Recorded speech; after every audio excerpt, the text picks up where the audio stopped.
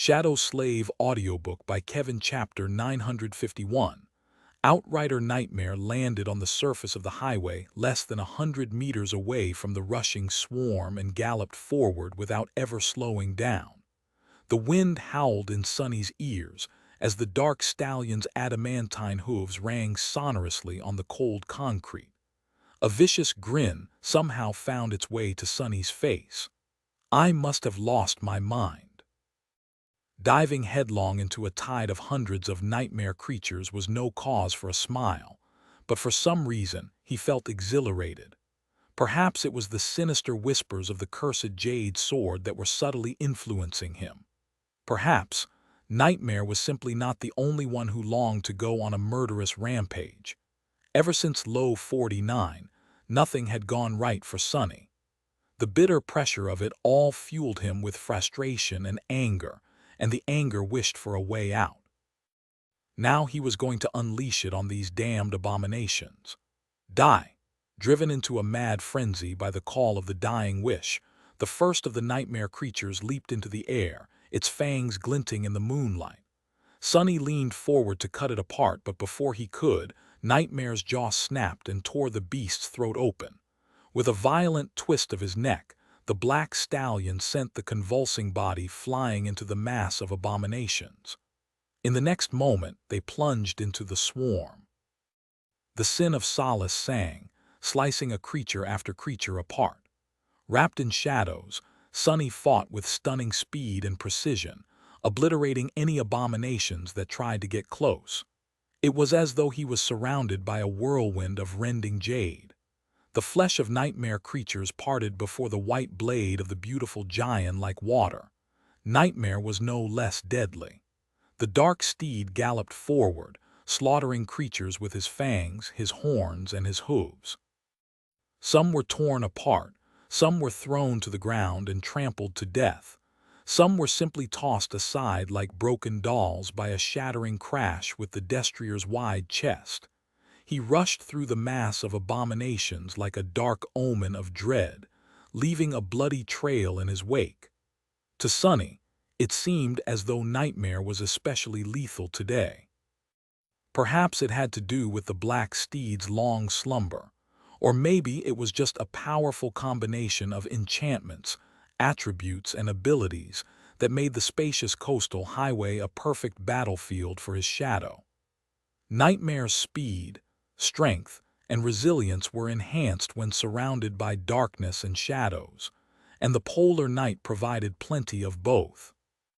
The tenebrous stallions might also grew the more he was feared, and currently, both his own mantle of feral ability and the eye omen of dread, one enchantment of the sin of Solace, were poisoning the rabid minds of hundreds of nightmare creatures with insidious terror.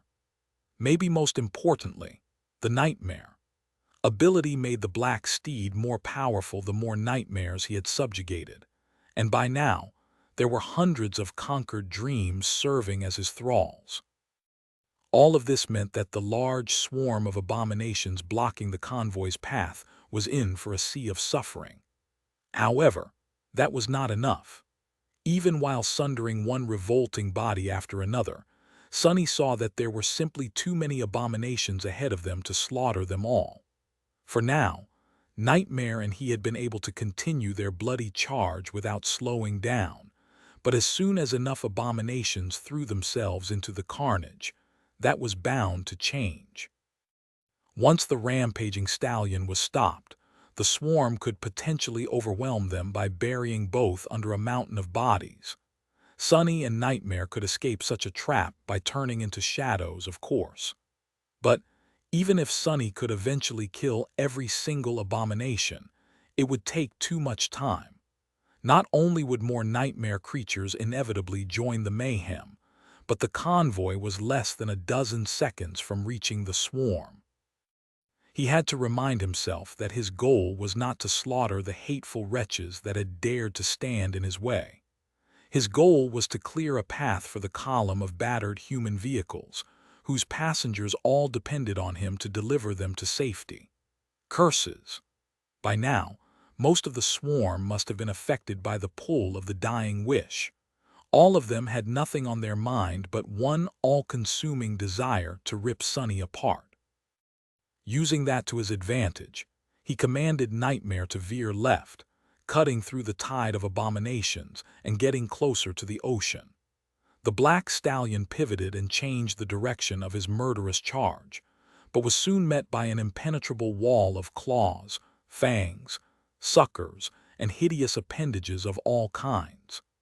Even with Sonny dismantling one abomination after another with the sin of solace, the mass of them right ahead seemed too overwhelming to fight through it.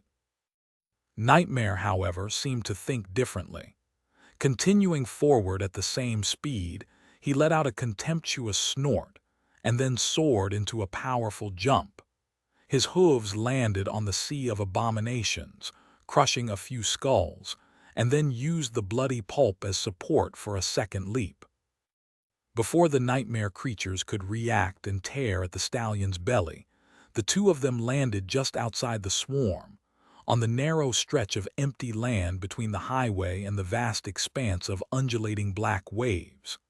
Suppressing a shiver, Sonny sent Nightmare closer to the ocean, and then closer still, almost into the shallows, to the point where fountains of cold water started to fly from the courser's hooves with each stride. Just as expected, the swarm rushed to pursue the terrible steed and its slaughtering rider. The mass of abominations spilled from the highway both behind and in front of them, aiming to surround the enemy once more. Just as planned, with that many abominations leaving the road, the convoy received a chance to slip through. Luster sent the rhino crashing through the barrier separating the railroad from the thoroughfare, and continued forward along the slopes of the mountains, plowing through a few stragglers with its ram. The column of vehicles followed, with the irregulars clearing the path ahead as well as they could. Looking to his right, Sonny saw the massive silhouette of the ape speeding past his position, barely visible behind the sea of monsters. With a sigh, he ordered Nightmare to slow down so that the swarm would concentrate on them and give a convoy a chance to pull ahead. A few moments later, the tide of abominations descended upon them. Sonny and Nightmare fought like fiends, eviscerating dozens of creatures, the Shadow in a brutally gruesome way, his master with clean cuts of a pristine jade blade. Slowly, a pile of corpses started to grow around them, making it hard for new enemies to lunge at the dreadful pair. After this battle, Nightmare would have sown plenty of seeds of fear to harvest later. Of that, Sonny had no doubt. But even then, their luck was bound to run out. At some point, the mass of abominations pressing down on them had become too great to resist. The pile of corpses careened dangerously, threatening to entomb both Nightmare and Sonny, and new creatures were raining down on them like a flood. Behind them, the deep dark ocean murmured, cutting off the retreat, just a moment before the tidal wave of nightmare creatures crashed on them. Both the horse and the rider disappeared, turning into elusive shadows. As they glided past the frenzied sea of abomination, embraced by darkness, a choir of maddened howls tore the night apart. Chapter 952. Hidden giant on a dark, desolate highway. A black steed and its bleak rider emerged from the shadows. Adamantine hooves rang on concrete as they flew forward through the falling snow, soon catching up with a small column of battered vehicles. Overtaking one transport after another, Sonny briefly evaluated their condition. The convoy was roughly halfway to its destination, and none of the vehicles had failed. Yet, each looked as if it had gone through a meat grinder, but whatever the technicians had done to the transports was still keeping them from breaking down on the road. Hopefully, that would continue to be the case. His soldiers were doing a good job of warding off the nightmare creatures as well. Nothing had managed to attack the column in his absence. The refugees were all intact.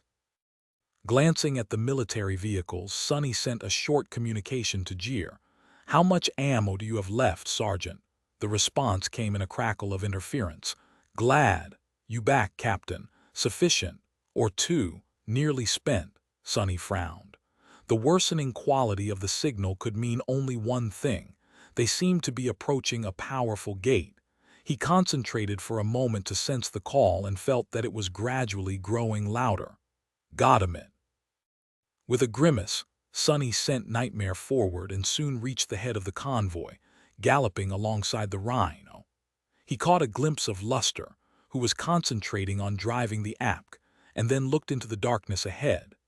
At the moment, there were not enough stragglers on the road to make him summon back Morgan's warbow abomination, and Blackie were enough to deal with them.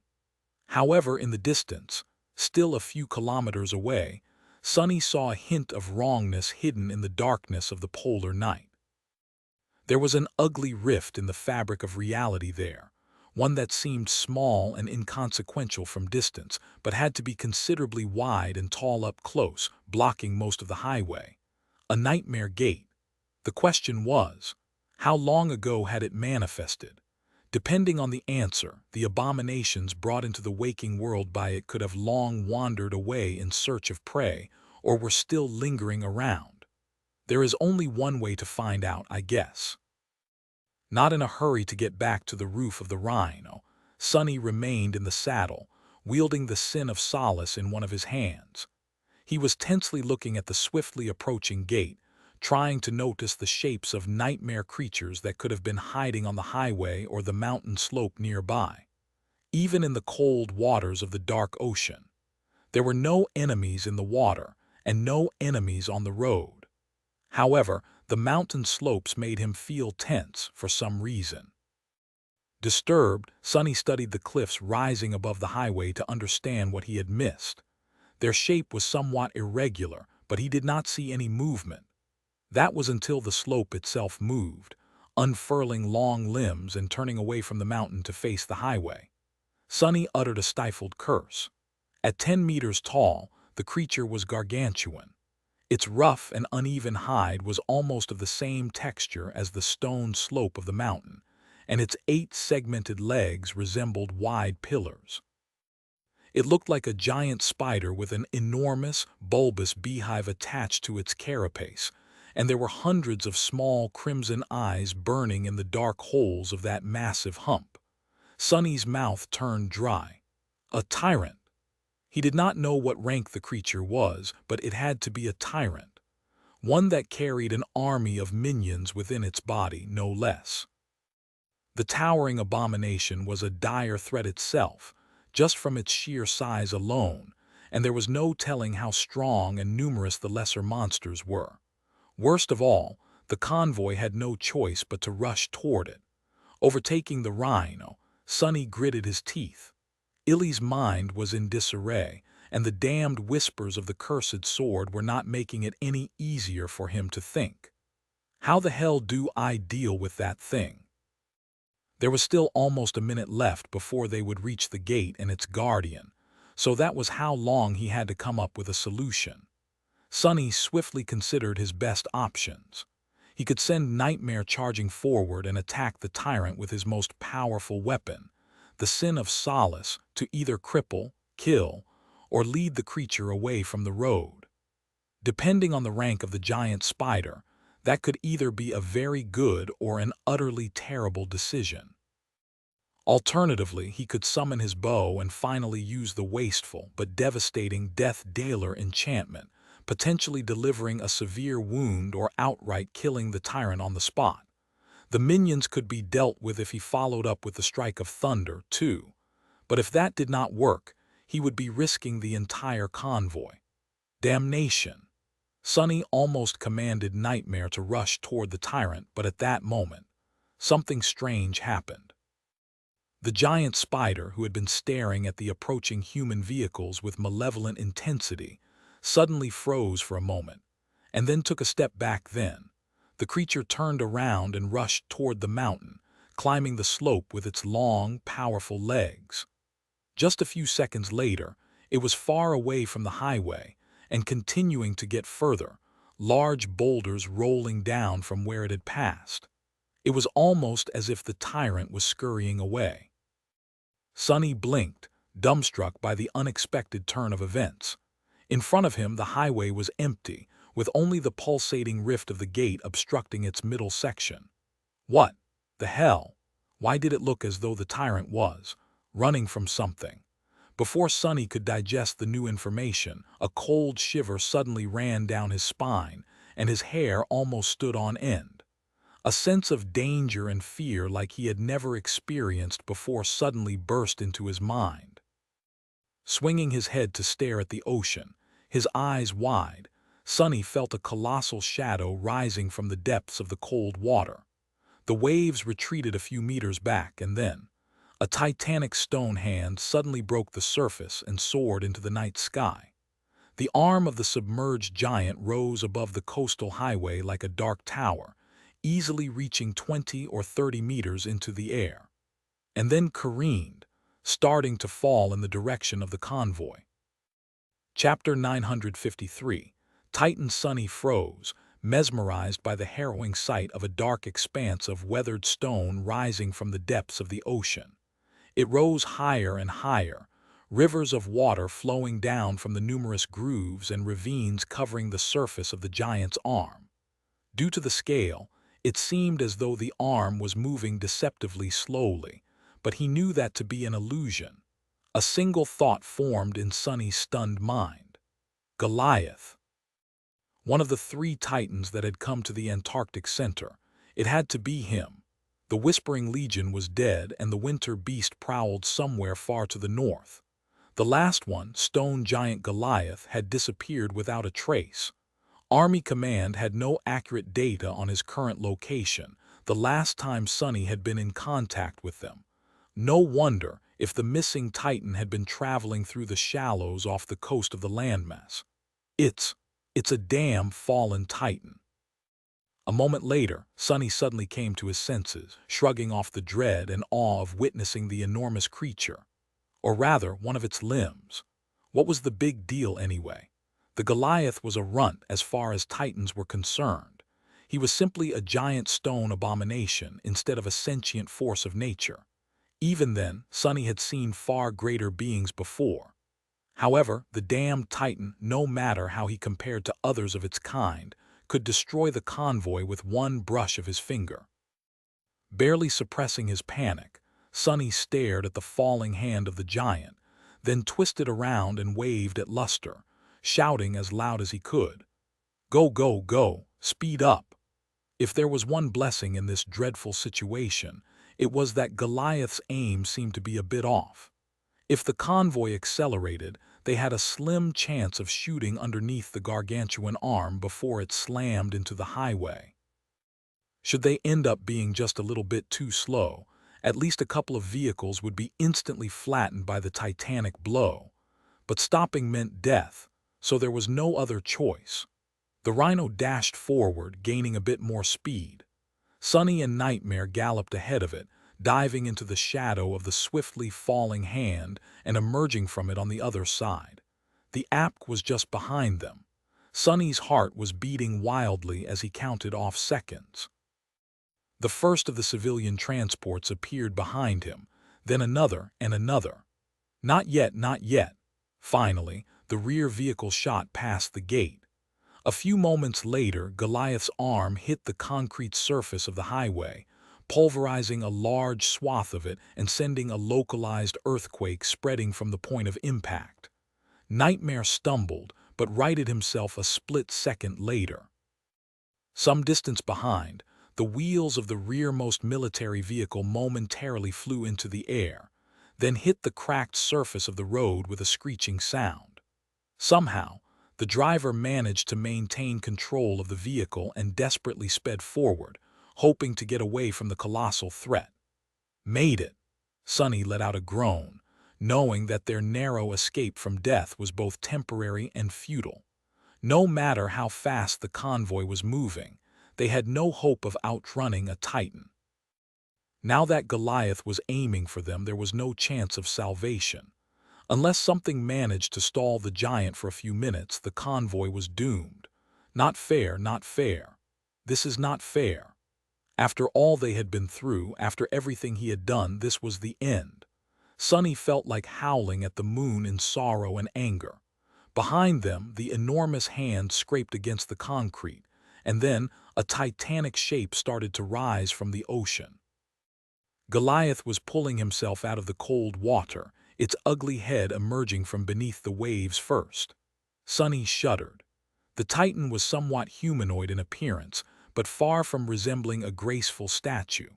Unlike the magnificent monuments of the forgotten shore, Goliath looked more like a small mountain that had come to life than an effigy of a human. The surface of its body was rough and unpolished, like a natural cliff, and its proportions were all wrong. His legs were powerful and stocky, and its torso was massive and asymmetrical, with mounds of stone rising from its back like humps. The giant had 3 arms, each hand possessing a different number of thick, short fingers.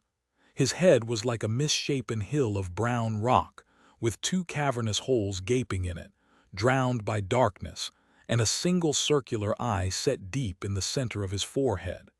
At least Sonny thought that it was an eye. The thing was milky white and round, but seemed to be cut of stone, like the rest of the Titan's body. The thought of being gazed upon by the giant eye made him feel a deep sense of primal terror, or rather, even more of it. Sonny knew that the convoy had no hope of escaping the Titan, but they still had to try.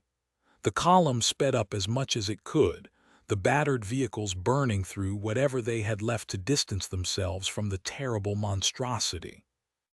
The turrets unleashed a barrage of bullets, which hit the weathered stone of the Titan's body in twisting streams.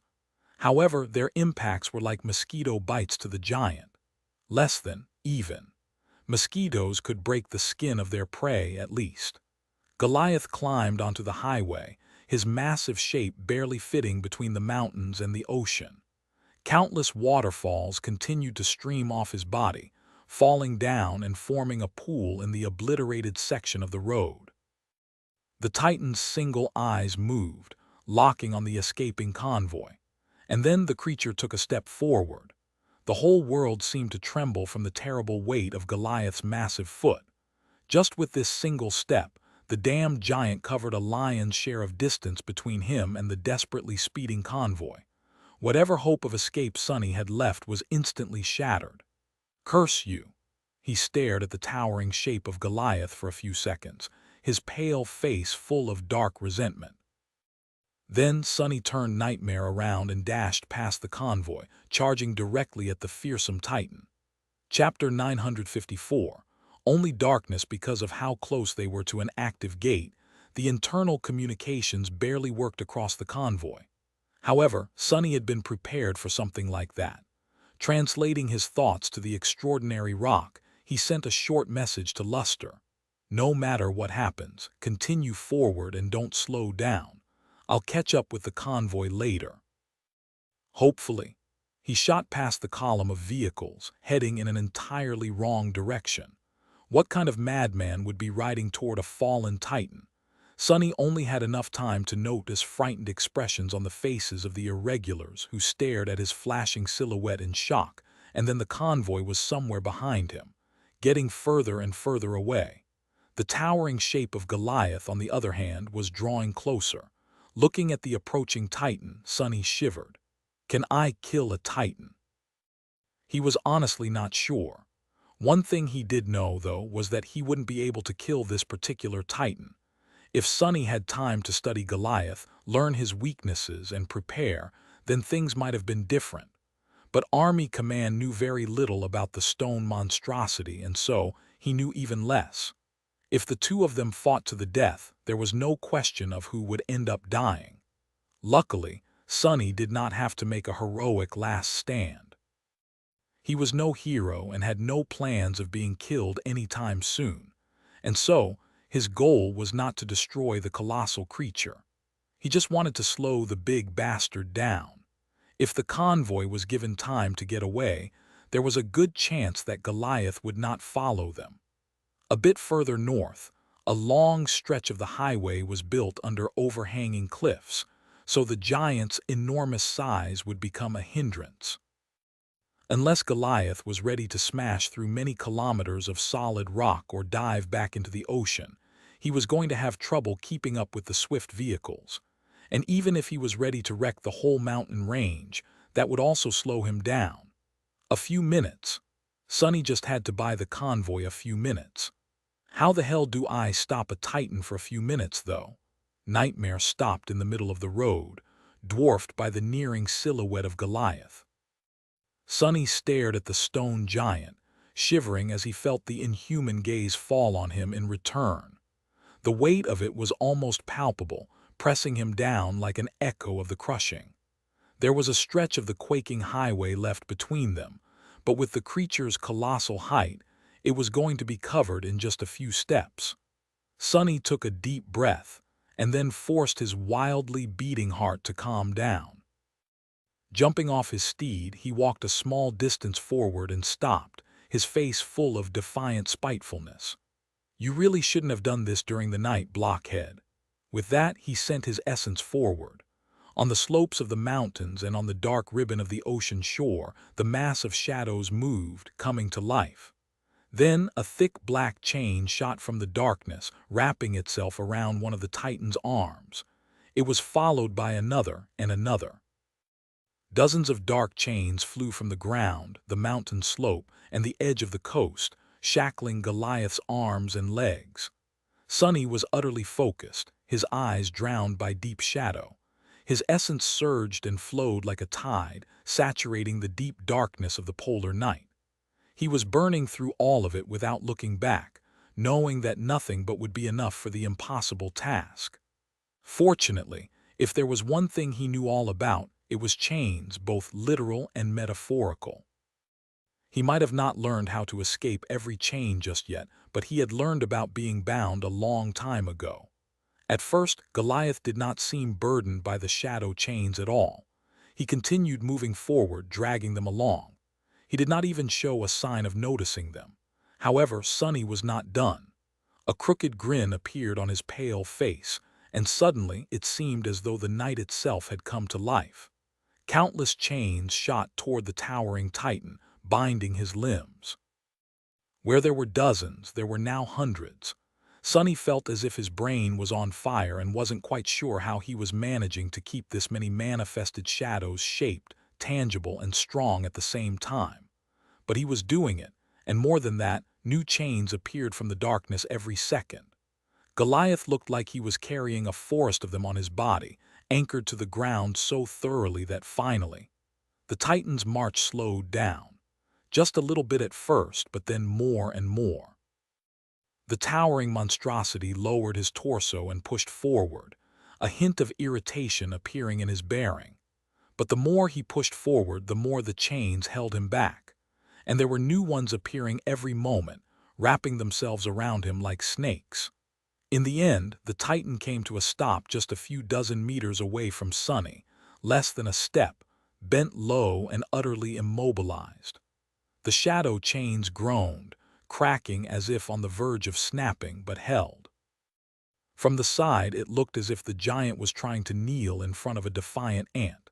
Sonny let out a shaky breath and then swayed slightly, feeling drops of blood falling from his nose. His essence was disappearing at a terrible rate. At this point, he wouldn't be able to sustain the hundreds of shadow chains for long. But no matter how much time that was going to buy, it was already enough. Probably. His mind was somewhat hazy. "I think I overdid it this time." And when had the whispers of the sin of Solace gotten so loud? Right now, Sonny felt like he could make out what they were saying. No, he definitely could.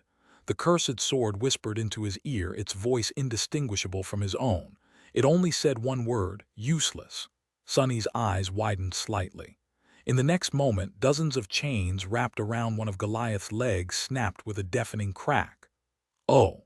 The Titan's foot shot forward with astonishing speed and smashed into Sonny with the weight of a mountain.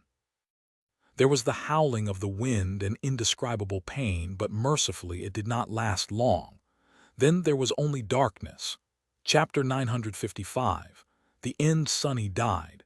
Being dead wasn't too bad, all things considered. More or less every bone in his body was shattered. His rib cage had caved in, and sharp bone fragments were piercing his lungs. His limbs were twisted at unnatural angles and his skull had cracked. There was excruciating pain, but it went away almost immediately since his spine was broken and his spinal cord was severed. Bone weave had tempered his bones and made them incredibly durable, but everything had its limits. For Sonny, that limit had turned out to be being kicked by a literal mountain, apparently. He could not see anything because his eyes had burst and could not hear anything because his eardrums had ruptured. The world was dark and silent. It was almost comfortable if not for the terrible cold. Sonny was very, very cold. Ah, damnation! Could he not just die in peace? You really are a useless piece of outskirt trash. Despite not being able to hear anything, he heard the cold, contemptuous voice. His own voice. Gods, can you shut the hell up? Sonny sent his shadow sense outward and found out that his broken body was laying on the very edge of the dark water, with icy waves washing his blood off the stone shore and licking his skin. No wonder he felt cold. Goliath was nowhere to be seen, but the weakening tremors that shook the world from time to time told him that the Titan was walking away, heading inland. Unable to move, Sonny imagined letting out a sigh. What luck! He might have died, but at least the giant had not stepped on him. His body had stopped just outside the dark waves after flying away and ricocheting off the concrete surface of the highway, too. Otherwise, to add insult to injury, he would have had to drown as well, but since he had not, now it was time to come back to life. Oh, this is going to hurt. Sonny was dead, but of course, such trivialities were not going to stop him. He had not spent most of the Antarctica campaign wearing the undying chain without a reason after all. Undying enchantment description. The wearer cannot die. As long as he had essence to spare, death was just a temporary condition for Sonny. It was no different from having his head cut off in the Red Colosseum, and he had survived that debacle without too much trouble. Simply being unable to die for a few minutes was not going to save him, sadly. Back then, Sonny had been healed by Elias before running out of essence. But now, there was no one to help him. As soon as he burned through his essence, he would inevitably die. Well, I'll just help myself then. Sonny summoned the runes. He did not have eyes anymore, and yet he was still able to perceive them somehow. It was both strange and logical, explaining how Cassie had been able to communicate with the spell all that time. Finding the dying wish in the list of his memories, he concentrated on it and read the description of the transcendent charm's soul enchantment. Death wish, enchantment description. Those who witness the wielder of this memory are compelled, friends to be inspired, foes to seek the wielder out. The power of the memory grows the more enemies they give the gift of death, and can be consumed to heal the wielder's wounds. Death charge, 1000/1000. Sonny had not been idle since coming to Antarctica. He had saturated the counter of the dying wish a long time ago by slaughtering countless nightmare creatures across the Antarctic center. Now, it was finally time to use that hidden ace. Feeling his essence running dry and a numbing fog enveloping his mind, Sonny activated the healing enchantment. Instantly, there was a change. A furious flood of power rushed into his broken body, repairing it. His eardrums were restored, his liquefied eyes slowly started to coalesce back into solid shape. His fractured bones assembled themselves from hundreds of small fragments. The severed sections of his spinal cord connected back together. Arg, crap. The pain was back, sending him into a violent convulsion. Sonny bit his tongue hard enough to feel the salty taste of blood, but a moment later that wound, too, was healed. The agony of it all was nothing short of exquisite. Curse it. But it was all good. Pain was good. Pain meant that he was alive, or at least coming back to live. It was its absence that was frightening. A full charge of the powerful transcendent memory was enough to bring his body back from being utterly devastated, but the process was not instantaneous. Even with blood weave helping, it took some time. Sonny had no choice but to endure and wait. He was no stranger to agony anyway. At some point, he regained his vision. Rising his head weakly, Sonny looked at himself through the veil of tears. What he saw made him feel disheartened. The undying chain was all but gone. The bleak steel of his armor was shattered and mangled to the point of being unrecognizable. A few pieces of it were bent at sharp angles and pierced his flesh, slowing down the process of healing. Sonny stared at the bloody mess that was his body for a few moments, then thought that he should probably dismiss the armor. However, he did not need to. Almost at the same moment, the undying chain suddenly shone with soft radiance, and then disintegrated into a whirlwind of white sparks. The brilliant sparks danced around him for a few seconds, caressing his skin before disappearing without a trace forever. The familiar voice of the spell whispered into his ear, "Your memory has been destroyed." Sonny dropped his head back into the water. Thank you. The undying chain had held long enough for the healing power of the dying wish to bring him back from the doors of death, refusing to succumb to the terrible damage before he was safely on his way to being healed. As if on purpose. True to its name to the very end, it was sort of poetic. I guess dying makes one sentimental. What the hell was he thinking about? It was just a suit of armor, an armor-type memory. Memories did not have thoughts, aspirations, and feelings. Well, most didn't. Turning his head slightly, Sonny stared at the beautiful jade shape of the Sin of Solace which was laying on the stones a few steps away from him. His eyes darkened a little. So it was you all that time. Messing with my mind and calling me names. The moonlight glinted on the pristine white blade. Everything was silent for a few moments, and then Sonny's own voice answered, full of disdain. Took you long enough to realize, as expected of an uneducated rat.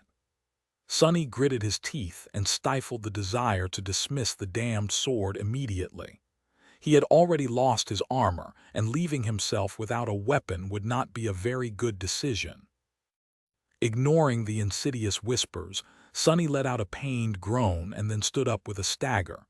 He was all but naked, terribly fatigued and suffering from extreme essence exhaustion. But he was also, undoubtedly, not dead. Sonny came back to life. Chapter 956. Follower Sonny stood on the shore of the ocean, shivering and considering if he should fall down and take a long, relaxing rest in the cold water. His reserves of essence were utterly spent, and with it came the sickening feeling of fragility and weakness. Awakened experienced a form of backlash when burning through all of their essence, but it was only a little bit harmful. The weakness would pass, and there would be no long-term harm done.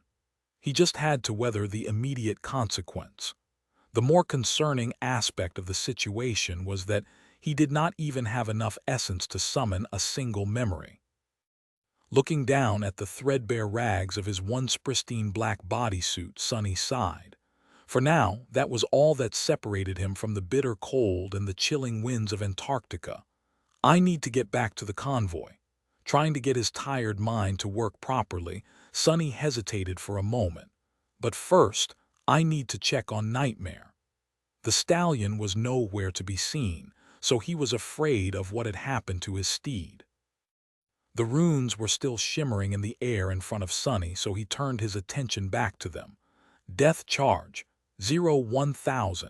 The charge of the dying wish was completely spent, but it had done its job. The undying chain was gone. Turning away from the list of memories with a sigh, he looked at the status of his shadows. The runes describing Nightmare shone as always, so the black steed was not destroyed. Then where is he? Sonny frowned, then softly hit himself on the forehead, remembering that he could simply check his innate connection to the shadow. Without wasting any time, he reached inward and tried to sense it within his soul. Soon, Sonny felt Nightmare's presence. The connection was not really meant to share information, but he could still tell that the black steed was nearby and in the middle of a battle. The battle did not seem dire or dangerous, though. The stallion was most likely dealing with stray nightmare creatures that could have attacked Sonny while he was still healing. Good, then. We can get away from here as soon as he is finished. Sonny swayed a little, then glanced at his four shadows, who were all staring at him with different expressions. The happy shadow was beside itself. But strangely, the other three were also showing some degree of uncharacteristic positivity. Even the gloomy one appeared somewhat relieved. He grinned. "What did you think, that a mere titan would be enough to get rid of me? Dream on." With that, Sonny looked north, wondering how long it would take to catch up with the convoy, then took a couple steps forward and leaned down to pick up the sin of solace. That damned thing! The closer his fingers got to the jade hilt, the more it seemed as though the cursed sword was smiling ominously. "Behind you," Sonny scoffed. "As if I would be gullible enough to." At that moment, a swift shape shot through the darkness and collided with him. A tearing pain pierced Sonny's side, and he was sent flying into the water. Hitting the dark surface with a pained scream, he scraped his hands on the cold stones beneath and rolled, jumping to his feet a split second later. A handful of sharp rocks flew in the direction of the unknown attacker, meant to slow whoever it was down. However, the creature was still standing in the spot where Sonny had been a few moments ago, staring at him with inhuman eyes. Sonny staggered. Briefly looking down, he saw that a sizable chunk of flesh was torn out of his side.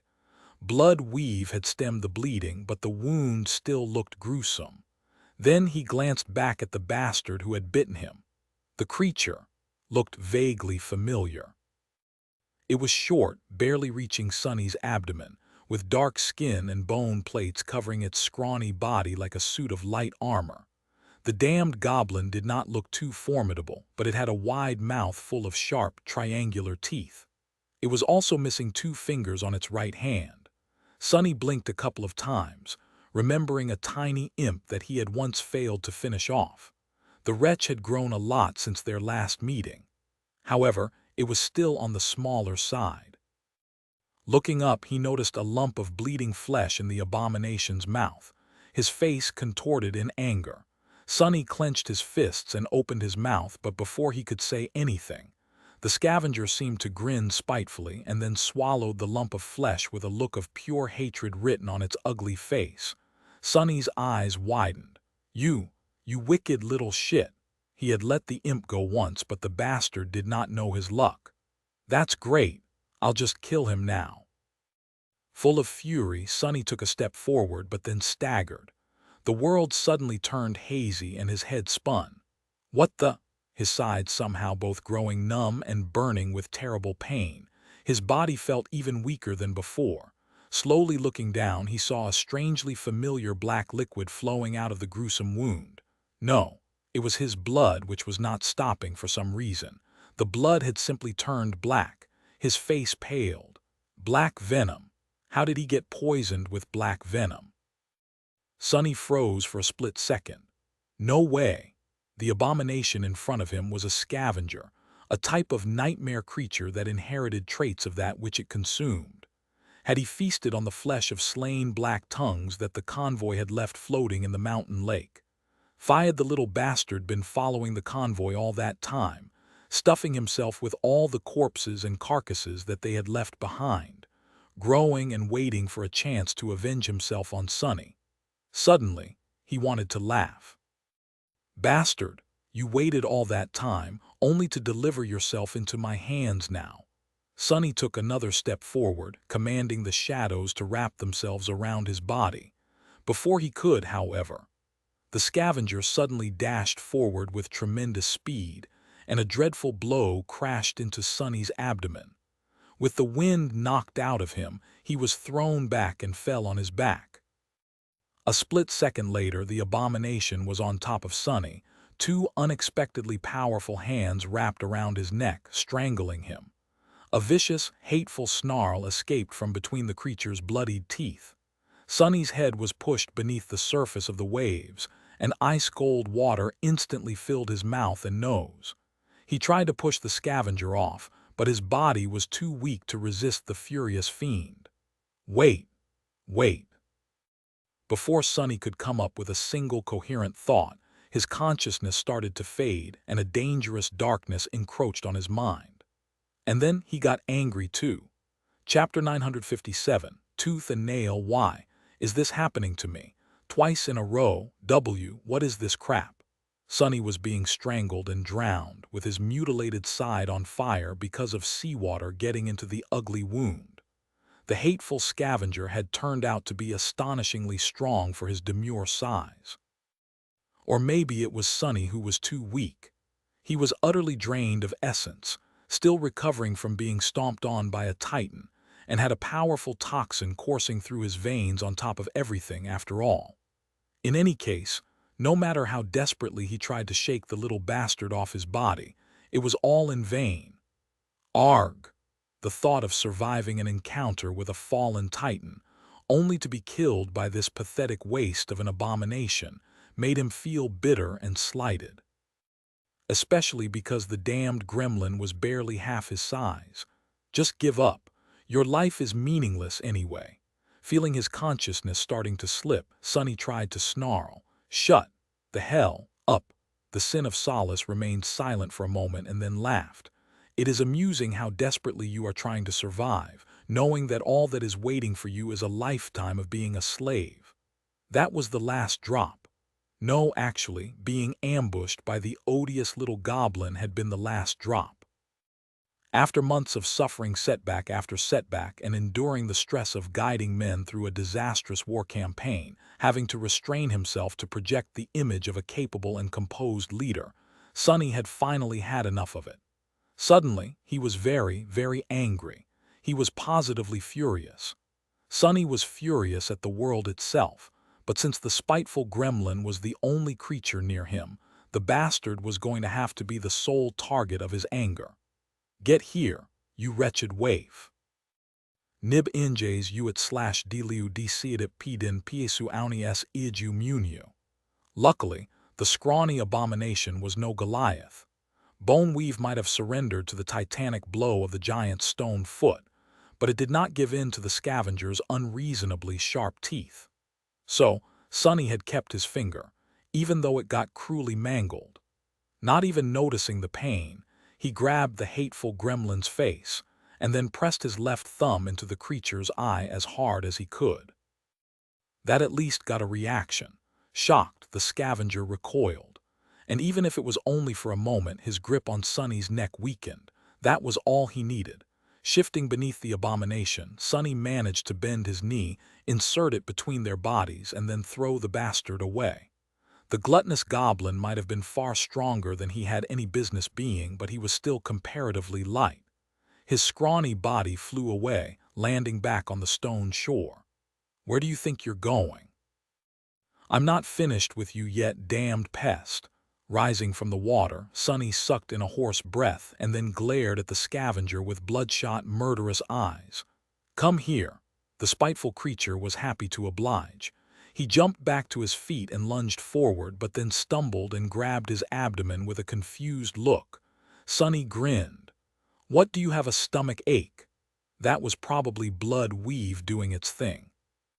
Sonny's blood was not really poisonous, but it had a disturbing propensity of trying to return to its source when separated from it.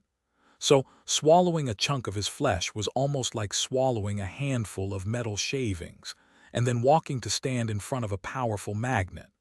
The bastard had to be in a world of pain. "No, not yet, he isn't." Sonny dashed toward the vile goblin, and used the momentary lapse in their battle to shift his vision and get a look at his enemy's soul. What he saw surprised him. The scavenger, who had started as a tiny pipsqueak of a nightmare creature, had not only grown many times its size physically, but also spiritually. Judging by the hideous darkness spreading through his soul, he was now a fallen demon. Sonny was pretty sure that the pathetic abomination he had failed to kill at low 49 was both of a lesser rank and a lower class, so it was a bit startling. Well, no matter. He'll die all the same. The two of them clashed at the edge of the water. The scavenger was strong, fast, and vicious, but Sonny was augmented by 4 shadows. Sadly, the augmentation of the shadows was not set in stone, instead enhancing his own physical state. And since his physical state was currently at the rock bottom, Sonny was still far away from being able to perform at his peak. Weakness multiplied by 5 might have transformed into a kind of strength, but not the sort he was used to. Still, he was both bigger and stronger than the feral gremlin, even if the gap was not as large as it was supposed to be. The creature only had a slight advantage in speed. Wishing to crush the bastard with his own 2 hands, Sonny tried to grapple the scavenger and bring him to the ground, but the hateful imp managed to slip from his grasp at the last moment and lashed out with his maimed hand, delivering a vicious blow right into Sonny's wounded side. The explosion of pain made stars appear in his eyes. A strange wheezing sound escaped from between the abomination's sharp teeth, sounding almost like hoarse laughter. "You wretch!" Hissing, Sonny caught the abomination's arm and twisted it. The familiar sound of snapping bones made a smile appear on his face, but a moment later it was replaced by a pained grimace. Without skipping a beat after having his arm broken, the scavenger sunk his teeth into Sonny's forearm, making more blood splatter on the rocks and more venom to enter his system. "Got him it!" Livid, Sonny slapped the scrawny fiend across the head, sending him flying away. Even before the abomination landed, he was already closing in, prepared to annihilate the little bastard. However, the scavenger just happened to fall on a very particular spot on the stone shore. His maimed hand ended up mere centimeters away from the hilt of Sin of Solace, which was still laying on the wet rocks. The familiar voice laughed coldly. "Well, would you look at that? What a turn of events!"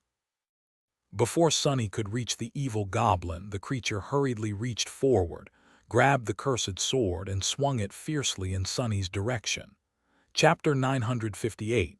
A series of unfortunate events. Sonny was too close to dodge the sudden strike, and the scavenger was too quick to let him. Even though the Sin of Solace was longer than his whole body, the little fiend managed to swing it fast enough to leave the enemy no time to retreat. What the hell? Knowing that the jade blade would easily cut him in half, or at least deliver a devastating wound, Sonny stared at the deadly white blur as it approached his torso. The time seemed to have slowed down. Is this a joke? Without having to do anything, he simply dismissed the Sin of Solace. Instead of the lethal touch of the perfect jade, his skin was washed by a scattering of white sparks. The gremlin blinked in confusion and then awkwardly clenched his fists, as if trying to understand where the sword he had been just holding went. In the next moment, Sonny kicked him in the chest, sending the abomination flying again. Judging by the satisfying crunch he felt, the plate of bone armor on the scavenger's chest was broken, and very likely a few of his ribs, too. Best of all, the damned sword finally stopped talking. The wounded fiend bounced off the rocks, rolled a few meters, and then jumped to his feet. He did not seem too wounded to not be able to continue the fight, and more than eager to. However, his expression was slightly pained, and before doing anything, the gremlin hit his head a few times. Sonny smiled. It seemed that the annoying whispers had done a number on the scavenger's mind as well. Now, all that was left was to finish the little menace off. Preferably without losing any more pieces of flesh or getting even more poison than he already was. Sonny just started to consider the best and most painful way to kill the scavenger, but at that moment, a beautiful sound reached his ears. It was the ringing of adamantine hooves that was approaching them from somewhere further up the road. A nasty grin appeared on his face. "Oh, you are so done now, bastard." Nightmare had obliterated his foes and was coming back to assist his master. The scavenger seemed to understand the meaning of the ringing, too. He hesitated, staring at Sonny with an expression of burning hatred. Time to die. Then something changed. The expression on the ugly face of the vicious gremlin shifted, turning into one of indescribable fear. Moving his head, the little fiend stared at something behind Sonny's back. But there was nothing there. Sonny wanted to scoff. Does this cretin really think that I will fall for the oldest trick in the book? I wrote that damn book, fool. Except for the ocean. Then again, Sonny had already neglected to look behind himself once today, which had led to his current pitiful state. Suddenly, a chill ran down his spine. With all four shadows wrapped around his body, Sonny could not see what was happening behind him. Gritting his teeth and knowing that he would regret it, he briefly glanced at the dark surface of the water. The ocean was just as it had been a minute ago, and no horror was lunging at him from the cold waves. No, no, no. By the time he looked back, the scavenger was already gone. Sonny did not know where the little bastard had disappeared to, but he could not see any trace of him. It was as if the scavenger had never been here at all. A stunned expression appeared on Sonny's face. Did he really slip away from me again? He opened his mouth in disbelief. Damnation! Infuriated, Sonny kicked the nearest rock and then spun, hoping against reason to find the hateful gremlin somehow. He could not have gotten too far away or hidden too well. There was no telling just what sort of powers the hateful abomination had absorbed by devouring countless nightmare creatures, though. The scavenger was thoroughly gone. I can't believe it. Curse that damned wretch. Gritting his teeth, Sonny sent his shadow sense outward, reaching as far as he could in the hope of discovering a hiding goblin. He did not sense a scrawny shadow of the fiend anywhere. He did sense something else, however. Suddenly, Sonny felt very cold. Slowly turning around, he looked at the ocean again. The surface of the undulating waves was unchanged, but somewhere beneath it, at the very edge of his senses, he could feel shadows moving across the ocean floor, drawing closer and closer. Dozens. No, hundreds and hundreds of them, all heading toward a single point, him. Backing away, Sonny gulped. Was the little wretch not faking, after all? What could have frightened the scavenger so much that he had chosen to abandon his attempt at murdering Sonny? Better not find out. Without a drop of essence in his cores and black venom coursing through his veins, Sonny did not feel particularly keen to learn what horrors were approaching him from beneath the waves. He took a few more steps away and then turned around, noticing a familiar shape. Nightmare appeared in his view, galloping across the shattered surface of the highway. Following Sonny's command, the black stallion flashed past him without ever slowing down. As he did, Sonny grabbed the hook of the saddle and pulled himself up, jumping on the back of the galloping steed. Together they dashed away from the water, heading north as fast as they could. Throughout all of it, Sonny never looked back. The feeling of cold dread he felt from the approaching shadows, it was eerily familiar. To hell with this. To hell with it all. This is too damn much for one godforsaken day. The silhouette of the dark courser and his half-naked, battered rider disappeared behind a bend of a mountain slope. And just a few seconds later, the dark waters parted, and the first of the eerie visitors stepped from the water onto the shore. Chapter 959. Lonesome Rider Sonny was riding north through the bitter cold of the polar night, shivering in his raggedy, tattered bodysuit. The coastal highway stretched forward, strangely silent and empty. From time to time, he encountered bleeding carcasses of slain nightmare creatures that lay on the concrete, staring into the darkness with glassy eyes. Those were the only signs left behind by the passing of the convoy. The rest of the abominations must have been pulled away by it, rushing in pursuit of the small column of vehicles. That gave Sonny a chance to catch his breath. I am tired. Now that the thrill of the battle was gone, he found himself in a somber mood.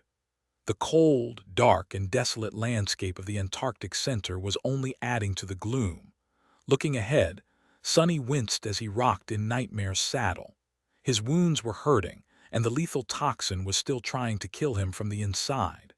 Most people would have been dead already, but blood weave was slowly overcoming the black venom. Sonny was still bleeding from the torn bite wounds on his side and his forearm, though. His thumb was also a mess. Since he had not encountered anything capable of making him bleed in a long while, that was a bit disconcerting. However, there was very little that Sonny could do. He had a mundane medkit stored inside the covetous coffer, but lacked the essence to summon it. He could not summon an armor to protect himself from the cold for the same reason, as well. After being completely exhausted, essence was slow to return to the vast reservoirs of his cores. What little he had received from dismissing the sin of solace was almost instantly absorbed by his essence-starved body. Until his flesh was saturated at least to a small degree, he was not going to be able to summon any memory.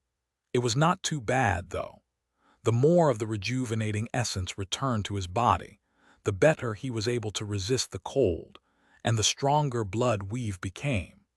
Slowly but surely, the feeling of sickening weakness permeating his whole being was receding. Then a small trickle of essence flowed into his cores. Finally, Sonny commanded Nightmare to stop and then dismounted. He knelt on the concrete for a minute or two, steadily breathing in and out and thinking about what memory he should summon first.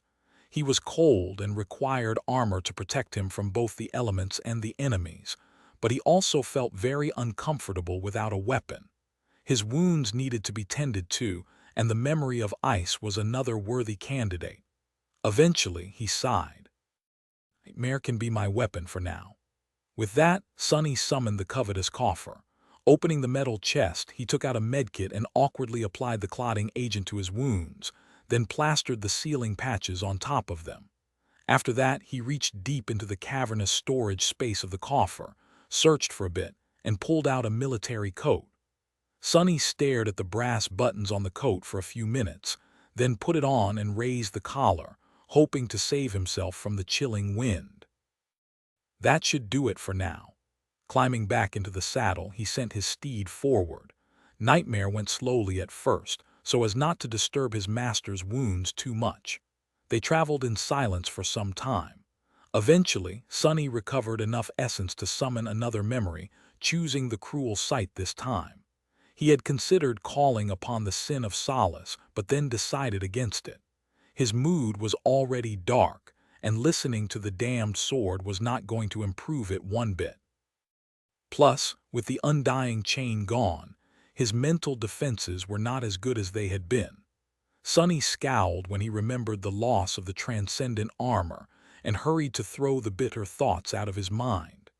It seemed that after subjecting him to all kinds of misfortune, Fated had finally decided to bestow Sonny with some luck. He had not encountered a single nightmare creature while traversing a long stretch of the highway. Eventually, though, that luck was bound to run out. Looking through the eyes of one of the shadows, which was scouting ahead, Sonny frowned. There was a dark mass of moving bodies blocking the road about a kilometer further north.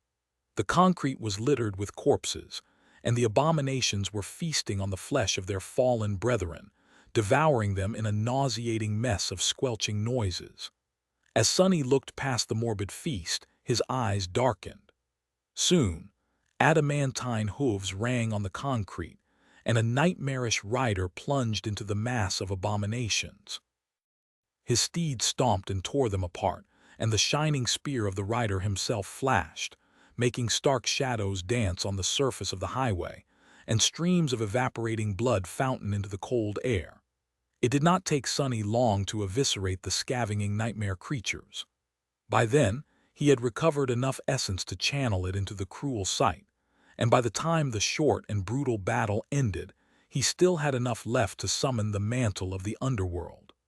Finally, he was not cold anymore. His mood, however, only grew darker. Out there behind the mass of dead nightmare creatures, both those who had been killed before he arrived and those he killed himself, the familiar shape of one of the civilian transports could be seen on the road, standing motionlessly. The lights of the vehicle were gone, and its frame was littered by deep gouges. Several large holes revealed the dark interior. Carcasses of the abominations were piled around the transport especially high, as if there had been a desperate fight around it. Sonny sighed, then walked over and climbed inside, expecting to see the worst. However, there were no human bodies littering the interior. There was no blood either, just emptiness and shards of broken glass. What the hell happened here? He lingered for a few moments, then returned outside and jumped into the saddle with a deep frown on his pale face. Full of tension, Sonny sent Nightmare galloping north once again. This time, his posture was full of a sense of urgency. Chapter 960, Erebus Field. About an hour later, Sonny reached the spot where the convoy was supposed to leave the highway and turn inland, scaling the mountains once again to eventually reach Erebus Field. Of all the siege capitals in the Antarctic Center, only the first and the largest one, Falcon Scott, was situated near water. Even then, the actual port was a separate and solitary fortress, connected to the city above it by a network of industrial elevators. The rest of the human strongholds were built away from the ocean, on the outskirts of the mountains. So, the last stretch of the way was going to take the convoy away from the coast. If they continued on the route Sonny had planned for them, of course. He had killed a few more nightmare creatures while trying to catch up with his men, and the corpses he had encountered seemed fresher as of late. From what Sonny could tell, the column was not too far ahead of him now. If he was lucky, he might even be able to rejoin the convoy before reaching Erebus Field. The siege capital had to be surrounded by a ring of active battle engagements, so Sonny really hoped to accompany the refugees through that mess. No time to waste then. He commanded Nightmare to turn east. Not long after they started to ascend the mountains, the snowfall seemed to pick up, making it harder to see. There was something strange about that snow, though. "What is this smell?" Frowning, Sonny raised a hand and caught a few snowflakes on his palm. While he could see in the dark, differentiating colors, that way was not his strongest suit. Sonny could instantly tell that something was wrong, though, because the white snowflakes did not contrast against the onyx metal of his gauntlet nearly as much as they should have. In fact, they were not white at all. He tilted his head a little, then smeared the snowflakes across his palm. What was left behind was a trail of black soot. "It's ash." Looking up at the sky, he scowled. The strong snowfall was no snowfall at all.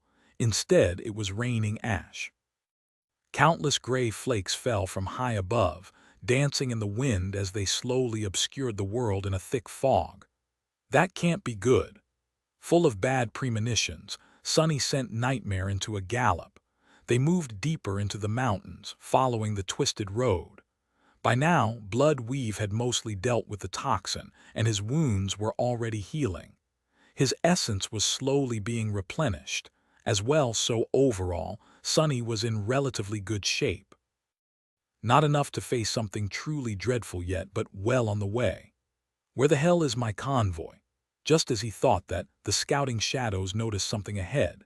Just short of the highest point of the nearest mountain pass, protected from the wind by tall cliffs, a group of battered vehicles was parked in a circle, with tired soldiers standing guard around it.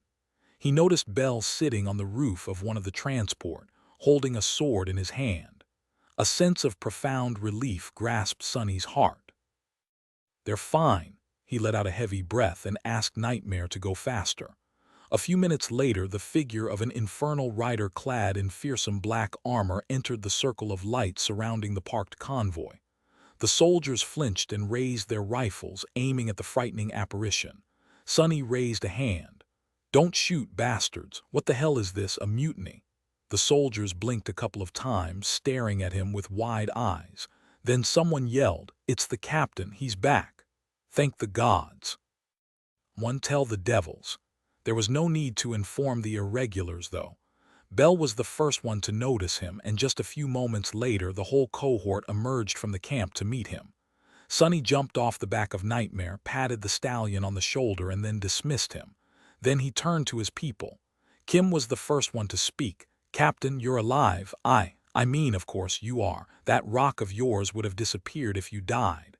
Luster grinned. "See, I told you."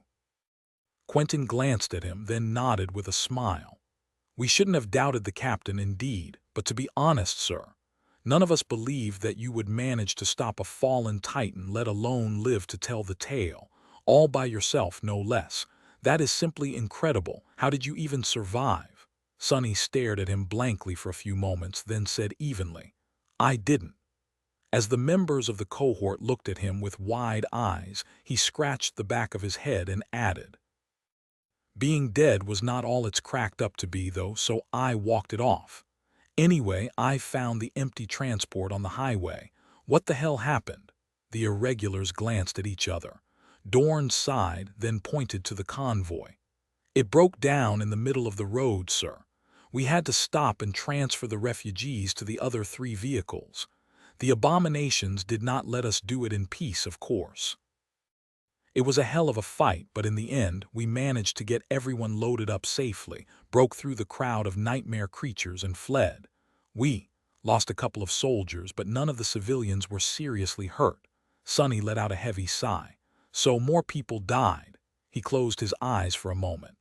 "What is the situation now, then?" Dorn's face darkened. "The remaining transports are in bad shape and severely overloaded, sir. I don't think that they'll be able to travel for much longer." That was to be expected. Sonny waved a hand. "Are they going to make it to Erebus Field at least? And by the way, why did you stop? Is there a large number of nightmare creatures between us and the city gate?" None of the members of the cohort answered, which was strange in and of itself. What made Sonny really anxious, though, were the fallen expressions on their faces.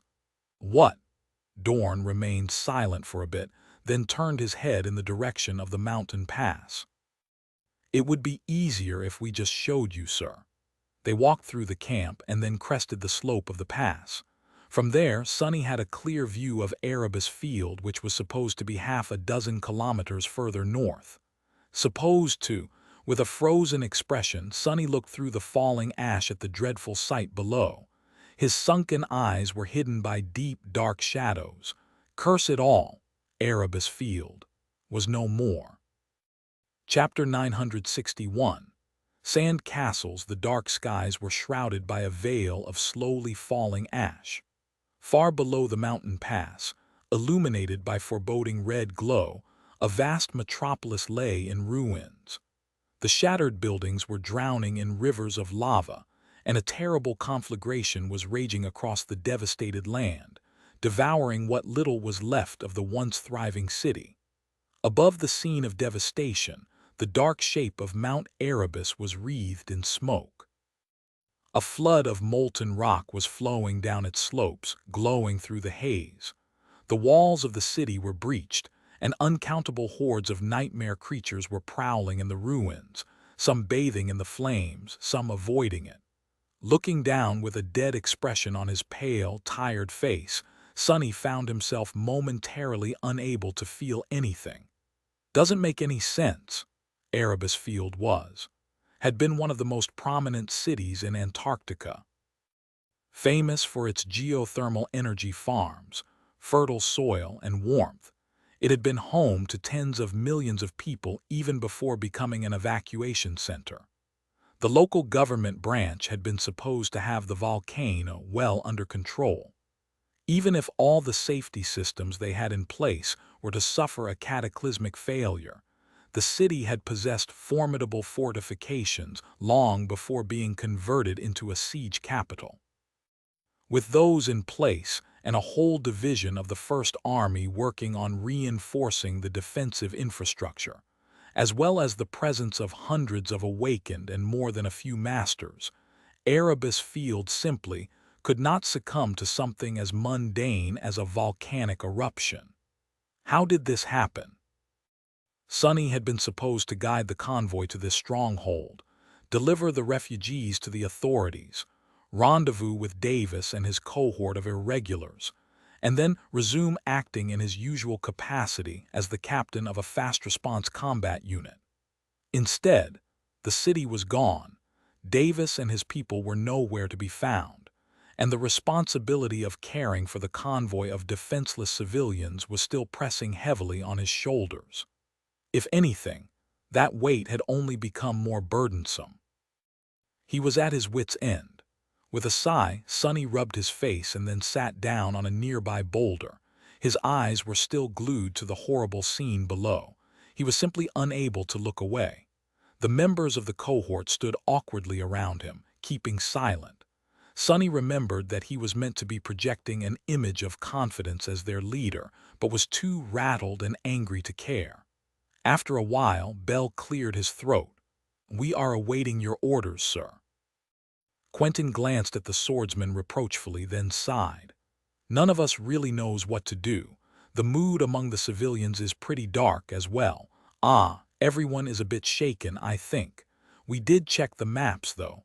The next siege capital is to the northeast of here, over the mountains, about 300 kilometers away. Miss Bate and Professor Obel are currently searching for a good route."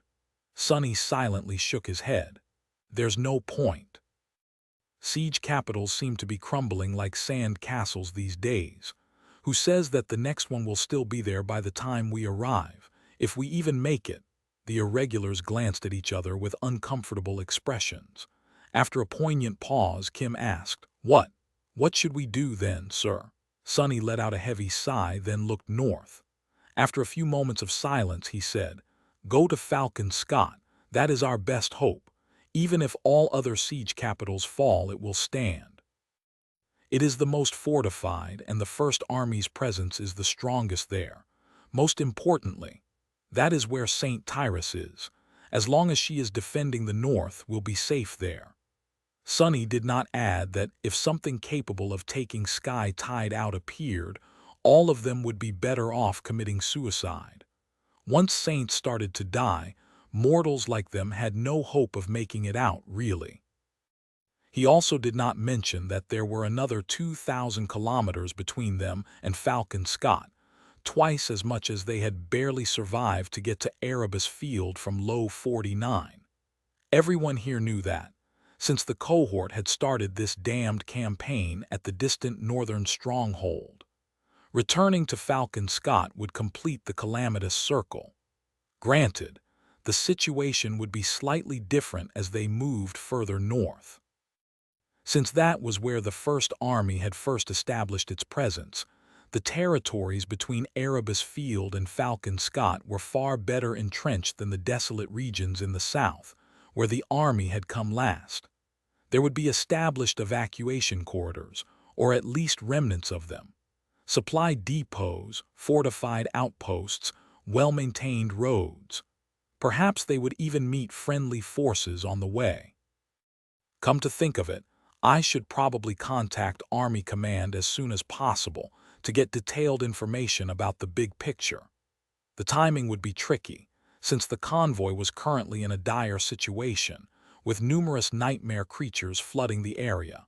Sending even one irregular into the dream realm would diminish their ability to defend themselves, but it was better than remaining blind. His people needed sleep anyway. Sonny lingered for a few moments, then said, "Leave me for a bit. I need to think. Make sure that the transports are as ready to move as they can be while you're at it." He doubted that it would be safe to remain near the fallen city for long. The irregulars nodded, then backed off and headed toward the convoy's temporary camp. Left alone, Sonny forced himself to look away from the ruins of Erebus Field and stared up at the sky, which was dark and obscured by clouds of ash. Damn it! The 3 remaining civilian transports were overloaded and on the verge of irrevocably breaking down. Military vehicles should still be operational, but Sergeant Jeer had probably run out of ammunition by now. What the hell am I supposed to do? As Sonny watched the sky, a black dot appeared above him. At first, he thought that it was just another flake of ash, but the dot moved too swiftly to be one it dove down, slowly growing as it drew closer. Few seconds later, a black bird landed on a rock near him. It had glossy black feathers, smart round eyes, and a sharp beak that reminded him of spire messengers. With mild surprise, Sonny recognized it as a crow.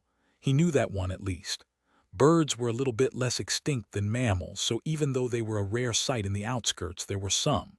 They usually did not last long, though. However, why is there a crow in Antarctica? Just as he thought it, the crow opened its beak and cawed. Its caws sounded terribly like words. Sani, Sani, chapter 962, Reaper's crow. As soon as the strange crow appeared, Sunny was ready to kill it. Summoning the moonlight shard would have only taken a split second, and a swift strike of his armored fist was going to do the job just as well. If it was an ordinary bird, of course, which he seriously doubted. He did not expect the crow to speak, though. Sani, Sani, is it calling my name? Sunny temporarily postponed his plans of killing the crow and stared at it for a bit. The crow tilted its head and stared back. Sani, he blinked, then shifted his vision and looked into the bird's soul. Sunny expected to see an orb of repulsive darkness, but what he saw instead were two radiant cores. The crow was an awakened monster. However, it was not a nightmare creature. Is it an echo, or am I losing my mind again? He hesitated for a little while, then said cautiously, Yes, I am Sunny. The bird jumped closer with a satisfied look, shook its entire body to get rid of flakes of ash clinging to the black feathers, and then cawed again. Jet, jet, a spark of hope ignited in Sunny's heart. He studied the crow some more, then leaned closer and whispered, Did Master Jet send you? The small monster bobbed its head up and down several times. Jet, send. Sunny closed his eyes for a moment, inhaling deeply. So she did not forget about me after all, huh? The crow appeared to be Soul Reaper's echo, which she had sent to find Sunny. It felt nice to be remembered. However, he was not sure how the black bird was supposed to help him, if that was Jet's intention at all. Was it simply a messenger to deliver new orders, someone to guide him to Davis and his cohort of elite assassins? He hesitated for a moment. Why did Master Jet send you to find me? The small monster jumped a couple of times. Crow, help. So it was not just a messenger. The echo was meant to assist him somehow. Sunny tried not to get too excited. How are you going to help me? Are you going to lead me to Davis? The blackbird silently shook its head, making Sunny frown. Why not? The crow tilted its head. Davies dead. Sunny let out a heavy sigh. So pride was gone. His men probably hadn't made it out of Erebus Field either. He did not know the cold man too well, but the loss of a full cohort of irregulars still hit him hard. Not to mention that Sunny's hopes of linking up with another powerful master were crushed. From what he knew, that was the first serious casualties the irregulars had suffered from the start of the campaign. His information was outdated, though. Who says that any of them are still alive? The irregulars, and especially their captains, were elites among elites. But with how unreasonably dreadful the chain of nightmares was turning out to be, at least in the Antarctic center, there were no guarantees. Hell, he himself had all but died just a few hours ago. At least Soul Reaper was still out there somewhere. A dark grimace appeared on Sunny's face. Looking back at the small bird, he asked in a dubious tone, How are you supposed to help me then? The crow flapped its wings. Crow, show, Sunny frowned. Show what? The bird stared at him for a few moments, then cawed again. Crow, show. Then it added, Sani, follow. It wants me to follow it. He did not have too much trust in the mere awakened monster's abilities, but if Master Jet had sent it, then there had to be a good reason. In any case, Sunny did not have too many choices. Although he did not want to think it aloud, the convoy's situation was more or less hopeless. With failing vehicles and an ocean of Nylonair creatures surrounding them, the chances that he would be able to keep the refugees alive were not too high. Sunny sighed, then nodded. All right, we'll follow you. Just give me a bit of time to get my people on the road. The crow stared at him for a bit, then flopped its wings again. Hurrah! You don't need to remind me. Standing up, Sunny descended toward the convoy's camp and ordered everyone to prepare for departure. Soon, the column of vehicles left its temporary shelter and followed a narrow mountain road that circled the former Erebus Field from a good distance. The crow flew above them, guiding the convoy deeper into the mountains. The bird had turned out to be an amazing scout. Not only was it able to notice swarms of nightmare creatures from high above long before they could threaten the column, but it was also smart enough to lead Sunny and his people around the prowling abominations. After about an hour of tense but uneventful driving, they left the site of the destroyed city behind. The scene of devastation was now obscured by the slopes and peaks, but the plume of smoke rising from the crater of Mount Erebus and the angry orange glow of the burning stronghold could still be seen. The crow guided the convoy to a wide crossroad, and then dove down, landing near a small structure standing at the side of it. The convoy came to a halt, the civilian transports looking like they might not ever be able to get their engines running again. Sparing them an uneasy glance, Sonny jumped down from the roof of the Rhino and approached the structure. It seemed freshly built and was most likely constructed by the First Army just a month or two ago. He had no idea what its purpose was, though. Uncertain, Sonny glanced at the black bird, who looked very proud of itself. "What am I supposed to do with that?" The crow tilted its head. "Door open." Oh, despite its small size, the structure had actual blast doors blocking its entrance. The gate was large enough to be rammed by the Rhino, but of course, Sonny was not going to order Luster to do something that stupid. He briefly thought about cutting through the blast doors with the cruel sight, but then shook his head with a roll of eyes, walked over to a small panel at the side of the gate and placed his palm on it. The panel lit up, and then a mechanical voice came from the inbuilt dynamics. "Captain Sunless. Verified. Sufficient clearance." The blast doors opened, revealing the entrance to a wide tunnel. "Oh, hell, no." Sonny remained motionless for a while, cursing his fate, then reluctantly sent one of his shadows into the tunnel. Despite his newly established aversion to tunnels of all kinds, that one turned out to be rather short, leading to a vast underground chamber. It was rectangular in shape, and large enough for the several convoys the size of the one Sonny was leading to take shelter inside. "It's a hidden supply depot." "A big one at TH. Huh." Sonny's eyes widened. Inside the underground garage, rows and rows of pristine military vehicles stood, ready to be powered up and armed with full complements of heavy assault weapons.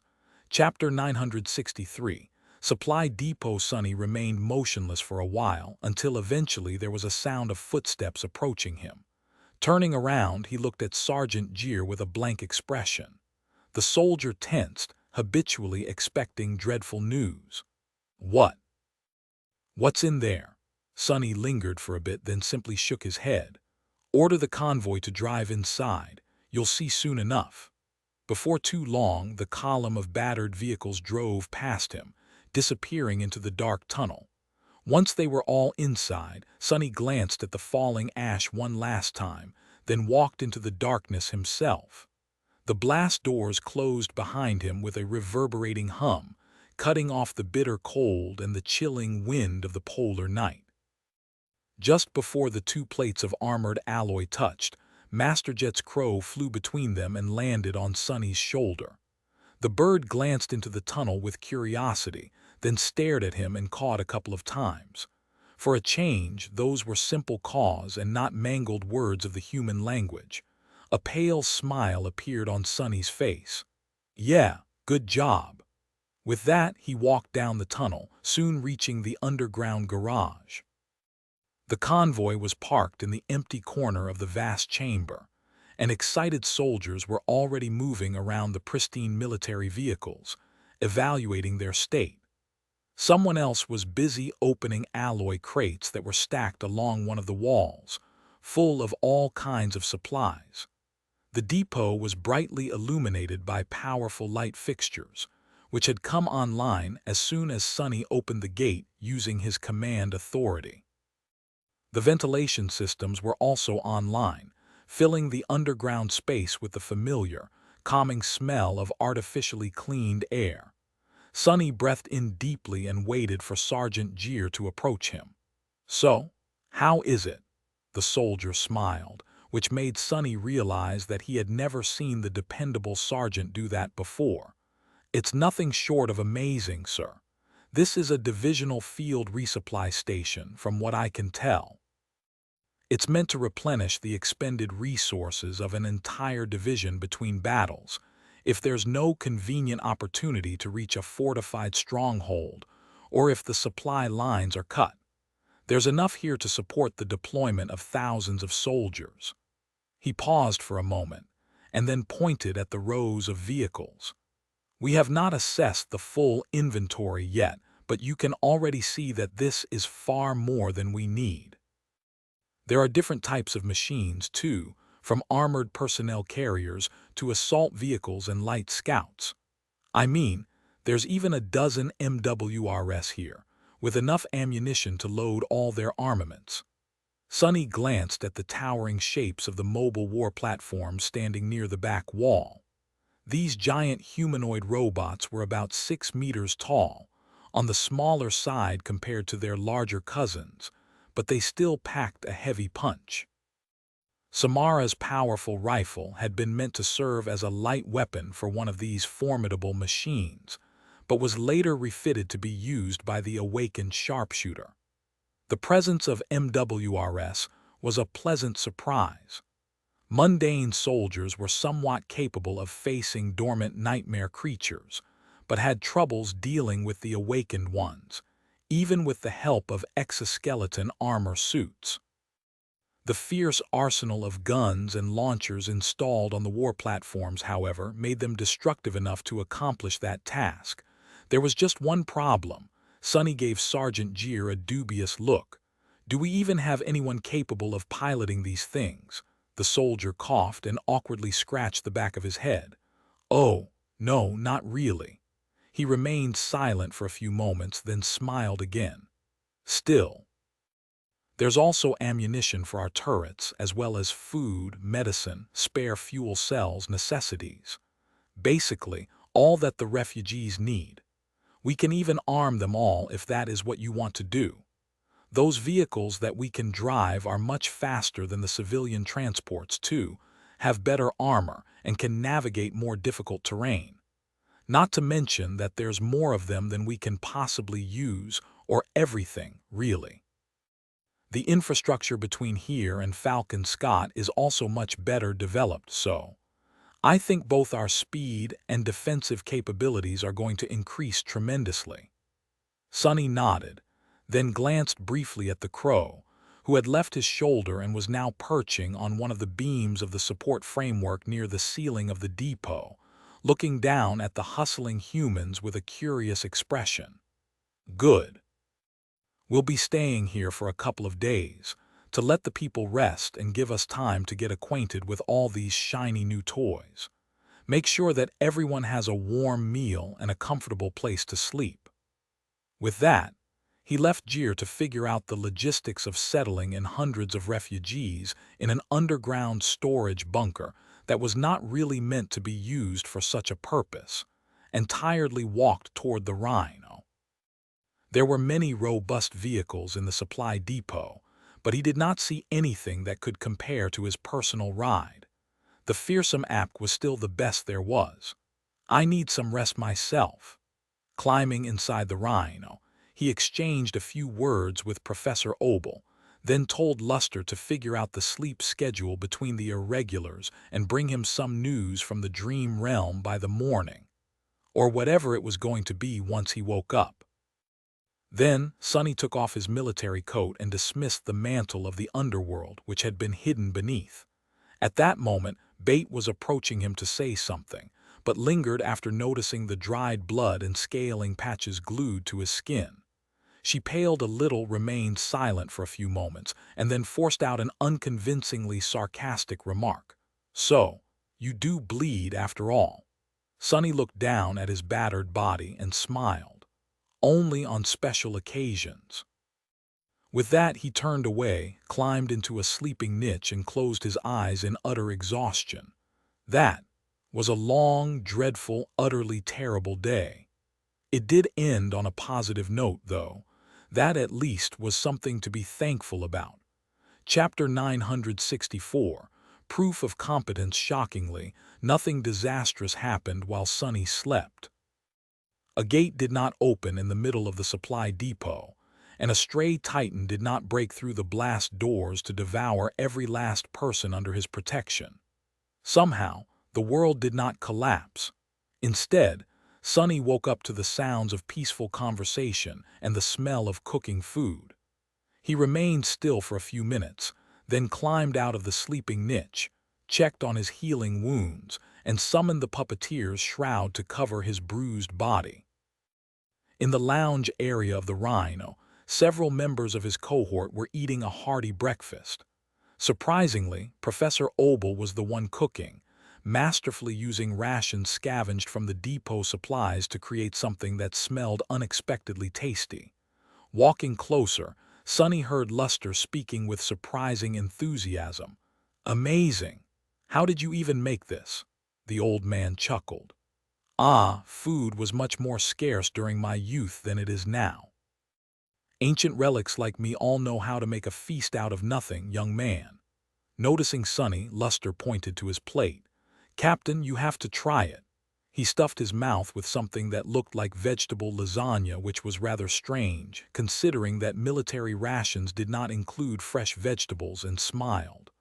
"Oh, and we are also flush with water again. Shower is back online."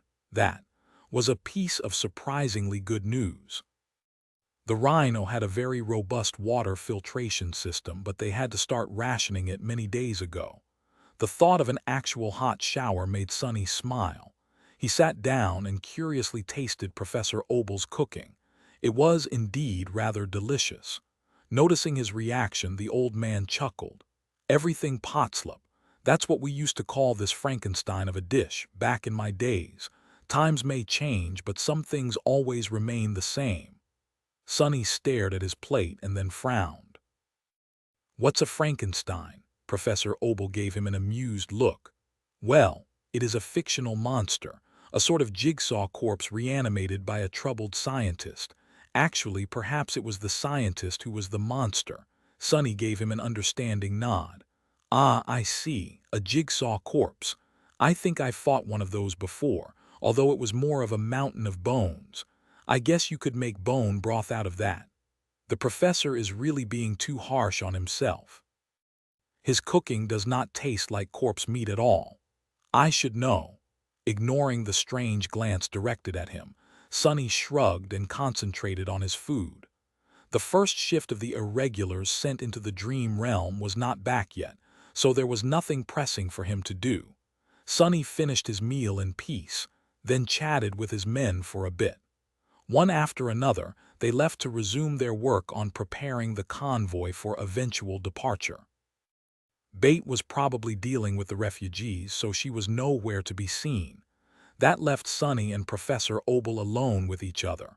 The old man studied his face for a few moments and then suddenly asked, "How are you holding up, Captain Sunless?" Sonny looked at him in confusion. "Me? Fine, I guess," Professor Obel sighed. "It must be hard, especially for someone so young. In this dire situation, you are responsible for the well-being of hundreds of people. But there is no one caring for your own wellness, so that was why I asked. How are you really?" Sonny wanted to retort, but then thought for a while and shrugged. "Actually, it's a bit strange. Everyone here is fighting tooth and nail to survive. Most of them have no control over whether they live or die. Every minute might be their last. And they all know it too. But not me. I am more or less safe. Unless I actively try to do something stupid, I will most likely survive even if the whole convoy is obliterated. My aspect makes it really easy for me to escape most dangers, you know." He hesitated, and then added with some uncertainty, "So, the mental strain that I experience should be far less than that of all these vulnerable people. But, for some reason, it does not feel that way. I should not really care how many strangers die around me, but I do. It's like a mental hex, really, me caring. Actually, it's exactly like that. Especially because I do find myself doing stupid things to prevent them from dying." Sonny frowned. "Wait, I am not really under a hex that compels me to defend this damned convoy, am I?" Professor Obel suddenly laughed. "A mental hex, that is a very unique way to put it. Isn't it normal for people to care about each other?" Sonny blinked a couple of times. "No, of course not." He shook his head, then added with slight bewilderment, "No one ever cared about me, until I became powerful and thus useful. That's just how things work." Sonny had been alone for most of his life. True, after becoming infected by the spell, he had made several good friends, but he had no illusions about the reason for the bond between them. If he had been someone weak and useless, people like Effie, Kai, even Nephi's and Cassie would have never wasted time on becoming close with him. And why should they? Well, there was Rain, too, but that was different. She was family, not a random stranger. Professor Obel let out a sad sigh and remained silent for a while. Eventually, he asked, "So why do you think you care about whether the refugees and the mundane soldiers survive? Why are you risking yourself to help them?" Sonny scratched the back of his head. "That, I am actually not too sure myself. Maybe it's pride. These people are under my protection, so their deaths would demonstrate my incompetence. Makes sense. It is weird, though. I never really claimed to have something as useless as pride." The old man looked at him with a strange expression, then shook his head. "Do you want to know what I think?" Sonny raised an eyebrow. "Yes." Professor Obel smiled. "One think that you are giving yourself too little credit, young man." Sonny stared at him in confusion. "Huh? What is that supposed to mean?" The old man chuckled. Don't mind me. It's just an old man's rumblings. Maybe you'll understand when you're my age. Until then, please keep caring for these poor people, stupid as it might seem. There's this one truth that I've learned after long decades, you see. Humanity would have never survived without a bit of stupidity. Chapter 965. New plan. The news Sonny's people brought from the dream realm were both disturbing and ominous. There was a wealth of updates on the state of affairs in Antarctica, but all of it was overshadowed by one simple fact. Army Command was seemingly unaware that Erebus Field had been wiped off the map. They knew that something had happened, but it was the members of his cohort who brought the first-hand account of the devastation to the dream realm, prompting an intense reaction. That did not bode well for Sonny. Either the siege capital had been destroyed very recently, or the First Army was in much worse shape than he had thought. In any case, the situation meant that the validity of all information received from Army Command had to be taken with a grain of salt from now on. Things were changing too fast for their compromised communication network to keep up. It was just as well. He had already decided to proceed to Falcon Scott, bypassing the less impregnable siege capitals.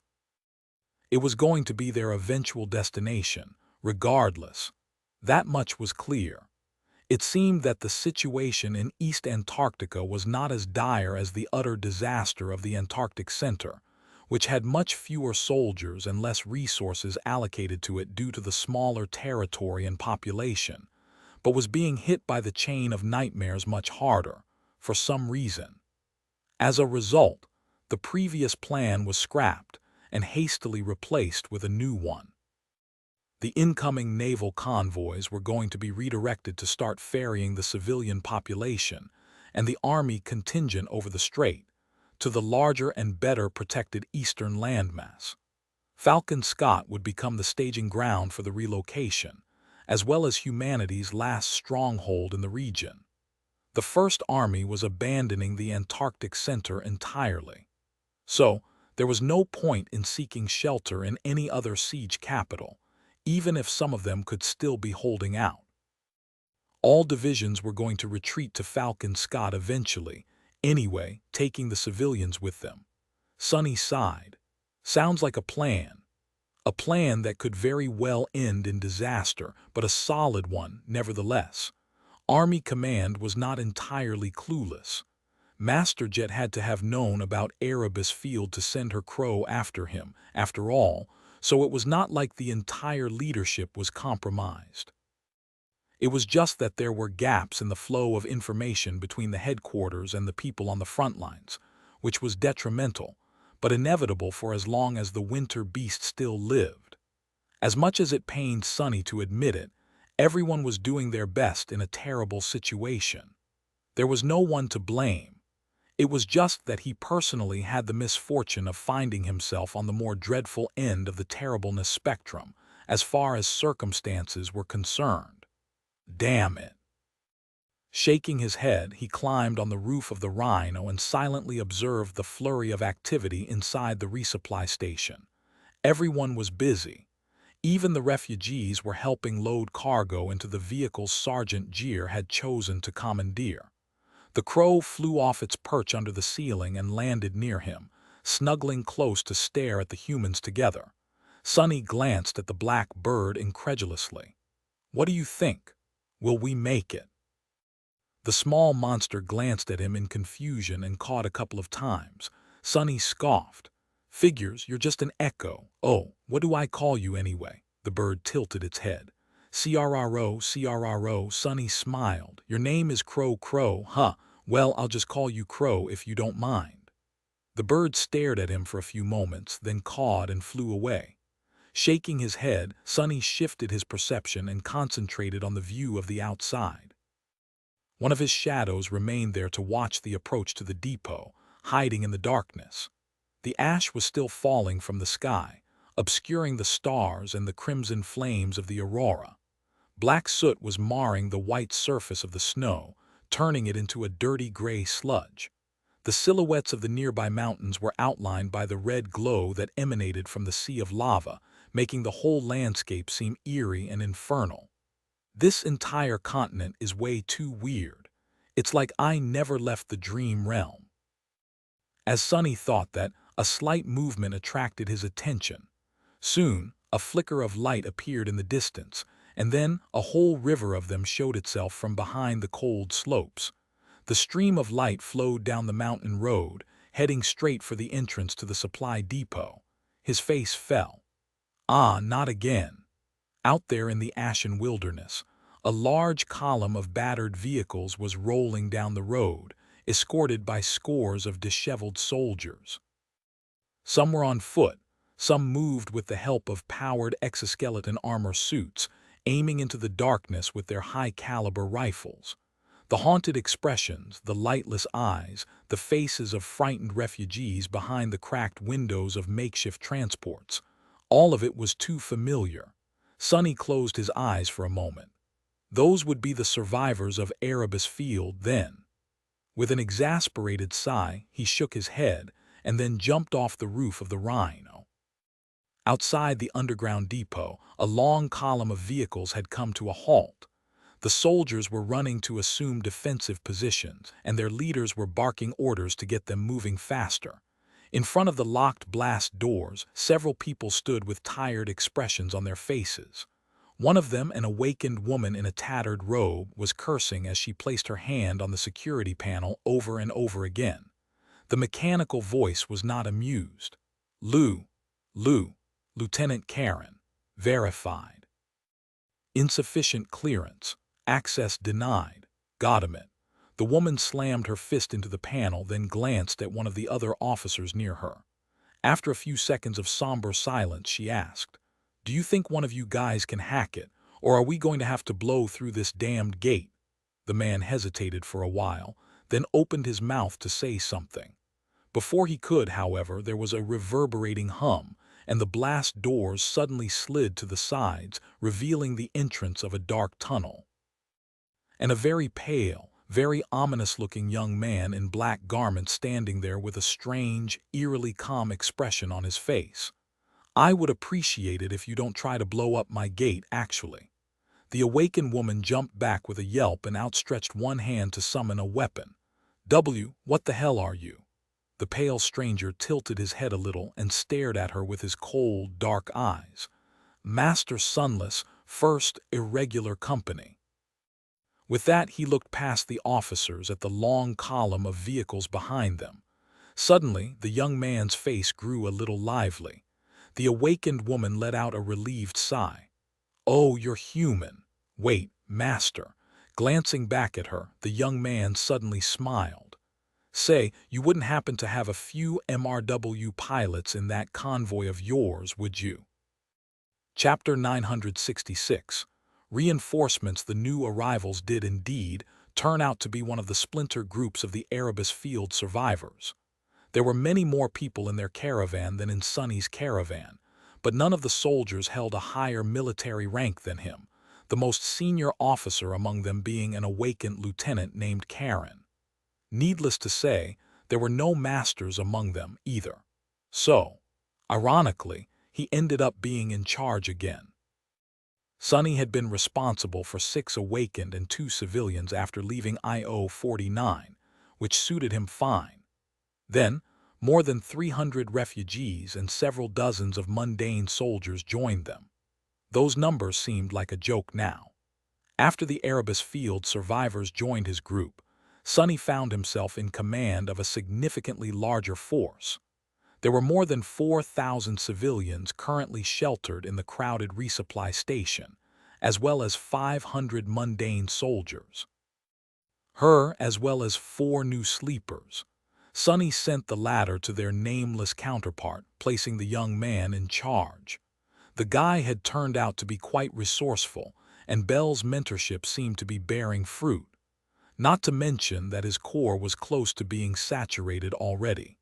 In the end, there were now 3 full awakened cohorts, and a half under Sonny's command.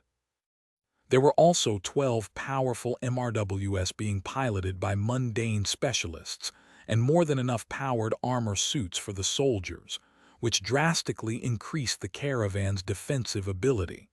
The vast supply reserves of the underground station suddenly did not look so inexhaustible anymore. This is going to be a headache. Studying the crowded depot, Sonny grimaced.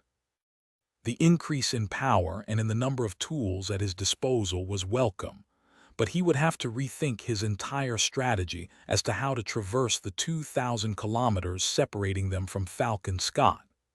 Before, Sonny had mostly put his efforts into avoiding combat engagements, meticulously circumventing nightmare creatures, and only attacking those swarms that could not be bypassed. But with a caravan this large, that was not an option anymore. There was just no way to perfectly hide so many people. Luckily, the caliber of threats they could take on also increased. With several cohorts of awakened and a small army under his command, Sonny would be able to simply roll over many swarms, maybe even cut a path through the weaker hordes of abominations. But all of that required a lot of mental adjustment, and even more work for his shadows. His map would also have to be updated to account for the changes in the caravan's composition. Oh well, no sleep for me today, it seems.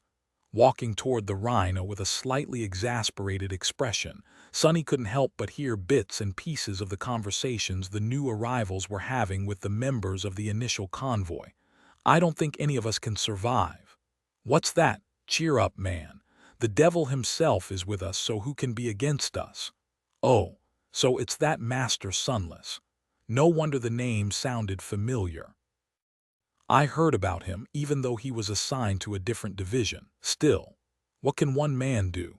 Damn, what can't he do? I swear to the dead gods I saw him kill 100 nightmare creatures with a single arrow once.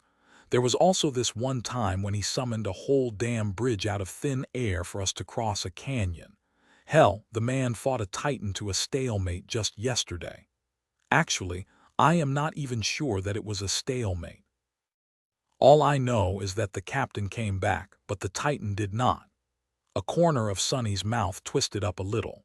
His people were surely fond of embellishing his deeds, but he was not going to intervene. At this point, anything that raised morale of the troops was a good thing, even if it was not entirely based in truth. He climbed into the rhino and walked to the command suite, studying the new faces among the usual participants of strategic meetings. Sonny already knew awakened Karen, but the 2 mundane officers she brought for debriefing were strangers. Let's start. What he wanted to know first was how Erebus Field had fallen. The truth turned out to be as disturbing as Sonny had thought. As he had suspected, the city had been destroyed very recently.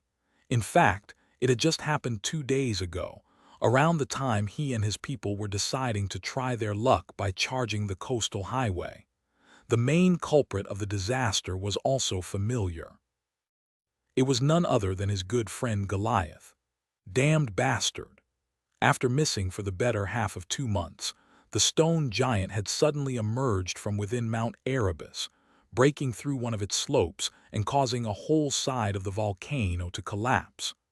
The resulting conflagration and the flood of lava had little chance of destroying a city that had been well fortified against exactly such an event, even if on a smaller scale. However, that was before the towering colossus smashed through the city defenses, destroying the grandiose magma barriers, drain vents, and most other contingencies the government had put in place. With the perimeter of the siege capital breached, a titan rampaging on its periphery, rivers of lava flowing through the broken barriers, and hordes of nightmare creatures using the chance to get inside, there had been nothing that the 1st Army Division stationed at Erebus Field could do to stop the cataclysmic assault. The few masters of the accompanying awakened force had joined forces to stall Goliath for as long as they could while the soldiers desperately tried to evacuate the civilians. That was probably where Davis and his cohort of irregulars had perished. Lieutenant Karen did not know how many people had made it out of that hell in the end, but judging by her expression, it was probably much less than the total population of the city. The last thing she had witnessed before leading the caravan away was the colossal figure of Goliath, turned incandescent from bathing in the molten lava, plunging into the ocean and disappearing under the dark waves, from where the Titan had emerged the next day to attack Sonny's convoy. After Karen was finished speaking, a somber silence settled inside the rhino. No one knew what exactly to say. Eventually, Sonny sighed. Their nightmare is over. Chapter 967. Smooth ride 2 days later, they abandoned the resupply station. The underground depot was left almost empty, since Sonny had decided to take everything they could on the road. Not all the vehicles were loaded to capacity, but even if there was just a driver and a shooter inside, every last one was commandeered and put to good use. Only the discarded civilian transports and those of the Erebus field vehicles that were too damaged to remain reliable were left behind. Nightmare, Abomination, and Blackie moved at the front of the caravan, serving as its vanguard. The Rhino was still at the head, but it was now flanked by 2 lumbering MRWS, both of them constantly scanning the surroundings with their high-tech optical arrays. Behind them, the long column of vehicles stretched for more than a kilometer on the mountain road. The remaining 10 MRWS and 2 dozen awakened were spread along its length, meant to protect the caravan in case of an attack from the flanks. Most of the vehicles were armed, and there were personnel carriers with full companies of mechanized infantry placed strategically among the refugee transports. All in all, the caravan looked like a big, delicious target for nightmare creatures, but also one that would be extremely hard to swallow. I'd like to see the bastards try. Actually, scratch that. I'd rather not. Sonny was positioned on the roof of the Rhino, wearing his military coat over the mantle of the underworld. With the elemental resistance of the onyx armor and the memory of ice slotted into it, he was more or less immune to mundane cold, so the chilling nature of the polar night was not bothering him too much. The falling ash, though, was still irritating. Hopefully, they would leave the area near Mount Erebus soon. The wind was blowing in the other direction, which not only moved the clouds of ash away from the caravan, but would also make it harder for those nightmare creatures that relied on their sense of smell to detect the approaching humans far in advance. Still, he had no illusions that theirs would be a smooth ride. Luckily, Sonny was extremely well suited to serve as a guide.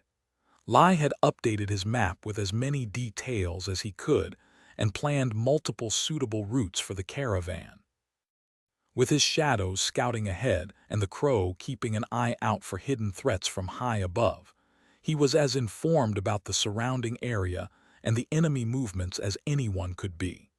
The shadows scouted most enemies long before the long column of vehicles approached, and the black bird with its magical eyes was able to notice anything that they missed. The combination was extremely effective. Information was the lifeblood of warfare, so Sonny had a considerable advantage. He was going to use it well to navigate the treacherous expanse of the Antarctic Center and reach Falcon Scott unscathed.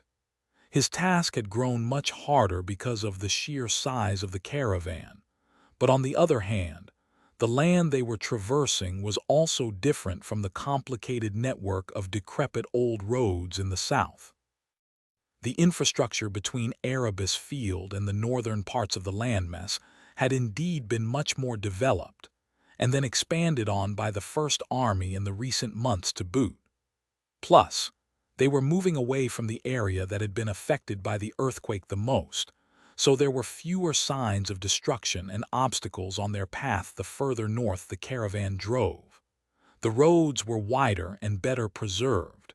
The terrain was less rugged. It was not as flat and straight as the coastal highway, of course, but Sonny felt reluctant to return to the ocean just yet. Even if he did, it would only be to bypass an especially difficult region and then swiftly return to the mountains. Or not at all. At first, there were not too many nightmare creatures in the way. Most of them that had been in the immediate area probably migrated to the ruins of Erebus Field and were yet to return. What little resistance the caravan did meet was promptly obliterated by the irregulars and Karens awakened. For the first day or so, the MRWS did not even have to fire a single shot. The next one brought more enemies with it, however. The caravan did not stop, with drivers working in shifts to keep it moving, so the destroyed city was now far behind them. Here, the abominations ran free, and plenty of them caught the scent of the large group of refugees. Swarm after swarm assaulted the column of vehicles, shattering against its defenses. The devastating barrage of bullets tore them apart, accompanied by arrows and magical projectiles tossed by the awakened. The MRWS let their monstrous Gatling guns and heavy mass drivers cut large swaths through the mass of abominations, sending swarms of explosive missiles flying from the mounted launchers from time to time.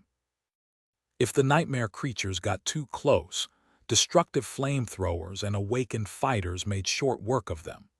If there were fallen or corrupted abominations among the swarms, Sonny and Nightmare charged forward before the creatures could do any harm to the refugees. With Sergeant Jeer running logistics and organizing the mundane soldiers, Lieutenant Karen commanding most of the awakened, and Bate caring for the needs of the civilians. That was pretty much all he had to do. Dealing with various powers nightmare creatures possessed was a bit challenging, but mostly Sonny found himself unexpectedly free, which was good since he had plenty of time to address his tasks as the strategist and guide of the caravan, but still. Weird. Am I actually a little bored, looking at the remains of another swarm that the column had all but rolled over? Sonny scratched the back of his head. I knew, of course, that this rate of progress would not continue indefinitely. In fact, they were bound to get bloodied as soon as he failed to lead the caravan past a real horde of nightmare creatures, which was getting harder and harder to do. That had not happened yet, though. Am I suddenly very lucky, or have my luck just been really terrible up until now? Sonny pondered about it for a few moments, and decided that it was probably both. The question was, how long would the stretch of good fortune last? Chapter 968. Shifting scales. A few more days passed in the clamor of firing armaments and frenzied howls of dying nightmare creatures. The dark landscape of the Antarctic Center flowed past the incessantly moving caravan, with the starlight and the undulating visage of Aurora Australis finally appearing from behind the clouds of ash, only to be devoured by the veil of snow. The blizzard was picking up again, making Sonny wonder if he was going to meet the second Titan raging in the region. He was not very enthused to make its acquaintance, to say the least. The journey was a strange one.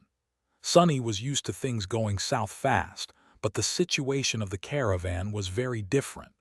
Instead of something dreadful and devastating happening all at once, their circumstances were growing slightly more dire with every hour, bringing them closer to annihilation little by little. The confident pace the caravan had established after leaving the resupply station was long gone. Instead of rare skirmishes with weak swarms of nightmare creatures, they were now embroiled in a nearly unstoppable battle, with the sea abominations flooding the northern reaches of the Antarctic center.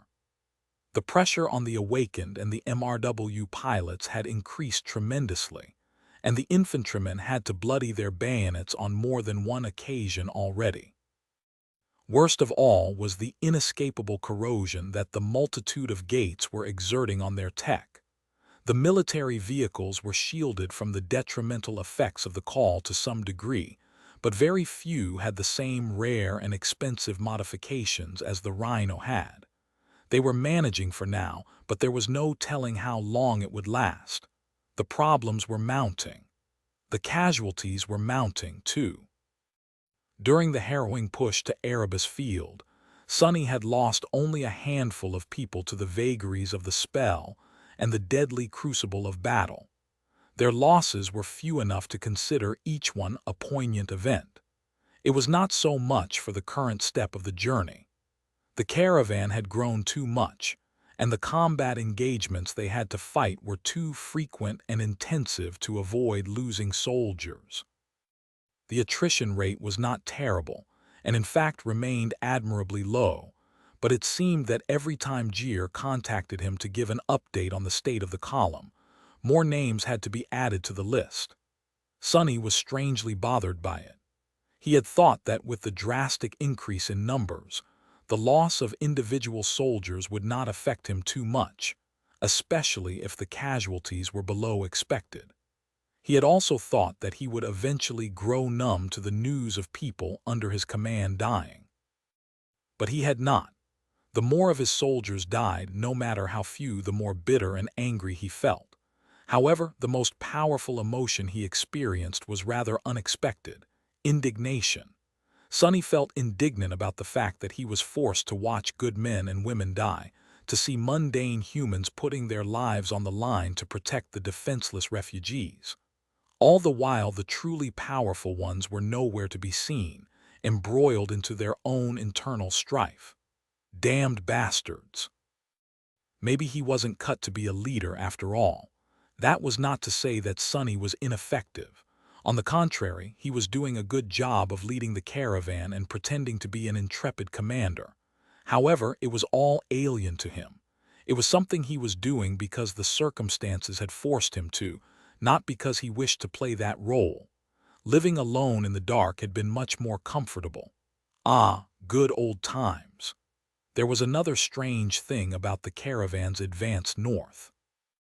Something that Sonny should have expected, but nevertheless failed to account for. Despite the slow attrition, the number of people under his command was not reducing. Instead, it was growing, ballooning even. The further they drove, the larger the caravan became. There were other large groups of people who had escaped from Erebus Field, squads of soldiers that had lost contact with Army command due to the blizzard, and evacuation convoys that had gotten stuck in a limbo after their destination was destroyed. All of them were happy to see a well-organized force moving north, especially since it was led by a master. So they joined the caravan. Sonny could not really turn the stragglers away, and at that point there was no point to. So the 4,000 refugees under his protection turned to 5, then 6, and then 12. The 500 soldiers turned into more than 1,000. The 3 cohorts of Awakened swelled to 7, and there were now 2 auxiliary sleeper cohorts instead of 1. There were many more vehicles, too. The bloated caravan stretched for 2 kilometers now and showed no signs of stopping the rapid expansion. Looking at it, Sonny couldn't help but shake his head. That's just a recipe for disaster. At this rate, he was going to end up leading a whole division by the time they reached Falcon Scott. If they reached it, hopefully, he would stumble on a colonel or 2 and push the command responsibility on them soon. If the colonel was not an idiot, of course. Sonny had just finished dealing with a very nasty fallen demon laying in ambush in the path of the caravan and returned to the head of the column. As soon as he appeared from the shadows on the roof of the rhino, the crow flew down and perched on his shoulder, his feathers ruffled and covered with snowflakes. He glanced at the miserable bird and sighed. "What? Did you see something?" The small monster bobbed its head. "CRRO, saw." Sonny waited for the crow to continue, knowing that it had to be bad for the echo to seek him out. The flying monster cawed again. "Moored, horde." With that, the bird turned its head and pointed its beak in a certain direction. Curse it! There was a horde of nightmare creatures ahead, one that the crow did not know how to avoid. Finally, Sonny's fears had come true. He hurriedly sent the shadow that was closest to the direction where the echo was pointing to forward. It had already been scouting far ahead, but apparently not far enough. Soon, Sonny's eyes narrowed. There was indeed a vast horde of abominations, and bypassing it was out of the question. Well, unless he used the coastal highway, of course. In that case, the caravan would have a chance of skirting the sea of abominations unmolested. A slim chance at that. They would also be risking a meeting with something even worse. Damnation. Chapter 969. Gifts of the Shore. Sonny's shadow swiftly glided through the darkness, climbing the steep slopes above the vast river of nightmare creatures. Sonny was trying to gauge the true size of the horde, but no matter how hard he looked, there was simply no end to it. All kinds of abominations were gathered in a tremendous mob which spilled over the cliffs, undulating and crawling over the landscape. The horde was stretched into a long line, moving from east to west, toward the coast. The width of it was somewhat bearable, making the thought of trying to cut through the mass of nightmare creatures appear tentatively in his mind. However, the length of the horde was simply too oppressive.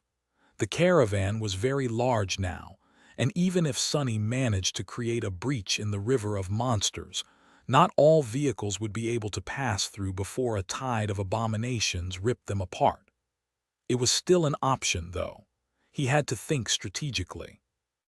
To the east, the horde stretched for as fast as his shadow could see. To the west, there was still some space between the front ranks of the mob of nightmare creatures and the coastal highway. If the column of vehicles sped up while the abominations maintained their pace, there was a good chance that they would narrowly miss each other. If not, the caravan would be caught between the horde and the ocean, potentially suffering even more casualties. That was not even considering that something could attack them from the water as well. Sonny sighed. Crap. The first option all but guaranteed that people would die but had a lower damage ceiling. The second promised a small chance that no one would be killed at all, but had the potential to turn really disastrous if things went wrong. He hesitated for a few moments, then contacted Jeer. Yes, Captain, Sonny gritted his teeth. There's a horde of nightmare creatures ahead. Full forward, and we will be taking a detour via the highway. Inform everyone to prepare for a tough battle. There. The decision had been made. Sonny was not happy with it, but at least the caravan stood a chance of escaping unscathed. He was not ready to callously send people to die yet, even if it meant risking a more dire result. At the end of it, Sonny would know that he at least tried.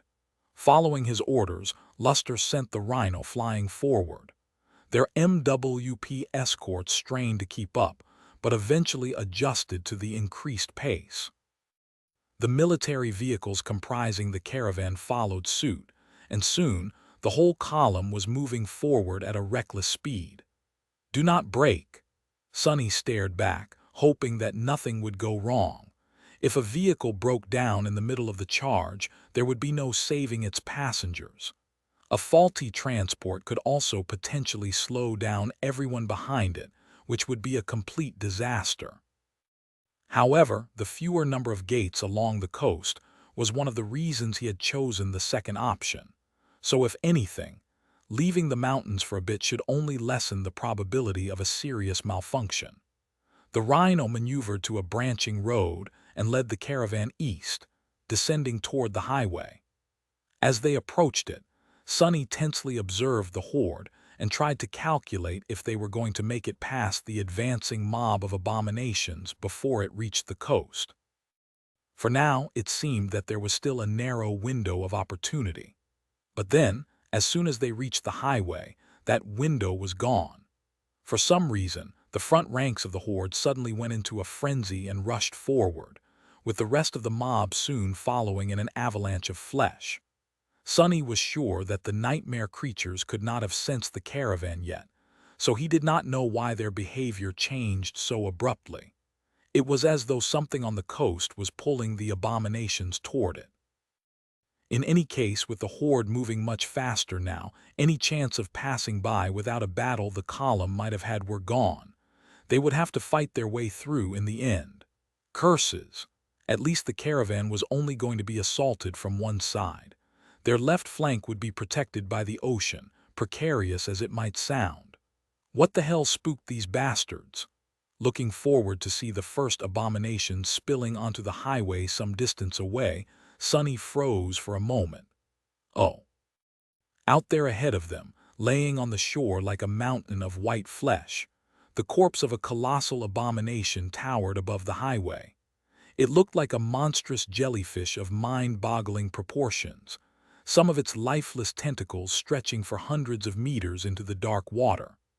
The strange, transparent flesh of the dead dweller of the depths was torn and scorched, with large chunks of it missing. Strange organs could be seen beneath it, and a lake of freezing slime covered a long stretch of the highway around it. Something had thoroughly savaged the terrifying creature, and then left without devouring its prey. And now, the horde of nightmare creatures was rushing to finish the job. As Sonny watched, the tide of abominations flowed over the highway. The first ranks sunk their fangs into the dead horror with rabid hunger, followed by 100 other creatures the next second. The appalling corpse was giant, but not giant enough to satiate them all. Soon, the slower nightmare creatures reached the coast, ruthlessly tearing at the bodies of their feasting brethren to reach the succulent white flesh. They crawled over the towering jellyfish like ants, slowly eviscerating its upper layers. And behind them, countless more were already flowing down the mountain slopes. Sonny gripped his bow, knowing the caravan would have to fight their way through that dreadful barrier of monstrous bodies soon. Actually, a few stragglers were already close enough for Samara to start firing her rifle. Looking at the approaching scene of morbid carnage, Sonny felt a chill run down his spine. It's all right. We can still pull through this. That was what he thought. At least until eerie flashes of crimson light ignited in the haze of the blizzard to his left, far in the ocean. An enormous, gargantuan shape was moving through the waves, getting closer to the shore. Chapter 970. Hellfire. As the caravan approached the spilling horde of nightmare creatures, Sonny readied himself for battle and feverishly tried to come up with a way, any way, to save the lives of as many people as he could. However, no matter how much he thought about it, there was just no solution. Many souls were going to be lost today, and the best he could accomplish was to make sure that those who were dying were the soldiers, and not the refugees. He knew that the caravan would be able to break through the horde of abominations eventually, but he also knew that at least several vehicles as well as scores of his soldiers would perish in the process. Hundreds, if not thousands of humans were going to die today. His gamble did not pay off. Sonny felt a bit resentful about that. With a sigh, he summoned the helmet of the mantle of the underworld and raised Morgan's warbow. It was at that moment that eerie crimson lights flashed through the haze of the blizzard, followed by a scattering of small sparks. He froze and looked to his left, at the dark expanse of the ocean that was obscured by the veil of snow. Out there, something inconceivably gargantuan was hiding, its enormous shape only revealed by the hazy flashes of crimson light. What? In the next moment, a deafening roar assaulted his ears, and then something that he had never expected happened. Ahead of the convoy, the massive nightmare creatures were suddenly torn apart by a series of earth-shattering explosions. Bits of concrete, flesh, and bone flew into the air, creating a cloud of red fog. A moment later, flowers of angry red flame bloomed on the slope of the mountain, obliterating even more abominations. The whole world trembled. Sonny's eyes widened as he swiftly looked back at the ocean. The wall of the blizzard had been unmade as well. And although the breach in the snowstorm was already closing, he still managed to catch a glimpse of the source of all that carnage. The gargantuan shape drifting on the waves was a massive, battered battleship. He thought he even recognized the lines of its mangled alloy hull. The vessel was strangely slanted, one of its sides resting much lower than the other one, the deck railings almost touching the water. Its hull was marred by terrible scars and breached in many places, with some of the holes being large enough for the rhino to drive through, and was just what remained above the surface. The bow of the ship seemed shattered and deformed. It was a mystery how the vessel remained afloat, and yet it was still capable of firing its armaments. The crimson lights Sonny had seen were the batteries of starboard cannons unleashing hell, and the scattering of sparks was the salvo of missiles being launched from their nests. As Sonny watched, the ghostly battleship fired another barrage of heavy explosive rounds at the horde of nightmare creatures, this time aiming entirely at the slopes of the mountains. He blinked. I'll be damned. Did they really receive reinforcements? Sonny did not know where the wrecked vessel had come from, but he was not going to waste this opportunity. The intention of the unknown captain was clear. The first salvo somewhat cleared the highway, and the second one overshot it by a good degree, slamming into the mountain slope and obliterating a large swath of advancing nightmare creatures, cutting off those who still remained on the road from the rest of the horde for now, while simultaneously opening a path for the caravan. That was his chance. Silently thanking the daredevil who had used the sinking ship to come to their rescue, Sonny drew his bow and sent the strike of thunder flying forward.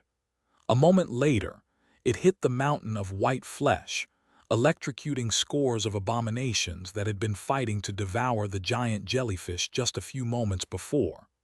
All forward units, attack!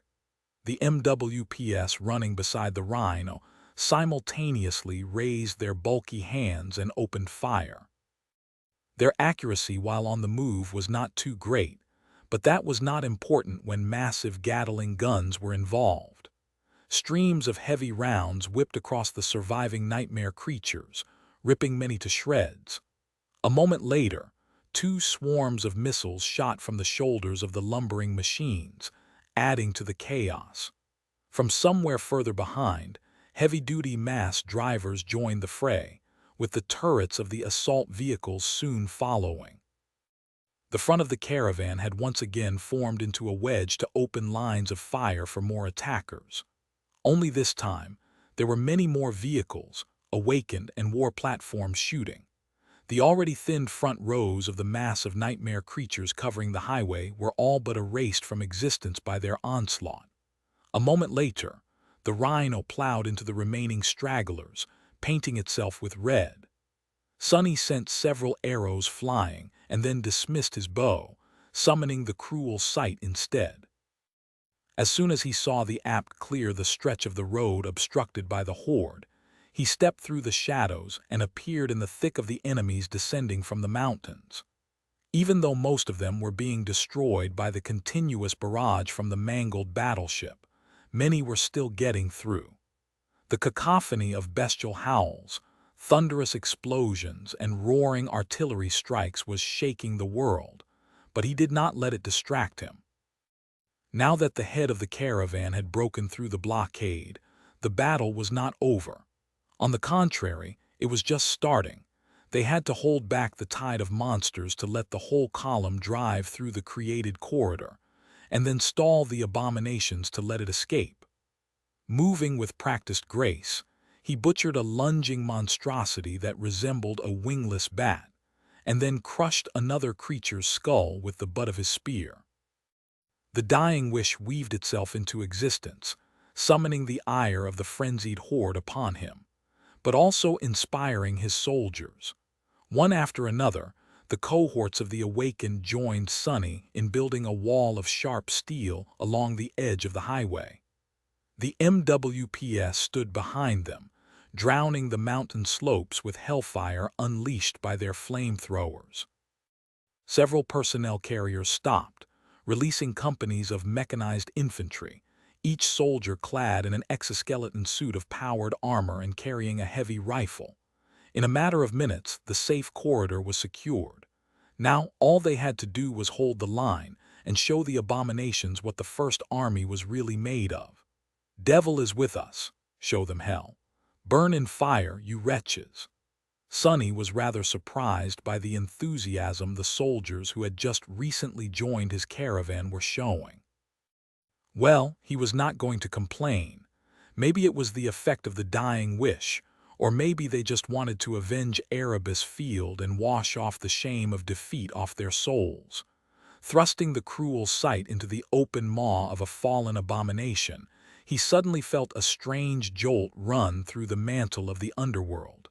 Suddenly, the onyx armor felt slightly lighter. What is that about? Shaking off the weird feeling, he jerked the corpse of the nightmare creature off his spear's blade and looked around, searching another target. Chapter 971. Strategic Retreat. Sonny and his soldiers held back the abominations, while the long column of vehicles drove through the cleared corridor. The pressure the horde was exerting on them was dire, but not impossible to overcome thanks to the artillery support from the mangled battleship. The awakened and the mundane soldiers worked together, aided by the lumbering MWPS and assault vehicles. Soon, the whole mountain slope was torn apart and enveloped in flames. An angry red glow spread through the blizzard, making it seem as though the snow itself was aflame, and the sounds of firing armaments, detonating explosives, and bestial howls fused into an ugly, deafening litany. The battleship grew quiet, and the rain of artillery shells stopped. Either the vessel had run out of ammunition, or the stress of sustaining the heavy barrage had turned out to be too much for its already failing hull, causing it to sustain even more damage. In any case, by that point, most of the caravan had managed to pass the advancing horde. With artillery bombardment gone and no killing field between them and the highway anymore, a flood of nightmare creatures rushed forward, aiming to slam into the defensive line of humans and rip them apart. That was when Sonny finally utilized shadow manifestation. He had not used it before in order to conserve essence for this exact moment, but now there was no point in holding back anything anymore. Rows of dark spikes rose from the ground, obstructing the advance of the abominations and forcing some to impale themselves on their sharp tips. Pushed from behind by the frenzied mob, more were run through, perishing right there and then. Others were simply slowed down. The spikes were soon destroyed, but their job was already done. The momentum of the horde was stalled, and the MWPS were able to create a wall of fire in its way. A few moments later, burning monsters burst through the flames, lunging at the defensive line with rabid rage. They were met by sharp steel and a rain of bullets. "Hold! We are not done yet." Following his command, the soldiers held. The awakened were burning through their essence, while the mundane fighters were exhausting their ammunition, but they held. 1 minute, then 2. Finally, the last of the vehicles drove past and disappeared into the haze of the snowstorm. Sonny let out a relieved sigh. The battle was not over yet, but at least the refugees were safe. Infantry, retreat. Pulling out of the furious engagement was not an easy task and had to be done in stages. First, the mundane soldiers orderly retreated, loading into the personnel carriers. After the massive vehicles drove off, the weakened defensive line shifted, slowly moving back. As they did, the MWPS fired clusters of remote-controlled landmines, leaving hundreds of them in the wake of the retreating human force. Once enough of the pushing nightmare creatures entered the blast zone, the mines detonated, momentarily shaking the world. The defenders used that moment to abandon the battle. The awakened jumped onto the roofs of waiting vehicles, which then sped away. The MWPs followed, turning their torsos 180 degrees to continue firing back as they ran. Sonny was left alone to face the wrath of the bloodied horde. Well, not quite. Nightmare emerged from the shadows with fury and bloodlust burning in his crimson eyes. Looking at the approaching tide of abominations, Sonny smiled coldly. "Come at us, bastards." The shadows surged around him, shooting forward like dark chains.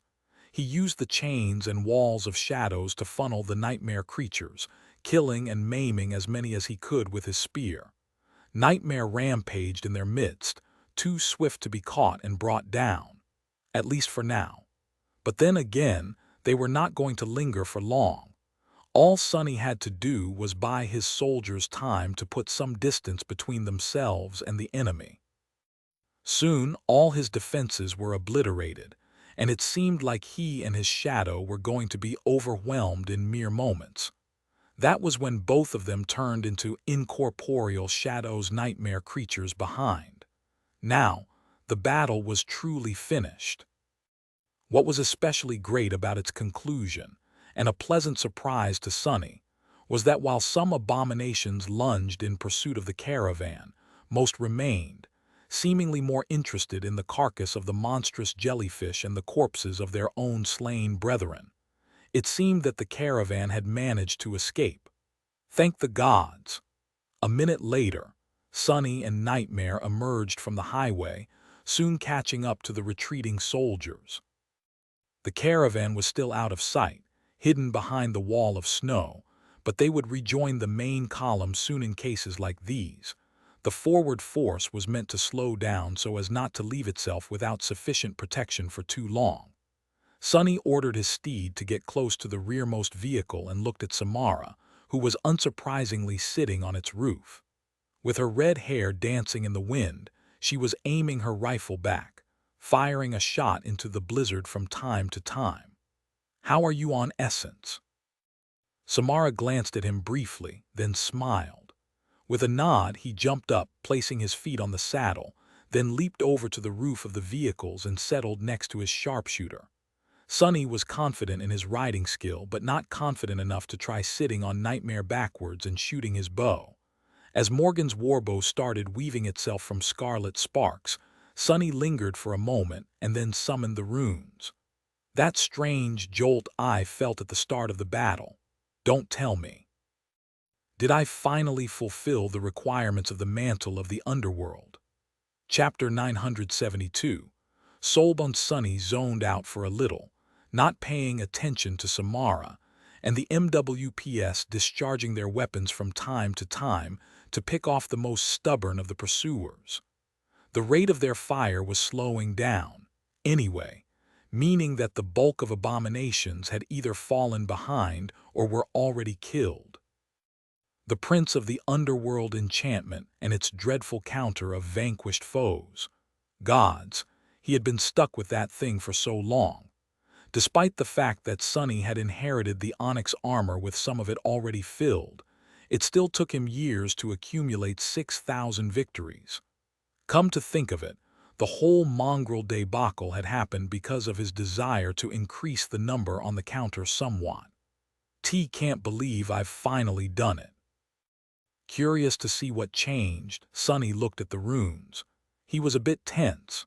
After all, the description of the prince of the underworld only said that the armor would be growing stronger the more foes he vanquished, and it had over the years. The cost of keeping its active enchantments running had diminished slightly, and their effects had become a little more pronounced. The description said nothing about the mantle receiving an upgrade after the counter was filled. That was just his assumption. Come on. Concentrating on the name of the memory, he read, "Memory, Mantle of the Underworld, Memory Rank, Ascended Memory Tier, Roman 7. Oh, The mantle seemed to have grown from a Tier 6 memory to a Tier 7 one. That was not bad, but it did leave Sonny a little disappointed. He had hoped that it would increase in rank instead. He sighed, then continued to study the runes, turning his attention to the enchantments. The living stone, feather of truth, stalwart, and underworld armament enchantments remained exactly the same. None of them received any enhancements. The Prince of the Underworld had not changed either, except for the fact that the counter now showed a pleasant 6,000/6,000 as the number of vanquished foes. There was a new enchantment at the end of the list, though. Soulbound Relic. Sonny blinked a couple of times. Huh. Suddenly excited, he concentrated on the enchantment to read its description. The description, however, left him largely confused. It did not provide any information about what a soulbound relic was or what powers that title entailed. Instead, the shimmering runes simply stated, "Bind the relic." He was probably supposed to answer yes or no. However, Sonny lingered. He had no idea what binding the mantle of the underworld to his soul meant and how it would change the onyx armor. Or his soul, for that matter. Of course, the effect was most likely meant to be beneficial, since it was a reward for achieving an amazing feat. The spell often had a very strange notion of what beneficial meant, though, which did not always coincide with what a person would consider advantageous. He knew that from his own aspect, for example. Its innate ability, Shadow Bond, had become the bane of his existence, and yet the spell clearly thought of it as a precious boon. Further still, the mantle of the underworld was not even the spell's creation. Rather, it was a memory of an artifact created by Nether, the demon of destiny, most likely for one of his stone children. Sonny suspected that it had once belonged to the stranger, one of the 7 heroes of the Forgotten Shore who had been of Saint's tribe and possibly her previous lord. So, what would actually happen if he bound that artifact to his soul? He hesitated for a while, then dismissed the runes. Not because he had decided against activating the new enchantment, but rather because his shadows had noticed something strange on the road ahead, the tail of the caravan. The caravan, for whatever reason, had stopped. Damn it! That was outside the scope of the action plan he had established. Luster was not supposed to stop the rhino unless something truly drastic happened. Sonny, soulbound or not, jumped off the vehicle, turned into a shadow, and glided to the front of the caravan. Returning to his human form near the rhino, Sonny dismissed the helmet of the mantle and headed toward the welcoming party. I should really thank whoever it was in charge of that battleship. They saved our skin back there. As he neared the small crowd, he heard a pleasant but strained voice asking a question. "Your commanding officer, then?" One of the soldiers responded. "Oh, that would be the devil. I mean captain." The representative of the ship interrupted him, sounding surprised and a little tense. "Your commanding officer is a devil," the soldier grunted. "Not a devil, the devil, but don't worry, sir, it's just a nickname, I think." At that moment, Sonny finally reached them and saw the speaker. His eyes widened a little, tall, handsome, with black hair, and eyes of an unusual, beautiful indigo color. No wonder the voice sounded familiar. Neve. The Nightwalker seemed a bit ragged and worse for wear, but it was unmistakably Master Neve of the House of Night, his temporary pal. Hearing Sonny's voice, Neve looked away from the soldier he had been talking with, then lowered his gaze a little and smiled in surprise. "Sunless. Wait, is it really you? How are you here?" Sonny coughed awkwardly, then glanced at the talkative soldier with murder in his eyes. "Ah, that's me actually. I'm the devil, in charge of delivering these fools from hell." Chapter 973.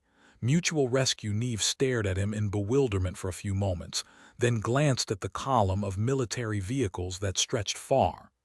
"You are the commanding officer. Things must have changed then. Not that I'm complaining. It's actually great to see a familiar face.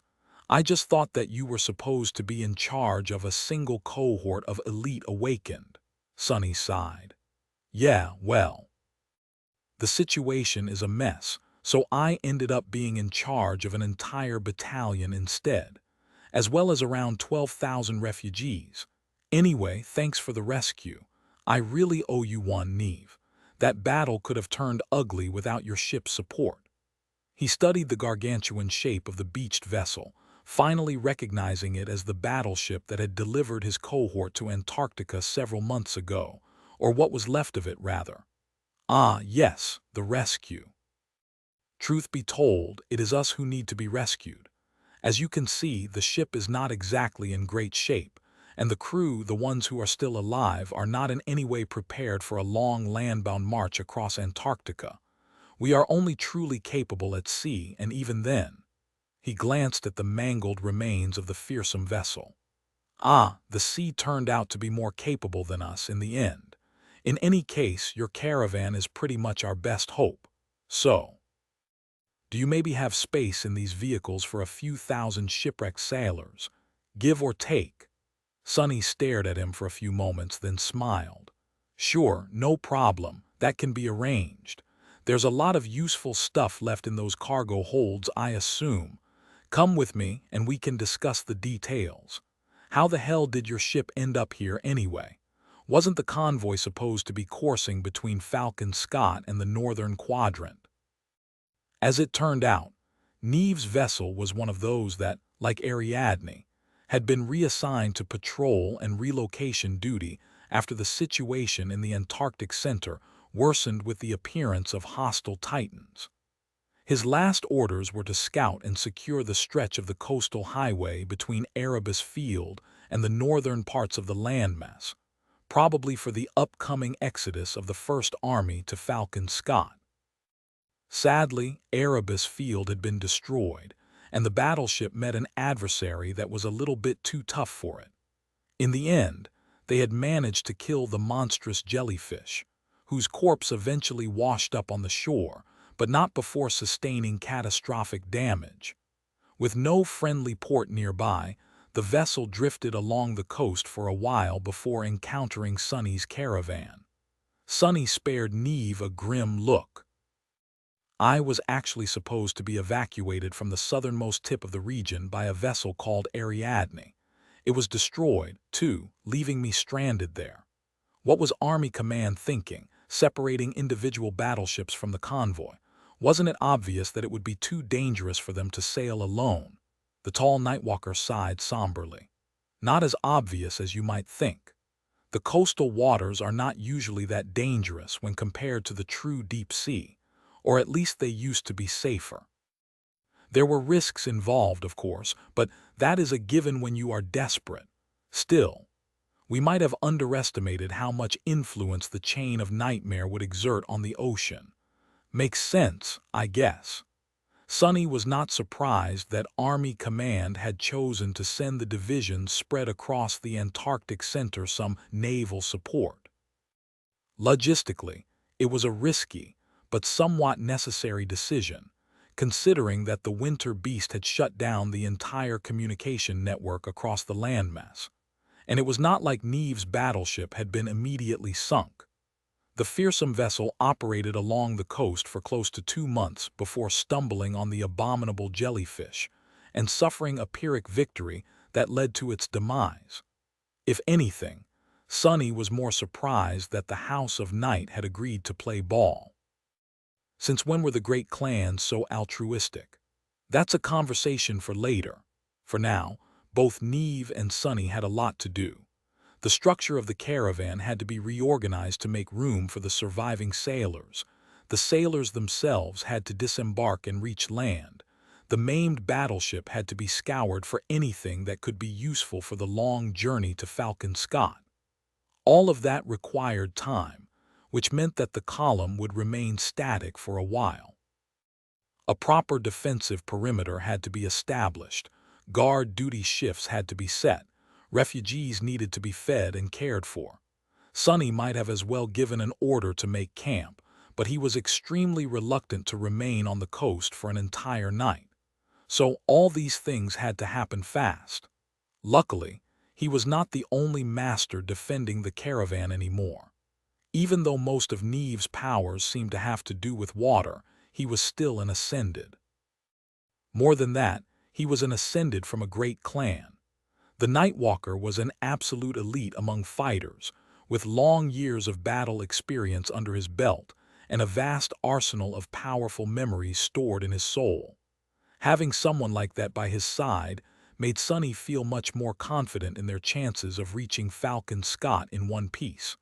But coming back to a vast arsenal of memories, Sonny looked at Neve with a strange expression on his face. The handsome man noticed it and raised an eyebrow in confusion. Yes, did you want something sunless? Sonny lingered for a few moments, then smiled. As a matter of fact, I do, say Neve. You Nightwalkers are all about naval combat, right? You wouldn't happen to have a memory or two that can help a land rat like me do well in water, would you? You know. Things like breathing under it, swimming like a torpedo, and so on. Because if you do, I am willing to trade. No, actually, I am really, really willing to trade. I all but swore to never get close to water without a memory like that, you see. Well, actually, I do have something like that, yes. What do you want to trade for? Sonny hesitated, then pointed at a young man who just happened to walk by them at that moment. See that guy? His name is Luster. He's a very valuable awakened, a top-notch talent. Do you want me to trade him to you? The Nightwalker coughed. I am pretty sure that Army Command would not be happy if you sold me one of your subordinates, Sunless. Sonny remained silent for a moment, then sighed. That's true. A pity. Chapter 974. Shadow and the Shell. In the end, Sonny did make a trade with Neve. He had a surplus of memories after slaying many nightmare creatures to defend the convoy, and the Nightwalker was in dire need of weapons and armor suited for land combat to arm his own awakened. There had been a full cohort of them aboard the battleship once, but now only 4 remained. Since these warriors of the House of Night would be defending the caravan along with the other awakened in the near future, and Saint was still slumbering, Sonny did not drive a hard bargain. That was how he received 2 new memories, which were meant to cover the gap in his arsenal when it came to traversing and fighting in the water. One of them was a simple awakened charm that allowed him to breathe underwater. It was called Essence Pearl and had 2 enchantments. One passively produced air, the other had to be activated and gifted the wielder with the ability to see clearly, as if they were wearing a glass mask. The description of the charm simply stated that breathing was the essence of life and beauty was its purpose. One had to be able to see clearly to appreciate beauty and live long enough to enjoy it. How romantic! The second memory was ascended and appeared to be an armor of sorts. In truth, it was more of a harness made out of a fisherman's net, which provided no protection whatsoever, but allowed the wearer to swim with surprising speed. The harness was called Nimble Catch, and its description told the story of a muskrat king who had sworn to eat a wondrous fish, only to learn that it could only be caught by using the eyes of the monarch of birds, his brother, as bait. The whole thing was very weird. What's a muskrat, though? Do rats eat fish? The only drawback of the strange harness was that, as usual, no other armor-type memory could be used while wearing it. Nevertheless, Sonny was happy with his acquisitions. The inability to defend himself in water had been eating at him ever since the sea journey to Antarctica, and even though he hoped to never have to use these new memories, simply possessing them was calming. Several hours after encountering the beached battleship, the caravan drove forward once again. The length of it remained the same, but there were much more people in the vehicles now. Neve had not been joking when he said that there were thousands of sailors on the mangled vessel, and even then, those were only those who had survived. Sonny honestly did not know whether to consider them soldiers or refugees, but he knew that Sergeant Jeer and the other officers would sort that out for him soon. The caravan had a lot of spare weapons, especially now that they had unloaded the surviving cargo holds of the battleship, so there was a good chance that many of the sailors would become active combatants. Even if not, Sonny was already satisfied to have another master around. Neve's presence also did wonders for the morale of everyone in the caravan, not only because he was an ascended, but also because of how flamboyantly he had appeared. If there was a sure way to win someone's adoration, it was to shower a horde of nightmare creatures trying to eat them with a barrage of artillery fire at just the right moment. Huh, maybe I should remember that method. Sonny remained on guard until the column of vehicles turned and left the coastal highway behind, climbing back into the mountains. It was only then that he allowed himself to relax and descended from the roof of the rhino to its interior. After exchanging a few words with Professor Obel and Bate, he climbed into one of the sleeping niches and closed it to receive some privacy. There, he lingered for a few moments, and then summoned the runes. After thinking about it for a while, Sonny finally decided to take the risk and bind the mantle of the underworld to his soul. He did not know what would happen, and the idea of being left without a proper suit of armor was more than slightly disturbing, but to tell the truth, Sonny was extremely curious to see what would happen. Soon he was staring at a string of shimmering runes. Bind the relic. He hesitated for a few moments, sighed, and then whispered quietly, "Yes." Sonny had dismissed the mantle just in case and was now wearing the soft fabric of the puppeteer's shroud. For that reason, he did not see any changes immediately. For a few seconds, nothing happened. And then the voice of the spell spoke. It said, "Your memory has been destroyed." Sonny's eyes widened. "What?" He flinched, almost hitting his head on the roof of the niche. His heart skipped a bit. "What the hell? What do you mean?" But then the voice of the spell resounded again. "You have received an attribute." At the same time, Sonny felt a profound but unexplainable change. The change seemed to affect both his body and his soul. It was not painful and did not feel harmful, just very, very strange. It was as if his skin turned to stone, but also remained exactly the same. At the same time, he felt as if the enchantments of the mantle of the underworld were at his fingertips, even though the onyx armor was not summoned and in fact had been destroyed. Huh! Sonny remained motionless for a while, trying to understand what had happened to him. Then, unable to find answers, he turned his attention to the shimmering runes. In the list of his memories, there was no mantle of the underworld anymore. However, he now possessed a new attribute. Holding his breath, Sonny read, "Attributes faded, flame of divinity, master of shadows, blood weave, bone weave," and there a new string of runes appeared at the end. Attribute marble shell. Chapter 975, Marble Shell, Marble Shell. Sonny stared at the runes with a thoughtful expression on his face, then concentrated on them.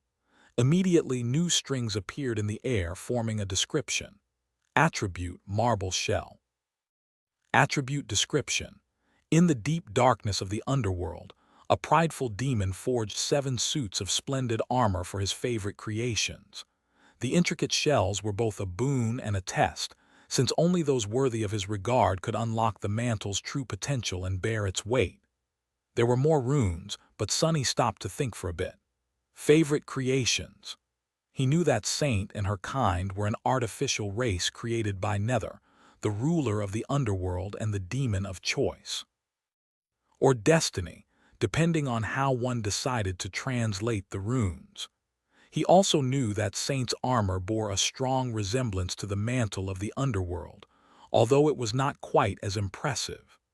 The original stone saint had been one of the smallest and weakest living statues that used to dwell in the dark city. By the time Sonny reached the place of their battle against the fallen attackers, the bigger and more powerful warriors of her kind had already been destroyed, leaving only her, an awakened monster, to finish the fight. What he got from all that was that Saint had only been a foot soldier in Nether's army, most likely. The armor she wore was a true masterpiece of craftsmanship, but not something on the level of the 7 mantles, which had been gifted to the high-ranking officers of the Stone Legion by the Prince of the Underworld. Gods! If Saint is just a foot soldier, then just how terrifying was Nether's army? Well, They had to have been pretty terrifying in order to challenge the gods.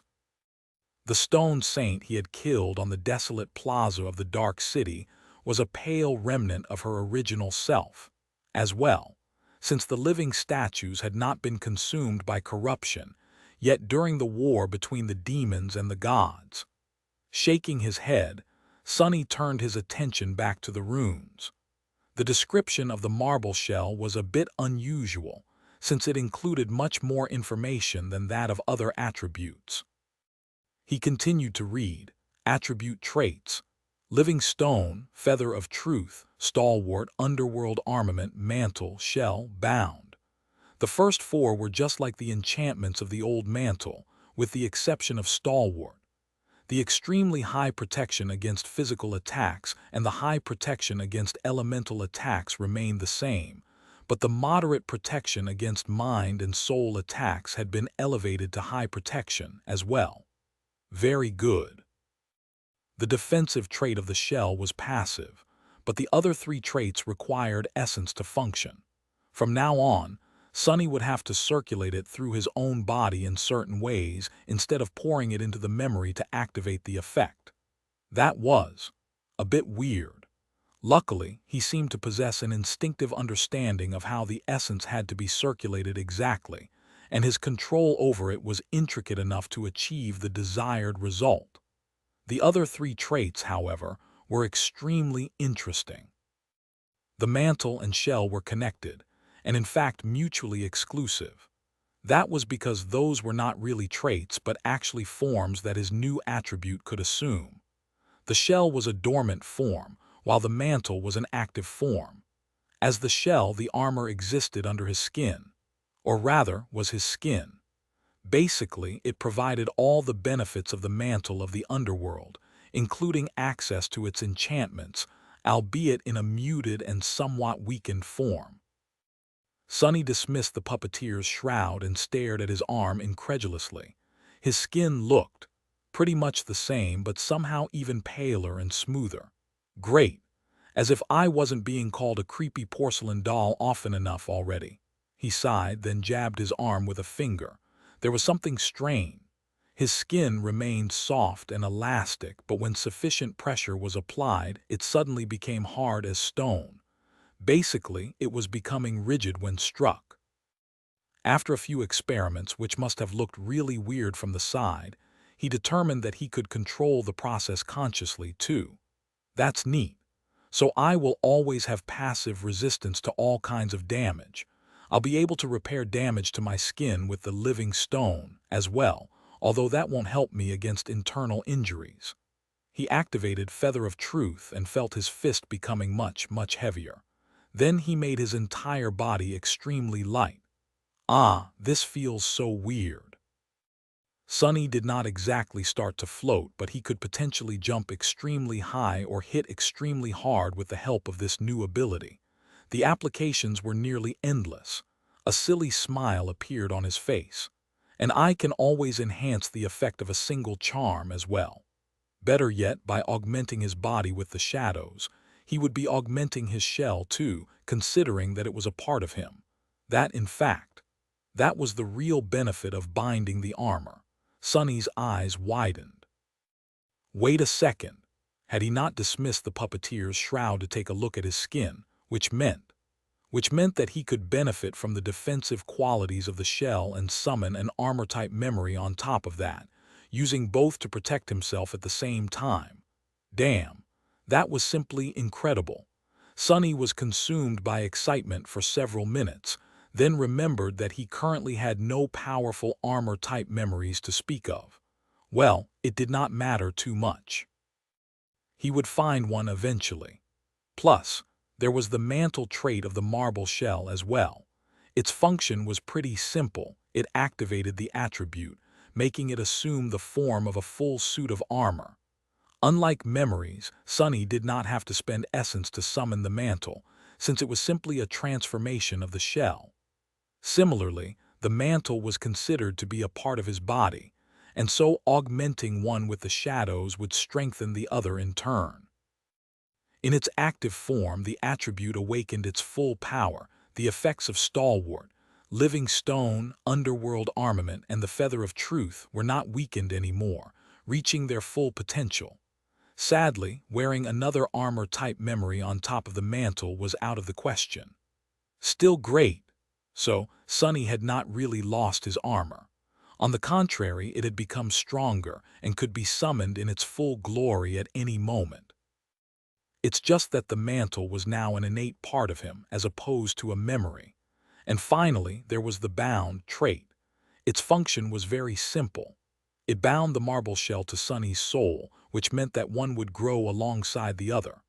Currently, the attribute was of the ascended rank, just like Sonny. If Sonny became a saint, the marble shell would become transcendent too. Laying in the sleeping niche and feeling the rhino vibrate around him, Sonny closed his eyes and let out a satisfied sigh. 6,000 kills. Ah, it was worth it. Chapter 976. Ubiquitous Lost Sonny had planned to catch a couple of hours of sleep, but in the end, he was too mesmerized by the promise of the marble shell to close his eyes even for a second. That new attribute of his was both supremely powerful and complex, which meant that unlocking its full potential would demand a lot of insight and ingenuity. If he did manage to master it, though. Laying in the darkness of the sleeping niche, Sonny smiled ominously. What a great present. It should not have come as a surprise, though. The challenge of the Prince of the Underworld had been a steep one. 6,000 defeated opponents. Most awakened, those normal people that did not go out of their way to seek out battle after battle, would never face that many adversaries in their entire lifetime, perhaps.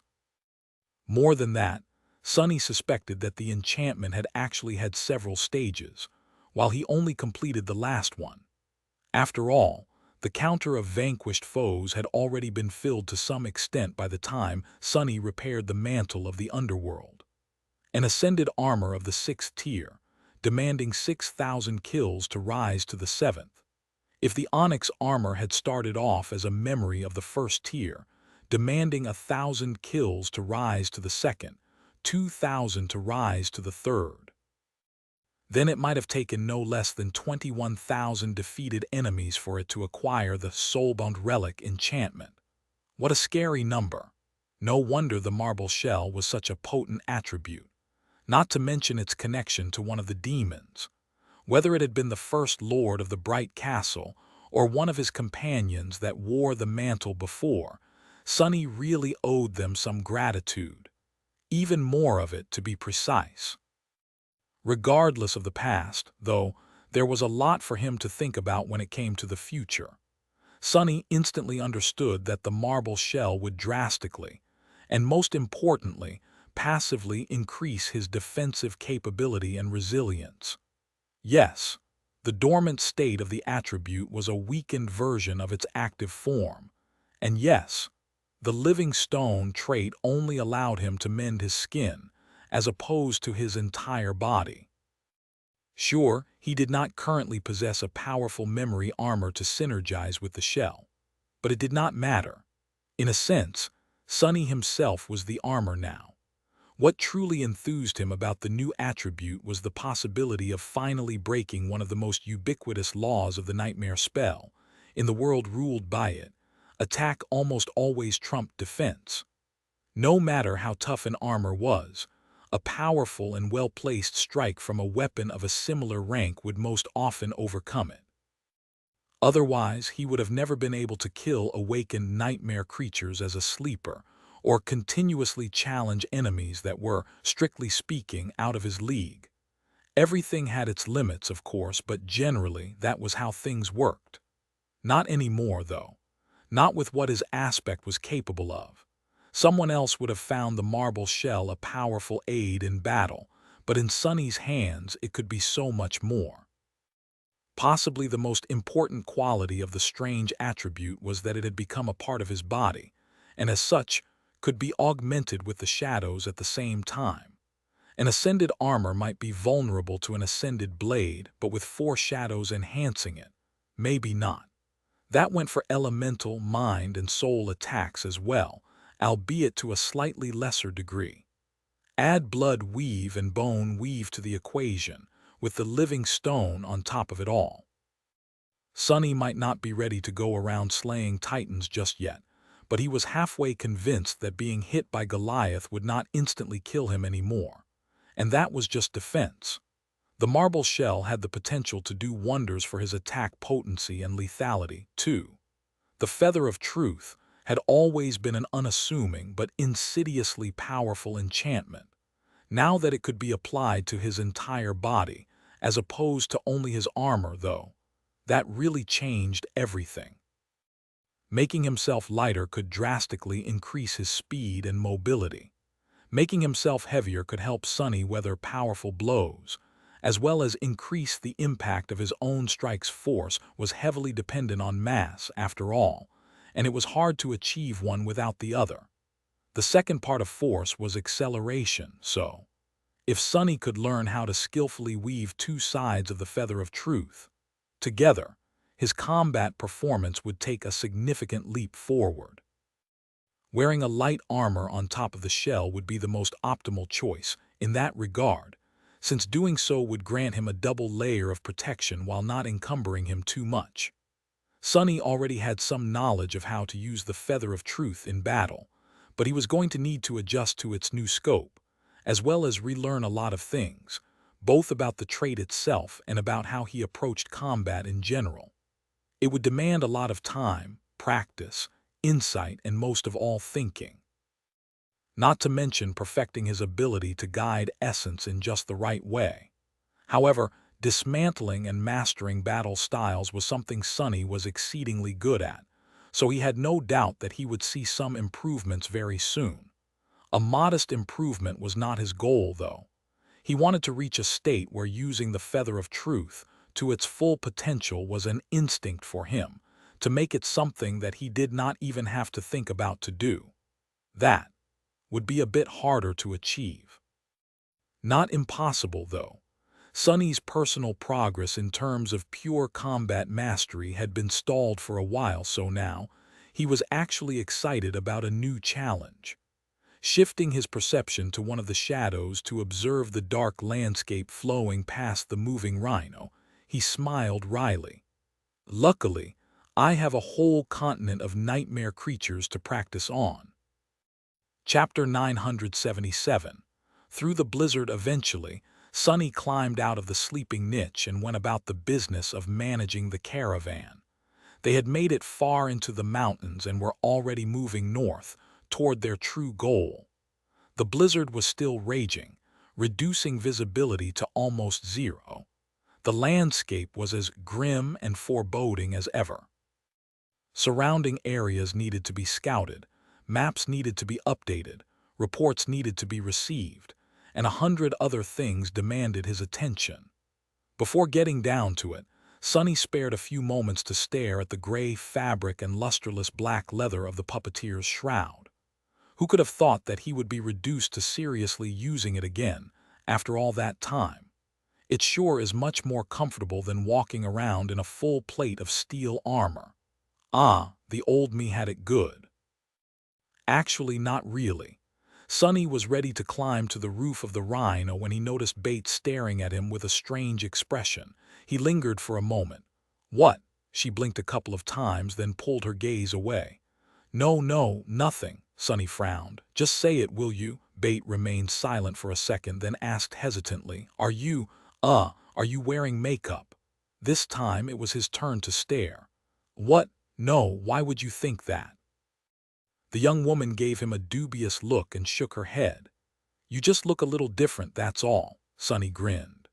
Oh, I naturally have the complexion of a marble statue, no makeup involved. Didn't you know? Bate turned away with a sigh and mumbled under her nose, damned awakened. How is this fair? Suppressing a chuckle, Sonny dissipated into the shadows and appeared on top of the rhino, sighing as the bone-chilling wind smashed into his chest. Surprisingly, though, he was not that cold. His passive resistance to the elements was already making itself known. Without wasting any time, Sonny made himself heavier for better stability, summoned the memory of ice, and wrapped the shadow he kept with himself around his body. simultaneously circulating essence to double the enhancement granted to the charm. A couple of seconds later, he felt even more comfortable. Sunny still sensed a slight chill, but it was in no way bothersome. Additionally, the winds were powerless against him. It was as if Sunny had turned into a small cliff. Huh! Summoning Morgan's warbow, he sat down on the roof and closed his eyes. I can get used to this. Their journey to Falcon Scott continued. Traversing the abomination-infested expanse of the Antarctic Center was still hard and dangerous, but with Neve assisting Sunny in defending the caravan, things became a little bit easier. The two masters rarely saw each other, communicating mostly over the chain of relays in the military vehicles. Sunny was stationed at the head of the column, while Neve stayed in the rear to provide the best possible defensive coverage. Mostly, they only met face-to-face during the rare stops, and when an especially dire threat demanded both of them to fight side by side to vanquish it. Going into battle with the Nightwalker was both comfortable and effective. Ah, finally, a professional. Neve was an extremely skilled warrior, using a long bone harpoon and a net woven out of unnaturally durable threads to herd and decimate nightmare creatures. It was obvious that he was not entirely comfortable fighting on land, and his aspect powers seemed to be under severe restriction, though, so the Scion of the House of Night mostly supported Sunny and made it easier for him to kill their enemies, which was more than welcome. Neve was also more cautious than most masters tended to be. Not overly so, but enough for Sunny to notice the difference between the two of them. It was understandable. After all, the Nightwalker had a family to come back to. He carried more than one life on his shoulders. That perspective was a bit new to Sunny and made him think about things that he had never considered before. Other than that, things were going as expected. The caravan continued to grow, several more groups of Erebus Field survivors joining it. By then, Sunny was secretly starting to thank the gods that Neve's ship had suffered catastrophic damage. Without the additional supplies looted from its holds, he would have to deal with a supply shortage pretty soon. As it was, though, he had enough to feed everyone and arm those who could and knew how to fight, for now. Sunny was curious to see if anyone else would notice his subtle change, but in the end, the only other person other than Bait who showed any reaction was Kim. At some point, she gave him a very weird look and hastily turned away without asking anything. Kim was able to see vulnerabilities in everything she looked at after all, and Sunny had recently become much less vulnerable. No wonder she was surprised. Great. What bizarre stories are they going to come up with now? Hopefully, Belle would not be giving him weird looks again. The crow also noticed that something about Sunny had changed. The echo landed on his shoulder, stared at him with curiosity for a few moments, and then suddenly tried to peck him in the neck. After that, the bird let out a startled call. Stan, Stan. Then it flew away and stayed in the air for a while. Being pecked by an awakened monster was not a pleasant experience, but the shell did not show any sign of giving in to the sharp beak. Overall, Sunny was very satisfied by the strange incident. The tumultuous march north continued. Swarms of nightmare creatures were slaughtered. More soldiers died. More refugees died, too. With thousands and thousands of them cooped up in the moving vehicles, it was inevitable that some would succumb to the spell. Despite all Sunny's efforts to make sure that new aspirants were found and isolated in time, there had been a couple instances where the security measures failed. The results were bloody. Sunny was shaken by the loss of civilian lives, but in the grand scheme of things, they were just drops in the ocean. An entire metropolis had been erased off the map just a few days ago, and that was simply one instance of the inconceivable carnage and destruction reigning over the southern quadrant. Sunny was growing really tired of watching people die. He also knew that the death toll would not stop growing anytime soon. Chapter 978. Back again, The rhino let out a disturbing, screeching sound and came to a shuddering stop. Sonny remained on the roof for a few moments, looking down with a grim expression on his face, then jumped down. Landing softly in the snow, he took a few steps away and studied his battered apk. The mighty machine had seen better days. Its armored hull was littered with deep gouges and makeshift patches of scavenged alloy. The wedge-shaped ram at the front of the rhino was deformed and painted dull red, its deployment mechanism irreparably damaged and stuck in the lowered position. The 6 mighty wheels were still intact, but all the additional thrusters were either spent or destroyed. What worried Sonny the most, though, were the sensitive internals of the apk. Despite the fact that Kim and Samara had been desperately trying to keep them from deteriorating completely, most of the systems were slowly dying. The rhino had been put through too much abuse, and now it seemed to be on the verge of failing. A sad, bitter sigh escaped from Sonny's lips. Damn it. Behind him, the rest of the caravan was in a similar condition. The column of dilapidated vehicles stretched for many kilometers, each showing some signs of battle damage and stress. Most vehicles had not suffered as much as the rhino, which served as the vanguard machine, but then again, most of them were also not as shielded and robust as the custom apk of the irregulars. After studying the state of the caravan for a minute or two, Sonny turned around and walked forward. Passing between the massive shape of Abomination and the much smaller, but similarly fearsome shape of Blackie, he stopped and looked at the vast valley below. As he did, the crow landed on his shoulder. Sonny and the 3 echoes remained silent for a while. The valley was covered in snow, but it could not hide the upturned soil and the signs of a devastating battle that must have raged here once. Craters and mounds of frozen earth littered the landscape, hinting at a heavy artillery bombardment. A ghastly mountain of charred bones towered near the slopes, and some distance away from it lay a graveyard of broken war machines. Thousands upon thousands of nightmare creatures were moving through the snow. Worse than that, 13 active gates ringed the valley, tearing reality apart. What a terrible place! Sonny hesitated for a moment, then looked at Neve, who had just reached the crest of the hill. The Nightwalker was looking down with a sour face, his broken arm still resting in a makeshift sling. He had been wounded in a random battle a few days ago and was yet to fully recover. Sonny smiled. Yeah, it was even more terrible when 7 new gates opened right when we tried to deal with the 6 that had already manifested, encircling the whole division. That was how Antarctica welcomed us all that time ago. Indeed, Sonny knew that valley well. It was where he had fought his first real battle in the southern quadrant, unleashing Saint to defend the mundane soldiers. Looking down, he could recognize the spots where he had slain the gate guardians, as well as the spot where the division had burned its dead before moving on. Was he feeling nostalgic? Well, it did not matter anyway. What did matter was that the valley was only a day's travel away from Falcon Scott. They had finally made it. Almost. In the end, it took the caravan 2 weeks to get here. June was almost over, but the long night of Antarctica still showed no sign of ending. The world was dark as always and full of abominable horrors as always.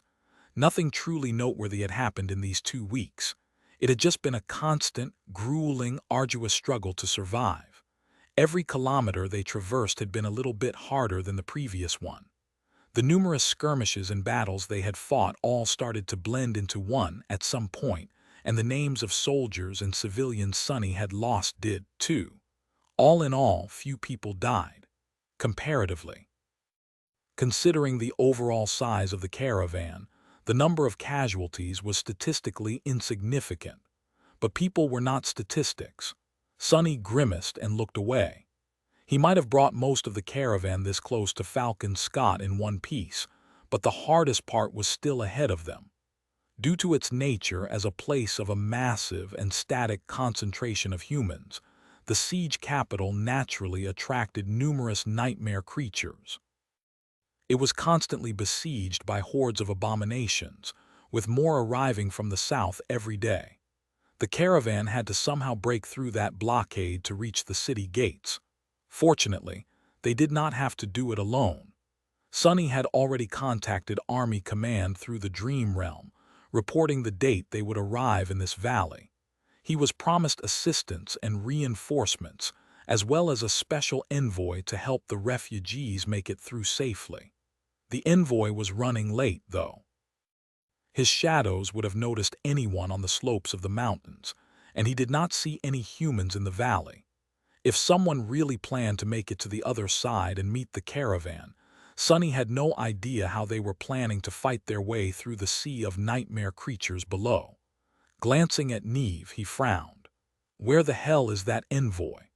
Before the Nightwalker could answer, the crow suddenly let out a nervous screech and hurriedly flew away. In the next second, a massive shadow suddenly dove down from above, approaching the caravan with stunning speed. Sonny was already drawing the string of his bow but paused at the last moment, looking at the landing creature with wide eyes. Massive, powerful body that resembled that of a lion, mighty white wings, beautiful golden eyes of an eagle. In front of him, proud and majestic, was a very familiar griffin. Chapter 979. Full circle, the mighty griffin landed in front of the caravan, a cloud of snow rising into the air around it.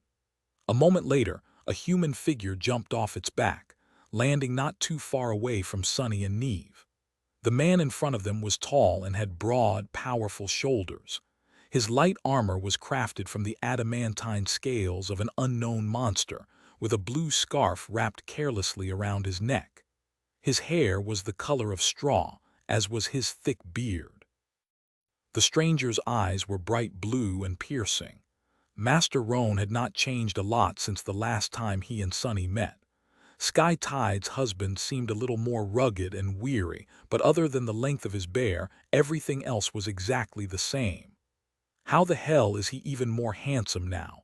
One Sonny blinked a couple of times, then smiled a little. It was good to see Roan alive and well.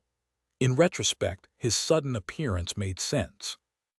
Since the whole of the White Feather clan had been banished to Antarctica, where else would Roan be? The man in question, meanwhile, studied the caravan for a few moments and then headed toward Sonny and Neve. As he approached, he paused slightly and stared at them with a strange expression. Then a surprised smile appeared on Roan's face. Sunless. Wait, it's you. You're the famous devil of Antarctica. Sonny shifted a little, then cleared his throat in embarrassment. Yes. That's what people call me these days, I guess. Anyway, it is very nice to see you again, Master Roan. Really. Roan remained silent for a few moments, then suddenly laughed. Why did nobody tell me? It makes sense, though. You do love striking deals with people, in exchange for soul shards. As Sonny coughed, Neve looked at them with curiosity. You know each other? Still a little startled, Sonny nodded. Yes. Master Roan of the White Feather clan, meet Master Neve of the House of Night. The two of us are in charge of this caravan. The two ascended, briefly studied each other, then exchanged nods. There was no real tension between them, but Sonny noticed that they were not entirely at ease with each other, unlike how they were with him. It was understandable. White Feather was a vassal clan of valor, while Neve came from the great clan Night. Politically, there was somewhat of a wall between them, which was probably only made taller by the fact that Valor and Song were at war, while the House of Night remained neutral. Would it continue to stay on the sidelines, though? That nobody could tell. Master Roan offered a handshake to Neve, then glanced at the column of battered vehicles again. How many people do you have? It seemed that the time for pleasantries was over, and they were about to discuss business. Sonny was extremely motivated to get his people out of the open and to safety as soon as possible, so he was all for it. Looking back, he said, 4,000 soldiers, 30,000 civilian refugees, plus a few thousand shipwrecked sailors. I also have 100 awakened and around 20 sleepers, as well as my own cohort of irregulars. Oh, and a dozen or so echoes between all of us, including a couple of fallen ones. Abomination and Roan's Griffin were currently having a staring contest, so the last point was self-evident. The handsome master gave him a long stare. "You really brought these people here all the way from Erebus Field?" Sonny smiled bleakly. "Most of them, yes. A few hundred were with me from before that, though. These poor souls have crossed more than 3,000 kilometers in search of shelter." Roan lingered for a moment, then briefly grasped his shoulder. "You did well, Sunless. You did very well." His words were encouraging, but his tone was somber. 30,000 refugees might have sounded like a large number, considering how hard it was to escort such a caravan across the ravaged expanse of the Antarctic center. But there had been tens of millions of people in Erebus Field. Of course, there were more survivors than those gathered by Sonny, who had found their way to Falcon Scott or other siege capitals on their own, but the loss of life must have still been tremendous. With a sigh, he looked away. "So how are we going to do this? I suspect that fighting our way to the city won't be easy." Master Roan remained silent for a few moments, then smiled. "Actually, you don't have to worry about it. Too much, I mean. We've been receiving many refugee convoys in the last week or so, so the procedure has been polished a lot by now." He turned around and looked at the valley ringed by 13 gates. "At my signal, there will be a sortie from within the city walls to create a distraction. At the same time, your irregular colleagues will clear the side road that circles this valley. All we have to do is cut through the remaining abominations and reach the entrance to the road. Are you and your people up to that?" Sonny looked into the distance and smiled. How fitting. Wasn't it the exact same road that his cohort had been ordered to secure during the first days of the campaign? Sonny had left Falcon Scott 3 months ago, and now he was returning. The circle was complete. What a tough road it had been. Had he ever suspected that things would turn out this way? Millions of people were dead. The First Army was in retreat all across the Antarctic center, and he had somehow ended up being responsible for tens of thousands of lives. Humanity had been thoroughly beaten by the chain of nightmares in this region of the southern quadrant. Not a chance. He had a suspicion that things would turn out disastrously for the First Army, but not so soon, and not to such an extent. Not to mention how bizarre his own situation.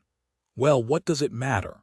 Giving Roan a nod, Sonny stretched his shoulders and said, "Yes, yes, we are. Let's get the hell out of here." Chapter 980, Siege Capital. The preparations did not take long. As the caravan was getting ready for one last push, the three masters briefly discussed the plan of the battle. There was not a lot they had to do. If things went well, most of the nightmare creatures would be pulled away by the city defenders, and the mountain road would be cleared by the irregulars. However, it was always a good idea to prepare a few contingencies, just in case. At some point, Roan gave Sonny a studying look and said, "You've looked different, Sunless." Sonny tilted his head a little, confused. "Why wouldn't I? The last time we saw each other, I was still an awakened." "Oh, or do you mean my skin?" Roan shook his head with a smile. "No, I don't mean your appearance. You just seem older." Sonny blinked a couple of times. "I am older, though, by about 2 years," the handsome master chuckled. "That you are. Anyway, I think we are as ready as we can be. Should I send the signal?" Sonny nodded, prompting Roan to summon a memory that resembled a waxed clay tablet. He simply drew a jagged line on it, then waved at them and walked over to his griffin. Not long after that, the sortie that was supposed to lead most of nightmare creatures away from the valley commenced. It started with a heavy missile barrage, which was then followed by a full company of MWPs appearing on the far side, accompanied by many cohorts of awakened. Sonny and Neve silently watched as the sea of abominations rushed forward, then glanced at each other and dashed toward their vehicles. Abomination and Blackie rose from the ground and shook their gaunt bodies, preparing for a battle. They did not have to wait long. As soon as the horde of nightmare creatures shifted to the far side of the valley and spilled out of it, pursuing the retreating diversion force, the rhino growled and lunged forward. The battered app was functioning perfectly, as if it had gathered all its remaining strength for one last glorious charge. The long column of vehicles followed the mighty machine. The caravan rolled down into the valley. Before any of the remaining nightmare creatures could react, an onslaught of bullets, arrows, and magical projectiles fell upon them, tearing the monsters apart. Further away, the tail of the deceived horde sensed that something was wrong. Scores of abominations turned around and saw the descending column of vehicles. Their howls and shrieks informed the rest of the creatures, and a mass of them staggered, struggling to change targets. Before the tail of the horde could reorient itself, however, a rain of strange metal rods fell from the sky, piercing the ground in front of them in a loose line. Then, blinding arcs of electricity suddenly shot between the rods, creating a wall of lightning. The first few nightmare creatures that tried to pass through the barrier were instantly turned to ash. Roan was holding them back for now, but his reserves of essence were probably not going to last long. Plus, the more powerful abominations could weather the damage and slip through the lightning wall. Others could simply leap over it. One was already trying, for that matter. Before it could land, though, a javelin fell from the sky, piercing the creature through. The rhino was already heading for the distant entrance to the mountain road. The caravan's echoes were moving ahead of the vehicles, tearing apart those abominations that had somehow survived the ranged attacks. Even Crow was helping, diving down to rip into the weaker enemies with its beak and talons. Sunny was sending one arrow flying after another. Each pierced an especially vulnerable spot on the bodies of the nightmare creatures, killing them instantly. His accuracy was scarily perfect. Months of fighting in Antarctica had really honed his once rudimentary archery skill. Kai would have been proud. Shifting his aim a little, Sunny sighed. What was his friend doing right now? Probably staring at the anchored battleships and waiting for his turn to board them. Chasing away all distractions, Sunny concentrated on the task at hand. By the time Roan's lightning barrier failed, the caravan was already climbing the steep slope, well on its way to leave the valley. Neve had arranged for an improvised minefield to be set up in the way of any potential pursuers, so their retreat had a good chance of happening without a hitch. And indeed, to everyone's surprise, nothing went wrong. Higher in the mountains, Sunny was standing on the roof of the rhino and staring at the familiar gate up ahead. That was the place where he had slain the gate guardian, defiled witness, a few months ago. Very little had changed in this place. The mountain road was suspiciously empty of enemies, and very soon he realized why. A man in heavy plate armor suddenly appeared from behind a large boulder and effortlessly jumped to the roof of the rhino, landing just a few steps away from Sunny. His face was hidden behind the visor of a closed helmet, but Sunny recognized Ascended Dale Winter's former partner and one of the captains of the Irregulars by his steady bearing and equipment. Master Knight glanced at him and nodded curtly. Sunny grinned. "Hey Dale, you really are a sight for sore eyes. Say, have you always been so mesmerizing?" The ironclad warrior stared at him for a moment, then shook his head. A calm voice resounded from behind the helmet. "You're not too bad yourself, Sunny." With that, he dismissed his shield and summoned a powerful longbow instead. "Now, would you please concentrate? We did the best we could, but it will still be a bumpy ride." And it was indeed. But in the end, the caravan still made it safely to the gates of Falcon Scott. As the rhino drove past the mighty fortifications of the siege capital and approached a colossal, seemingly impregnable alloy wall, Sunny couldn't help but stare at it in wonder. Back when they had left, the city possessed robust defenses, but not nearly as fearsome. The alloy wall was at least 70 meters tall, surrounding the whole siege capital. Its many bastions housed devastating railguns, which seemed like they had been scavenged from decommissioned battleships.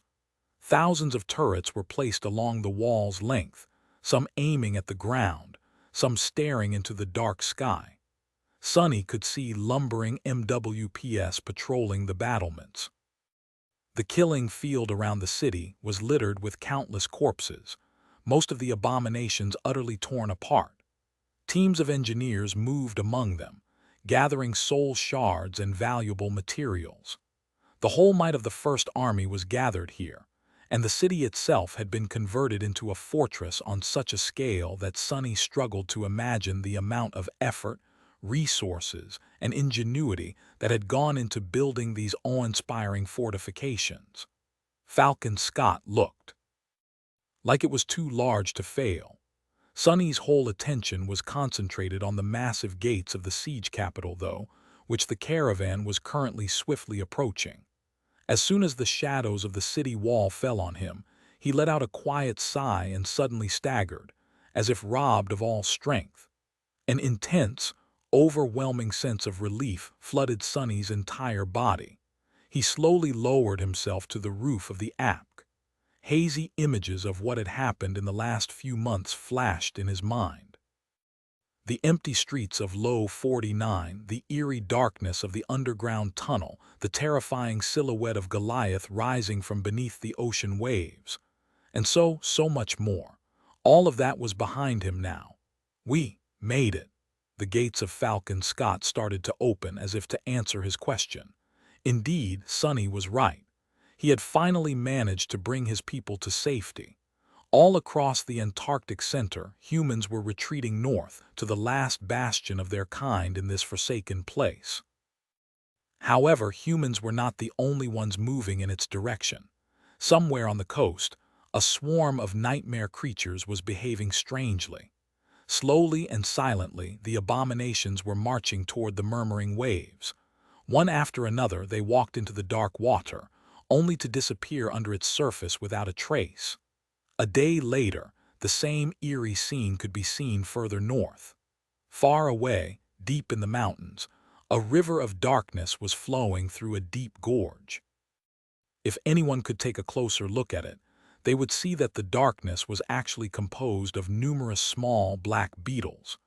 Devouring everything on their path, the beetles were heading north as well. In some other place, a walking mountain seemed to be moving in the same direction. The stone giant was making its way across the ravaged landscape, the world shaking with his every step. His single eye stared blindly into the distance, as if capable of piercing thousands of kilometers to gaze at something hidden. When the moon appeared in the night sky, the giant's eye closed. There was also a blizzard raging somewhere far away. In its center, surrounded by a circle of absolute peace, a grotesque creature was hovering above the snow. Soon, the winds picked up, blowing furiously in a single direction. North, north, north. And on a slope of a jagged mountain, a powerful abomination was preparing to feast on the remains of an adversary it had killed. Before it could, however, the shadows around it suddenly came to life, and a dark silhouette emerged from them. The creature was tall and human-like, with jet-black bone plates covering its lithe and powerful body. Before the abomination could react, something moved, and a fountain of blood painted the snow red, soon followed by pieces of torn flesh and viscera. The dark creature raised the abomination's severed head with its hand, which was missing 2 fingers, and stared at it for a few moments. Soon, disturbing crunching sounds could be heard, drowned by the howling of the wind. When the creature was done with its morbid meal, it lingered for a few moments and then looked north, its eyes burning with cold hatred. Below it in the distance, a large city sprawled near the ocean. Falcon Scott. Chapter 981. All Quiet Rain had recently turned 16. For every teenager, that was a special date. It signified more than words could describe, because from that point forward for about 2 or 3 years, they would be vulnerable to the infection of the spell. She had expected to feel a large change within herself, but to Rain's surprise, everything about her seemed more or less the same. The world around her, however, had changed a lot. Her daily routine was exactly as it had been before, but beneath the surface, everyone was acting differently. Her parents tried to hide their fear, but she knew how worried they really were. Her classmates were putting on a brave face, but none of them could act nearly as well as they thought they could. Even the teachers seemed much more subdued. The mood on the streets of the city was subtly different, too. Of course, Rain was not the center of the universe. Most of these changes had nothing to do with her, and were instead caused by the event that had everyone glued to the news portals, the grand evacuation of the Southern Quadrant. It was a historic event, after all. Granted, none of it had truly affected NQSC. The refugees were yet to arrive, and the danger they were running from was so far away that it did not feel real. It was just that everyone seemed to have an opinion about what was happening, and there were military vehicles on the roads sometimes. There were numerous recruitment posters all around the city, too, encouraging people to enlist in the Second Evacuation Army. The first one was already achieving victory after victory in Antarctica, pushing back the abominable nightmare creatures each day. Anyone who wanted to win glory and help the victorious heroes defend humanity was invited to join the war effort. Or at least that was what the news told them. Most people just took the propaganda at face value, believing that the Antarctica campaign was going well. But Rain had a slight advantage over them when it came to such things. Her father worked for the government, after all, and although he rarely talked about his job at home, she had learned a few things over the years. These days her dad looked very stressed. He looked more stressed with each passing day, and Sonny was gone. Rain had grown accustomed to her eccentric neighbor coming and going as he pleased, sometimes disappearing for long stretches of time. At least she knew where he was on this occasion. If anything, the idea of Sonny ordering soldiers around was more comical than frightening. Those poor people. She knew, of course, that her impish teacher was an actual master. Despite Sonny's ridiculous attitude and strange antics, he was an ascendant of considerable power. Not just anyone could have been a member of Changing Stars cohort, but still, Lady Nephai's Effie Knight. All of them were exalted warriors, but Sonny was a scout. Even if he was a splendid swordsman and a cunning tactician, his aspect was not suited for battle, let alone the kind of battles that must be happening in Antarctica. What the hell was that fool doing in the middle of a war? And why the hell was he not answering her messages? Damn it, Sonny. One sitting in class and finding herself unable to concentrate on the lesson. It was just a perfunctory summer course anyway, and everyone was sleepy after an intense combat drill. Rain was staring at the screen of her communicator with dark intensity. Things had been fine at first, but then everything went wrong.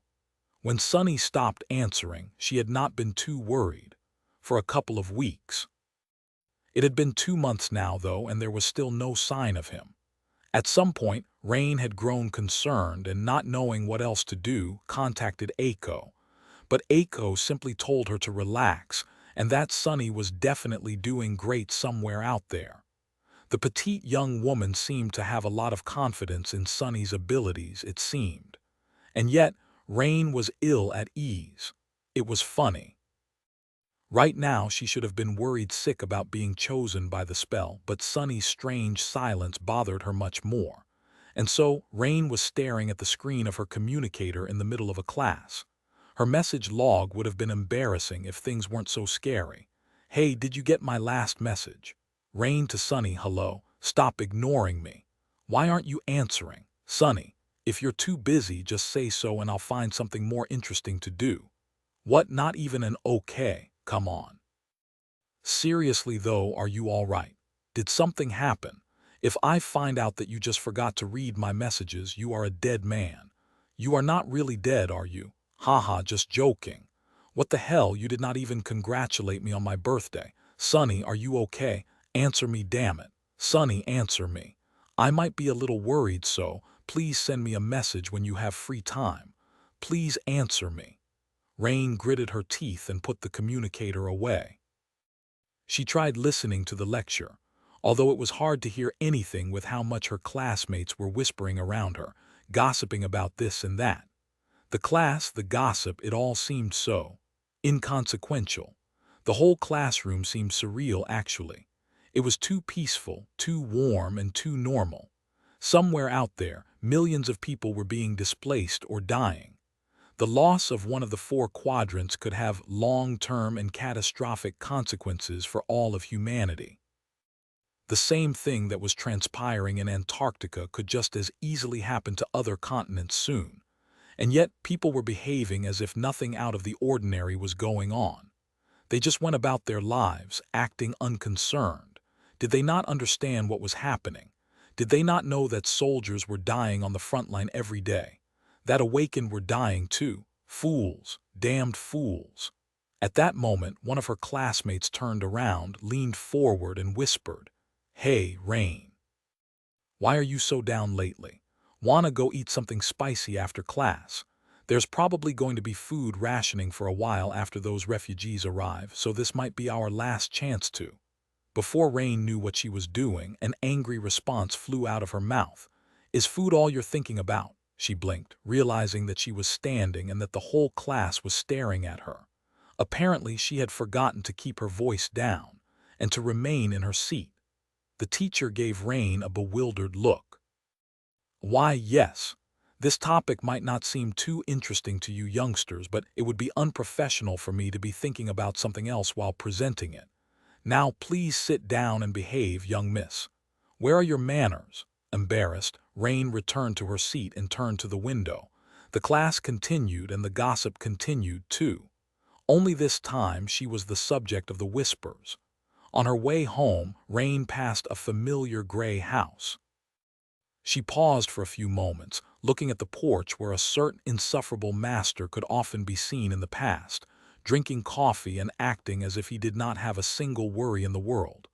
The porch was empty, and the house was empty too. With a sigh, she turned away and continued walking. "Why do I care about that idiot anyway? Damned Sonny. Even if he sends me a message now, I won't answer." At that moment, her communicator vibrated, announcing that there was a new notification. Rain glanced at it absent-mindedly and then suddenly froze. There was a new message on the screen. It read, "Sonny, gods, what is up with all these messages? Are you a stalker? I was just stuck in an area without a network connection for a while. There was no need to assault my inbox. Anyway, happy belated birthday, I guess. How are you doing? Data transfers are limited where I am now, so I'll be short. I'm fine. Oh, and I received another medal. Pretty cool, right?" Rain stared at the screen for a few moments, then took a shaky breath and started typing furiously. Erdial notes. Rain is quite the cutie, isn't she? Chapter 982. Dark, empty, and silent. Cassie opened her eyes in the darkness. For a few moments, she was disoriented by the onslaught of colors and sensations. She was looking at the bright blue sky and the sea of white clouds rolling beneath the ivory tower. Sunlight was caressing her skin, and gentle winds were singing into her ears. She was enveloped in heat, red sparks flying from a crucible where molten steel was shining with an incandescent glow.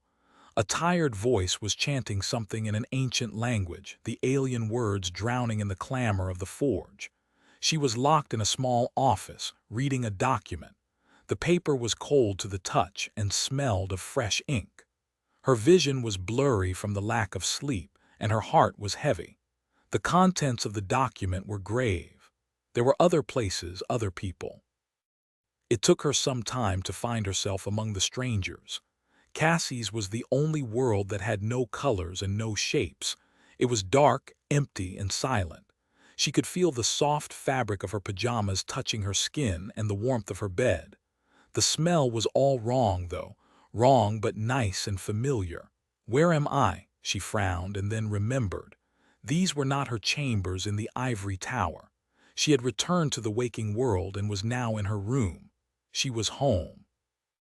Cassie allowed the perspectives of various people marked by her ability to fade into the background and concentrated on her own. She rose from the bed and went to the bathroom to take a shower.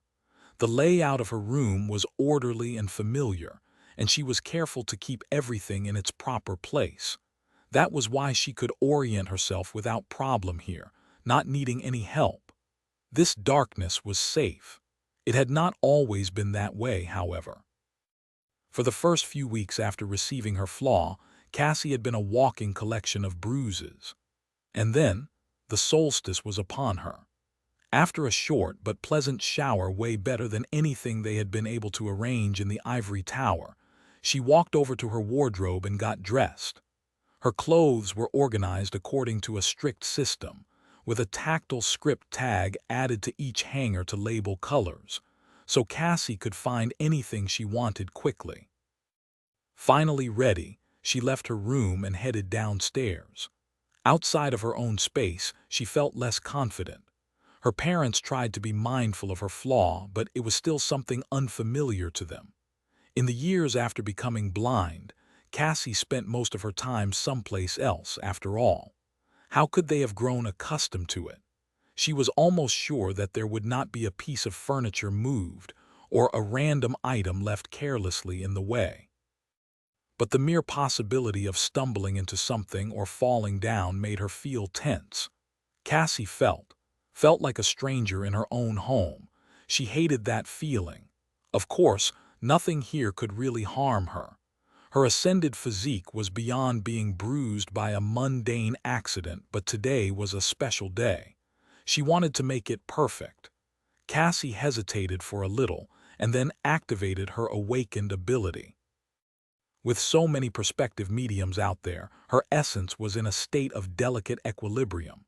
She had to be mindful not to spend more than she could passively replenish, and indulging herself without a real reason was not very responsible. Just for a little bit. Immediately, the world changed.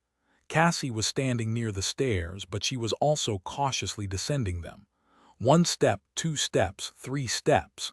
Cassie lowered her foot to the first step, but she was also on the 4th step. Cassie reached the 4th step, but she was also on the landing.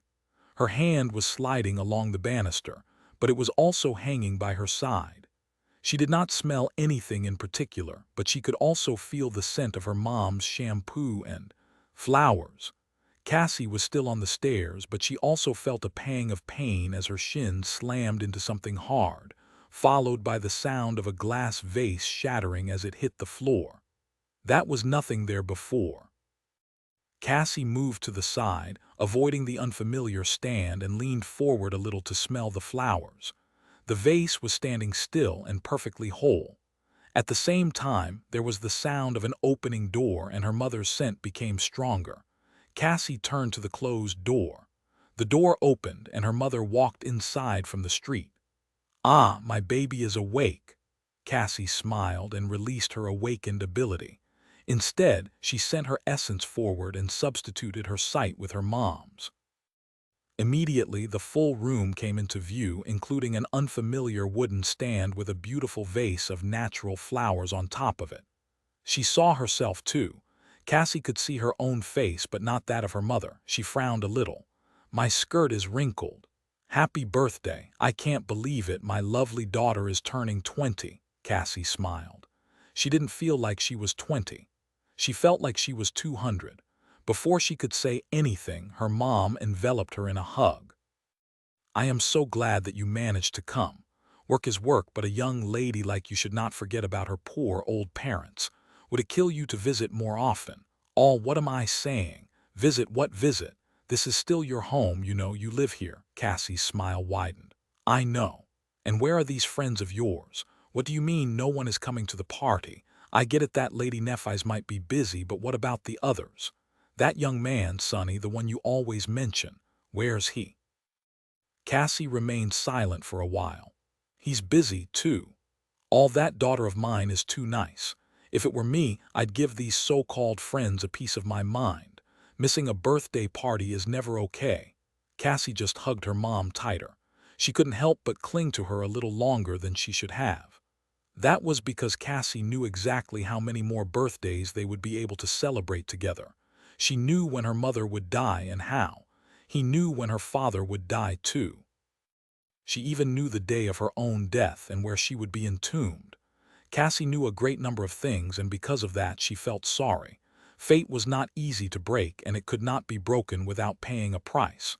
"All right, baby, let me go so that I can cook you a very special birthday breakfast." She reluctantly ended the hug and sighed. "I am not a baby, you know. I am an ascended already." Her mom laughed. "Who says that an ascended can't be a little baby? Now tell me what you want for breakfast." Cassie masterfully hid her sorrow and put a big, bright smile on her face. "How about eggs, with bacon?" Her mother was already walking to the kitchen. "No problem, we only have synthetic bacon, though. Will that be all right, Miss Ascended?" Cassie followed, careful not to smash into anything else. "That's the best kind." There was a digital clock in the kitchen, and when her mother glanced at it in passing, the time was 10 in the morning. Cassie quietly sat down and turned to the clock, even though she could not see it. A few minutes later, when a delicious smell filled the kitchen, she sighed and stared into the distance as if able to see something far, far away. Her smile faltered a little. "It is starting then." Chapter 983. The Fall of Falcon Scott. 1. Falcon Scott was not the largest city in the southern quadrant, but it served an important role. Situated dangerously close to the ocean, it served as an entry point to the Antarctic center. A constant stream of people and cargo used to flow through it, making it the heart of the infrastructure of the region. The city itself sprawled across the foothills of the mountain range, perched on top of tall cliffs. At the bottom of the cliffs, an independent port fortress stood at the edge of the water, surrounded by its own ring of walls. The fortress was much larger and better fortified than the one Sonny had departed the northern quadrant from, and the First Army did not spare any resources to reinforce it even further. The port was connected to the city by a chain of industrial elevator platforms, which could haul a formidable amount of weight up and down. Due to that, the fortress could be supported by artillery fire from the city wall, and even if it fell, the enemy would have to scale the tall vertical barrier of the cliffs under a rain of defensive fire. Not that losing the port was an option in the current situation. Several alloy leviathans were currently anchored near the fortress, swaying on the waves and flooding the dark ocean with the moving beams of powerful searchlights. The city itself was grossly overcrowded, housing 10 times its intended population.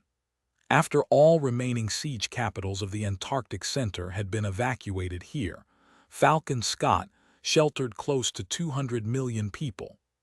All of them were waiting for their turn to board the battleships and be transported over the strait to the much better protected expanse of eastern Antarctica, where the First Army was still maintaining a semblance of control. One of the 4 naval convoys had been reassigned to ferry people over, but even with the prodigious capacity of the massive vessels, it was going to take a while.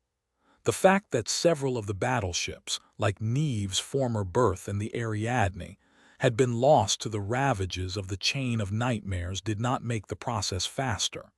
That's more than half of the population of NQSC. Crazy.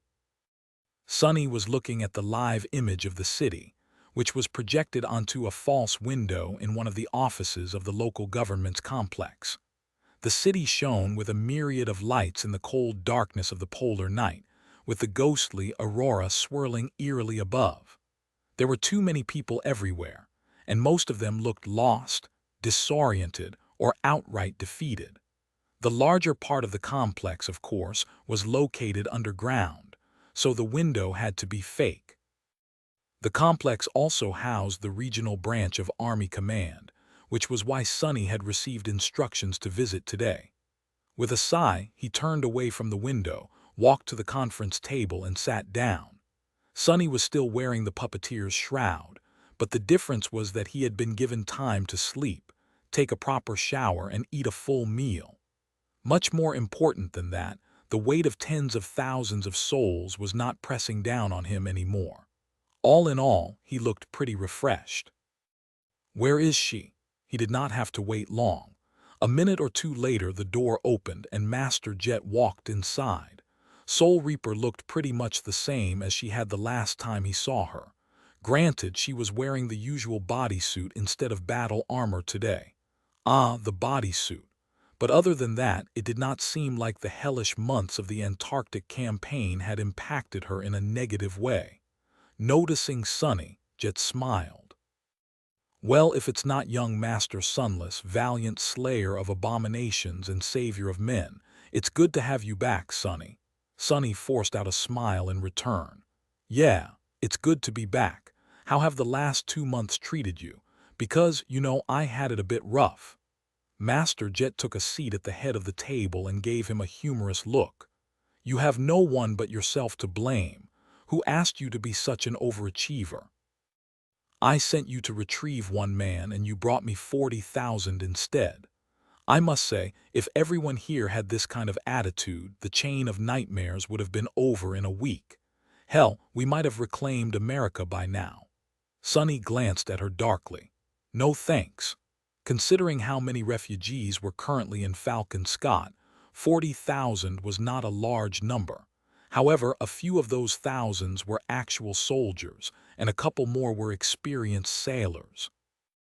That was actually significant enough to make a splash, so the news of his return spread far and wide. All of them, both the refugees and the soldiers, also seemed to be very fond of telling tales about the devil's many exploits. Sunny was not entirely sure what kind of reputation he had earned, but he definitely had a reputation now. All throughout the city, people were familiar with his name, for better or worse. Oh, thanks for sending me your crow, by the way. It helped a lot. Jet grinned, but before she could say anything, the door opened again. Winter and Dale entered and took their seats. With only the 4 irregulars in the office, it seemed a bit empty. Sunny looked around. Where are Randall and Jesse? Master Jet lingered for a moment. They're dead. He grew quiet. Oh, Soul Reaper sighed, then picked up her datapad, scrolled through a few documents, and addressed them in a bright voice. Well then, let's begin. There's going to be a big strategy meeting in an hour for everyone important enough to attend, but before that, I should update you on the current situation. In the next few days, Falcon Scott is going to be besieged by an endless sea of abominations. Our task is simple. We must ensure that it doesn't fall for at least 3 weeks. Chapter 984. The Fall of Falcon Scott, 2. The situation was both clear and grim. Sunny already knew some of the things that Jet told them, but some were a complete surprise. The First Army was planning to withdraw from the Antarctic Center, taking its entire population with them. The previous plan of hunkering down in a number of fortified siege capitals for gradual evacuation had been abandoned, or rather postponed. It was going to be enacted eventually, but not before everyone was safely relocated to Eastern Antarctica. Eastern Antarctica was doing much better than the central region of the quadrant for a number of reasons. Firstly, it was much larger and more densely populated than the center, with better terrain. That was why the First Army contingent sent there was several times more powerful. The Field Army Sunny was a part of numbered 100,000 soldiers, with around 5,000 awakened accompanying them. Or rather, had numbered. Now there was maybe half of them left.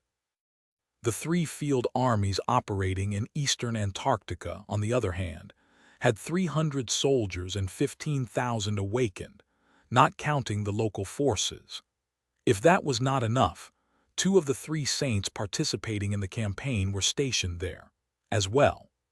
The emissary of the Song clan and the government transcendent were both assigned to the larger landmass, with Sky Tide alone responsible for the whole of the Antarctic Center. The chain of nightmares also seemed to be hitting the central region especially hard. Lastly, and perhaps most pivotally, the Antarctic Center was where the winter beast had appeared. That Titan alone was responsible for numerous deaths, since its influence had collapsed the communication network across the entire landmass. If it were not for the fact that St. Tyrus was a direct counter to its powers, the situation could have been even worse.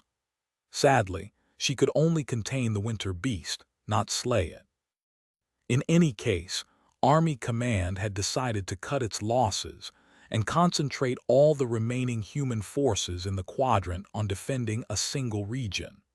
The first detachments of the Second Army were scheduled to arrive at the end of the month, so their decision at least seemed prudent. The problem, of course, was that the battered defenders of the Antarctic Center had to survive the relocation first. There were close to 200 million people in Falcon Scott, and relocating them to eastern Antarctica was going to take at least 3 weeks. The strait was not very wide, so ferrying refugees across it would be 10 times faster than trying to evacuate them all the way to the northern quadrant. Still, there were just too many of them to accomplish anything in a timely manner. So the remaining members of the field army had to make sure that the siege capital would survive those weeks under constant siege by the nightmare creatures. Master Jet leaned back. We resisted 3 large-scale assaults yesterday, and there are probably going to be 4 or 5 today. That number will only increase in the future. We will have to stop counting them eventually, I think, since it'll just be one uninterrupted onslaught of abominations, 24 hours a day. Winter and Dale glanced at each other. Eventually, the ascended sharpshooter sighed. It's not the number of nightmare creatures that worries me. It's the particularly powerful bastards that have nowhere to go but here now. Soul Reaper shrugged. We'll have to develop strategies against each one. That is what the big meeting is for, though, so let's not speak about it yet. Sonny checked out of the conversation a little, looking at the empty chairs around the table. Davis, Randall, and Jesse. 3 of the 6 irregular captains were now dead. He did not know them too well, but their loss still seemed like a bad omen, especially Randall. Somehow, Sonny imagined that the grizzled veteran would be the last of them to go. Jesse had seemed like a very nice person, too. Curse it. It did not slip his attention that the 3 fallen masters were the ones who specialized in direct offense, be it frontal assaults, hit-and-run tactics, or stealth operations. The ones who survived were Sonny, Winter, and Dale, a utility specialist, a ranged fighter, and a defensive powerhouse.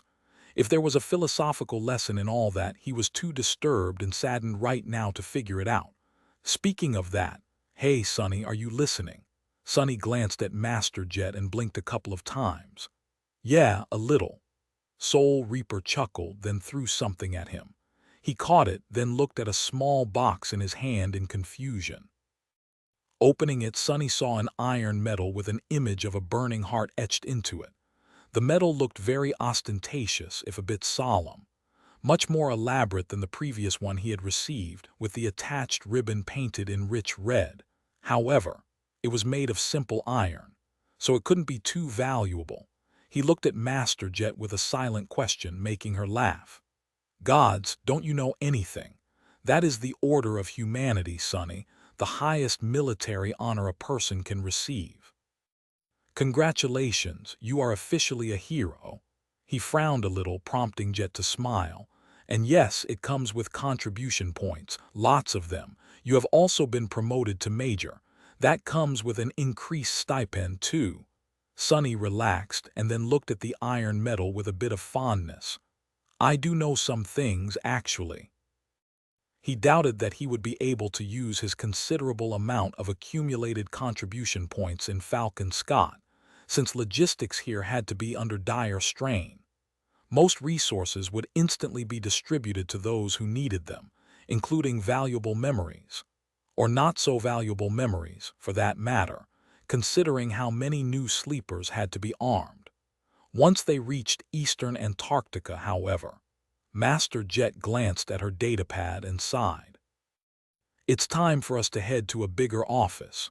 The strategy meeting is about to start. Sonny stood up, glanced at the false window one last time and headed for the door. If we reach Eastern Antarctica, I mean. Chapter 985. The Fall of Falcon Scott 3. The next conference room was much larger, and there were even some refreshments for the participants of the meeting. Sonny found the darkest corner of the room to settle in and tore open a packet of sweetened snacks, after making sure that there was no honey involved in their creation, of course. Chewing on something that felt like a dried berry, he glanced around. The most prominent figures of the First Army were arriving one after another. There were a few mundane commanders, but most of them were ascended. Eventually, he counted no less than 21 master, including the 4 irregulars. Neve and Roan were also present, so he gave them a wave. Master Jet, who was relaxing on a chair next to Sonny, gave him a curious look. "What interesting friends you keep, Sonny," he shrugged. "What about them?" Soul Reaper chuckled. "No, nothing. It's just that here's a room full of government ascended, and the 2 you're waving to are both connected to the great clans. If I didn't know you better, I'd think that you have a bit of a fondness for social climbing." Sonny scoffed. "The only climbing I'm fond of is— Actually, never mind that. Weren't you the one who helped me broker a deal to get out of joining Valor anyway? Surely you understand that a precious jewel like me doesn't need connections to earn the favor of a great clan." Hearing Jet laugh quietly, he added with a straight face, "Oh, thanks for that, by the way. The mere thought that I could have been living like a prince somewhere in Bastion instead of spending quality time here in Antarctica makes me feel slightly nauseous. Who needs luxury when you can have unlimited military rations, right?" Winter stared at him from behind her sunglasses and grinned. "I did not know that Valor tried to recruit you, and you refused, huh? Was she really ugly?" Sonny raised an eyebrow. "No, what do you mean?" Winter shook her head. "I mean the bride they offered, of course, to marry you into the clan. Either she was really ugly or you are really stupid." "Huh, I guess I have my answer." He opened his mouth to retort, but at that moment the door opened and 2 people entered the room. The atmosphere inside instantly changed. The first of them was Saint Tyrus, just as striking as Stem as Sonny remembered her. The second was a man with smooth ebony skin and perfectly white hair, his eyes glinting with shades of indigo and deep blue. Sonny had only seen the man once, and from afar, but he knew who the stranger was. Bloodwave, a transcendent of the House of Night. He was in charge of the naval convoy that had delivered the field army to the Antarctic Center, and the Saint Sonny had witnessed diving into the black water as a monstrous killer whale once. Oh, he is also in Falcon Scott. It made sense in retrospect. The naval convoy was assigned to ferry the refugees across the strait, so of course, Bloodwave was involved. He was most likely in charge of making sure that nothing destroyed the ships during the relocation. The emissaries of the House of Night were not a part of the First Army, which was why Sonny failed to realize that there was actually a 4th transcendent in the southern quadrant right now. No, there had to be even more, since the other 3 convoys also required a mighty guardian to protect them. Initially, they were not supposed to involve themselves with the ground operation, but the situation seemed to have changed somehow. Sky Tide greeted everyone gathered in the room, then proceeded to take a seat at the head of the table. Bloodwave simply leaned on the wall after exchanging a few words with Neve, forcing a few masters to shift uncomfortably as his presence brushed against them. Sonny felt it too. What an awesome man. As he studied the mysterious saint through his shadows, Sky Tide started the briefing. "You all know what must be done." Without wasting any time, Saint Tyrus briefly described the overall state of the First Army contingent, the scope of tasks in front of them, as well as the enemy forces arrayed against them. Her voice was calm and composed, as though they weren't facing an existential threat of dreadful proportions. To be honest, Sonny struggled to imagine Sky Tide losing composure in any circumstance. What would that even look like? Actually, I hope to never find out. Most of what she told them were things that he already knew to some extent, but hearing all of it listed in a structured manner was helpful to get a solid glimpse of the big picture. The big picture did not look too good. Pointing to the projected map of the city and its surroundings, St. Tyrus continued. Now that Falcon Scott is the only target in the region, the infighting between nightmare creatures will increase drastically. The terrain limits their approach, which means that various swarms and tribes of abominations will have to compete with each other for the right to attack the wall. Many will be slaughtered long before they reach us. Her gaze was cold and heavy. So, we should not worry too much about being overwhelmed with pure numbers. What we do need to worry about, however, is that only the most brutal, lethal, and powerful creatures are going to make it through. The main purpose of this meeting is to identify priority targets among these creatures and come up with a way to deal with them. St. Tyrus gestured to the projections, where several images replaced the city map. The preliminary analysis shows that these nightmare creatures represent the most acute threat to this city. Sonny looked at the images, feeling a grim weight settle on his heart. He was already familiar with most of them. A cloud of flying vermin devouring the landscape, an unclear image of a river of darkness flowing through a deep gorge, a still image of the low 49 facility, a hazy drawing of a grotesque beast hiding behind a veil of snow, and a walking mountain with a single inhuman eye emerging from a sea of incandescent lava to attack a vast city. Sonny sighed. 3 weeks, huh? Chapter 986, The Fall of Falcon Scott 4. St. Tyrus waited for a few moments, then spoke again. Some of you have already faced one of these monsters. Master Sunless over there has even survived encountering 4 out of 5.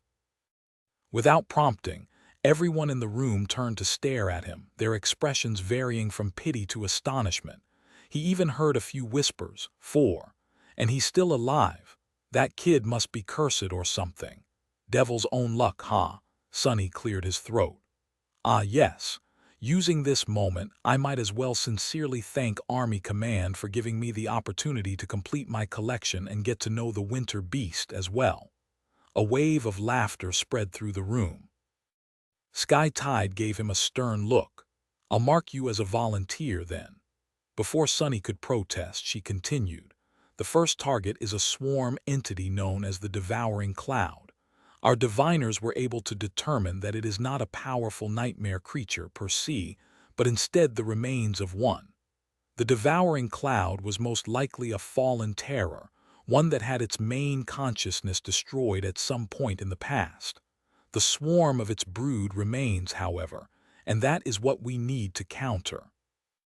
She glanced at the irregulars. Master Winter, considering your proficiency in ranged and area of effect attacks, you will be in charge of bolstering the city defenses when it comes to deflecting aerial threats. Winter nodded. After explaining a few more details, St. Tyrus continued.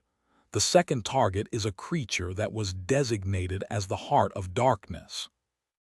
Not a lot is known about it, except for the fact that it is composed of numerous insect-like drones, wielding powers connected to elemental darkness and possibly spatial distortion. The knowledge of this being was brought to us by the first irregular company.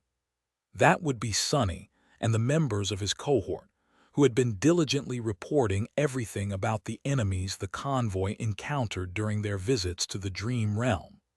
Sky Tide looked in the direction of the 4 irregulars. The Heart of Darkness has been present in the Antarctic Center since before the Chain of Nightmares. Its rank and class are unknown, but the current theory is that the irregulars disturbed the creature's evolution to Titan. If so, we might have avoided an even bigger disaster. In any case, the people most suited to deal with that threat are. She named 3 unfamiliar First Army Ascended. Apparently, their aspects would work well against a myriad of murderous, darkness-infused beetles. Sonny was happy to hear that he would not have to face the damned insects himself again, if things went according to plan. The third target was designated as the Terror of Low 49.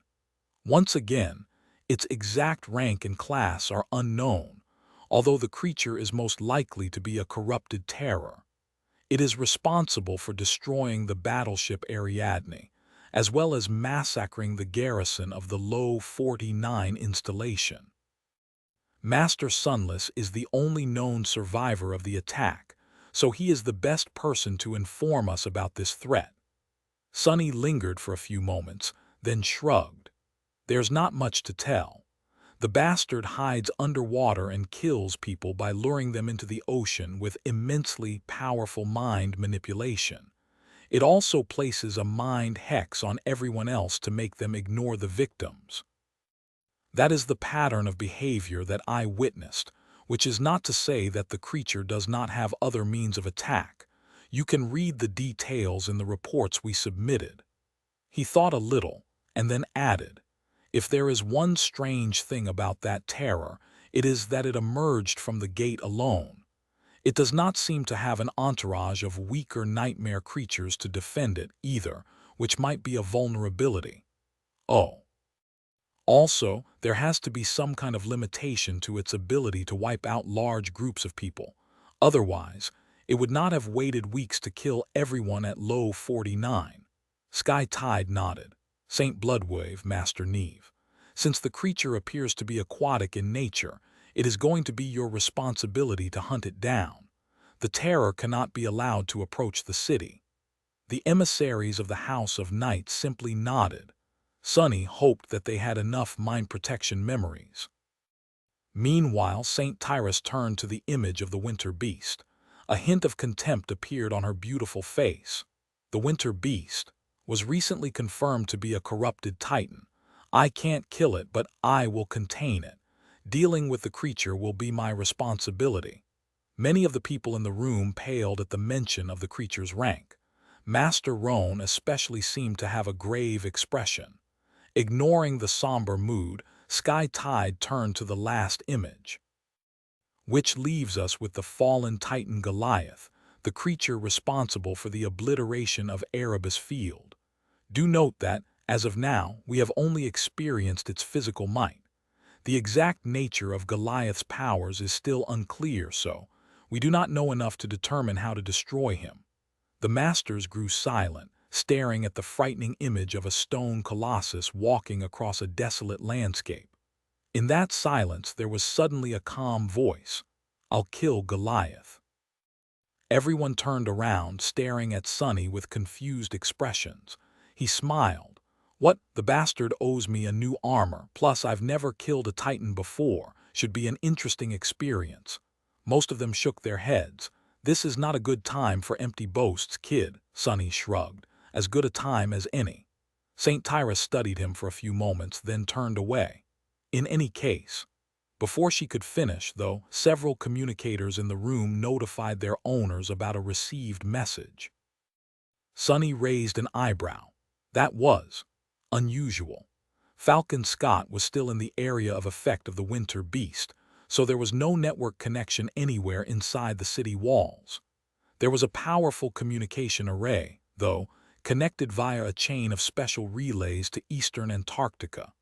Its bandwidth was very limited and mostly monopolized by Army Command.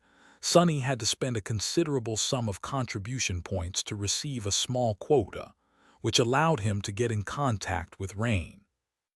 Still, the quota was small enough for him to have to count symbols when composing messages, and instead of a constant connection, data packets were uploaded and downloaded twice a day, according to a strict schedule.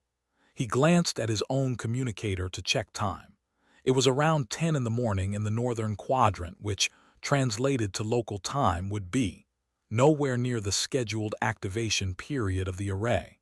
Interesting. Even more interesting were the people who received the message. There were only 3 of them: Sky Tide, Bloodwave, and Soul Reaper Jet. St. Tyrus read the message and frowned slightly. The other Transcendent sighed, then briefly showed his communicator to Neve and hid it. Master Jet glanced at the screen and showed no reaction whatsoever, remaining in her usual relaxed pose. Sunny hesitated for a moment, then leaned toward her and asked quietly, "What was that about?" Master Jet glanced at him and shrugged. "A saint died this morning in the dream realm while heroically defending a citadel from some vicious nightmare creature, one of Valor's." Sunny was taken aback a little. Saints did not die too often. Some vicious nightmare creature, huh? Soul Reaper smiled a little. "Yeah, things are going to accelerate a lot now. Not that it matters to us here. For now." Chapter 987. The Fall of Falcon Scott. 5. Sunny was sitting on the battlement of the defensive wall, looking at the apocalyptic sight of a giant horde of nightmare creatures advancing on the city. There were so many of them that it seemed as though the ground itself was moving, flowing forward as it seethed and churned. The darkness surrounding the city was chased away by dozens of flare rockets, which slowly drifted down from the black sky like bright falling stars. On the ground, rivers of flame were devouring the carcasses of the abominations that had been slain in the previous assaults. The incendiary mixture burned long and hot, but luckily enough, the stench of scorched flesh could hardly reach the top of the wall. Pillars of smoke rose into the sky, twisting as they struggled to support its weight. And above it all, obscured by dark clouds, ghostly lights of the aurora swirled with shades of crimson. The battle was about to begin. As the advancing sea of nightmare creatures crossed an invisible line, the powerful mass drivers installed on the bastions of Falcon Scott came to life, flashing with electric light as they sent heavy tungsten rounds flying forward with terrifying speed. The rail gun fire was accompanied by deafening thunderclaps, making the whole wall shake and vibrate. Even though the tungsten rounds were not explosive, they impacted the horde with enough force to produce flashes of light and a devastating shockwaves that pulverized dozens of nightmare creatures and cut bloody swathes through their mass. The horde, however, continued forward unperturbed. A moment later, the breaches created by the first salvo of the rail guns were entirely gone, and the abominations rushed forward with murderous frenzy. As the mass drivers accumulated new charges, the heavy-caliber turrets placed along the wall joined the fray. Long tongues of fire bloomed from their barrels, and thousands upon thousands of bullets filled the air. The shining streams of them twisted as they slid across the horde, decimating countless creatures. The noise of the turret barrage was dire and cacophonous. Sunny winced unhappily. War was a lot of things, but mostly it was loud. He glanced at the 70-meter drop below him, then concentrated on his hands again. His fingers were spread apart and moving, as if performing an elaborate dance. From the side, it looked as if Sunny had either gone crazy or was trying to cast some strange hex. Of course, he was doing neither. Instead, he was weaving shadow strings. It was just that the slowly forming threads of essence were only visible to him. Luckily, the members of his cohort were long accustomed to their leader's eccentric antics, so they were not paying it any attention. Instead, all 6 were tensely observing the approaching horde. Once the hundreds of MWPs stationed on top of the wall braced themselves and opened fire, Samara placed the barrel of her rifle on the battlement and leaned into the scope. Before she could charge a shot, however, Sunny placed his hand on her shoulder and shook his head. His third hand, that was, since he was currently using 2 of them made of flesh, 2 of them made of shadows. Samara glanced at him with a slight frown. "Sir, why not?" Sunny continued to weave shadow strings as he answered. "There's no need. The garrison has the situation under control for now, so don't get involved unless the nightmare creatures scale the wall. Conserve your essence." He lingered for a moment, then added, "According to the latest reports, the devouring cloud is only 1 day away from reaching Falcon Scott. We are going to need all our strength tomorrow." The irregulars shifted uncomfortably, remembering their last brush with the flying swarm. Sonny, meanwhile, disregarded his own advice and turned his attention back to the invisible threads of essence. The battle progressed more or less as he expected. The horde advanced despite suffering heavy losses, and not long after the MWPS unleashed a hail of rounds and missiles into the mass of abominations. The mundane soldiers joined, followed by awakened sorcerers and archers. The siege was a strange one, considering that most of the defensive measures of the city were only able to deal with dormant and awakened nightmare creatures. To slay the fallen ones, awakened fighters had to abandon the safety of the battlements and sortie out, emerging either from heavily armored hatches in the wall or from hidden tunnels stretching beneath the killing field. Those tunnels were also used to intercept those abominations that were capable of burrowing through the ground and could be easily collapsed in case the enemy took control of one.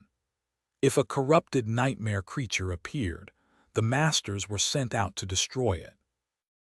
It all sounded well planned and controlled, but the actual reality was pure chaos and mayhem. Abominations possessed all kinds of vile powers, so each assault was unpredictable and dangerous.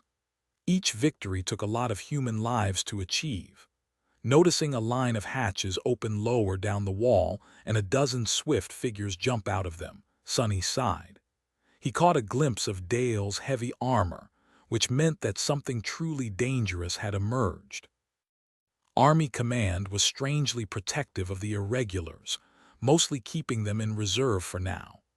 They were probably meant to do their part of the dying once the priority targets showed up. Considering that night's cohort had been unleashed, though, the current battle must have been going less smoothly than he thought. And indeed, not long after Dale eliminated his target and retreated, the horde broke through the protective barrage and reached the wall. It seemed that the abominations had learned to use the piles of corpses left behind by the previous assaults as cover. The lowest part of the wall was also the most reinforced. All materials retrieved from the carcasses of well-armored nightmare creatures went into making it hard to breach, so the horde stalled at the bottom for a while, suffering under a flood of bullets and explosive projectiles. Then, however, the abominations started to pile one on top of another, forming morbid ziggurats of bodies. The ziggurats grew, rising higher and higher as more nightmare creatures climbed the ladders made of writhing flesh. 10 meters, then 20, then 30. Eventually, it became clear that there was a substantial risk that the horde would scale the wall.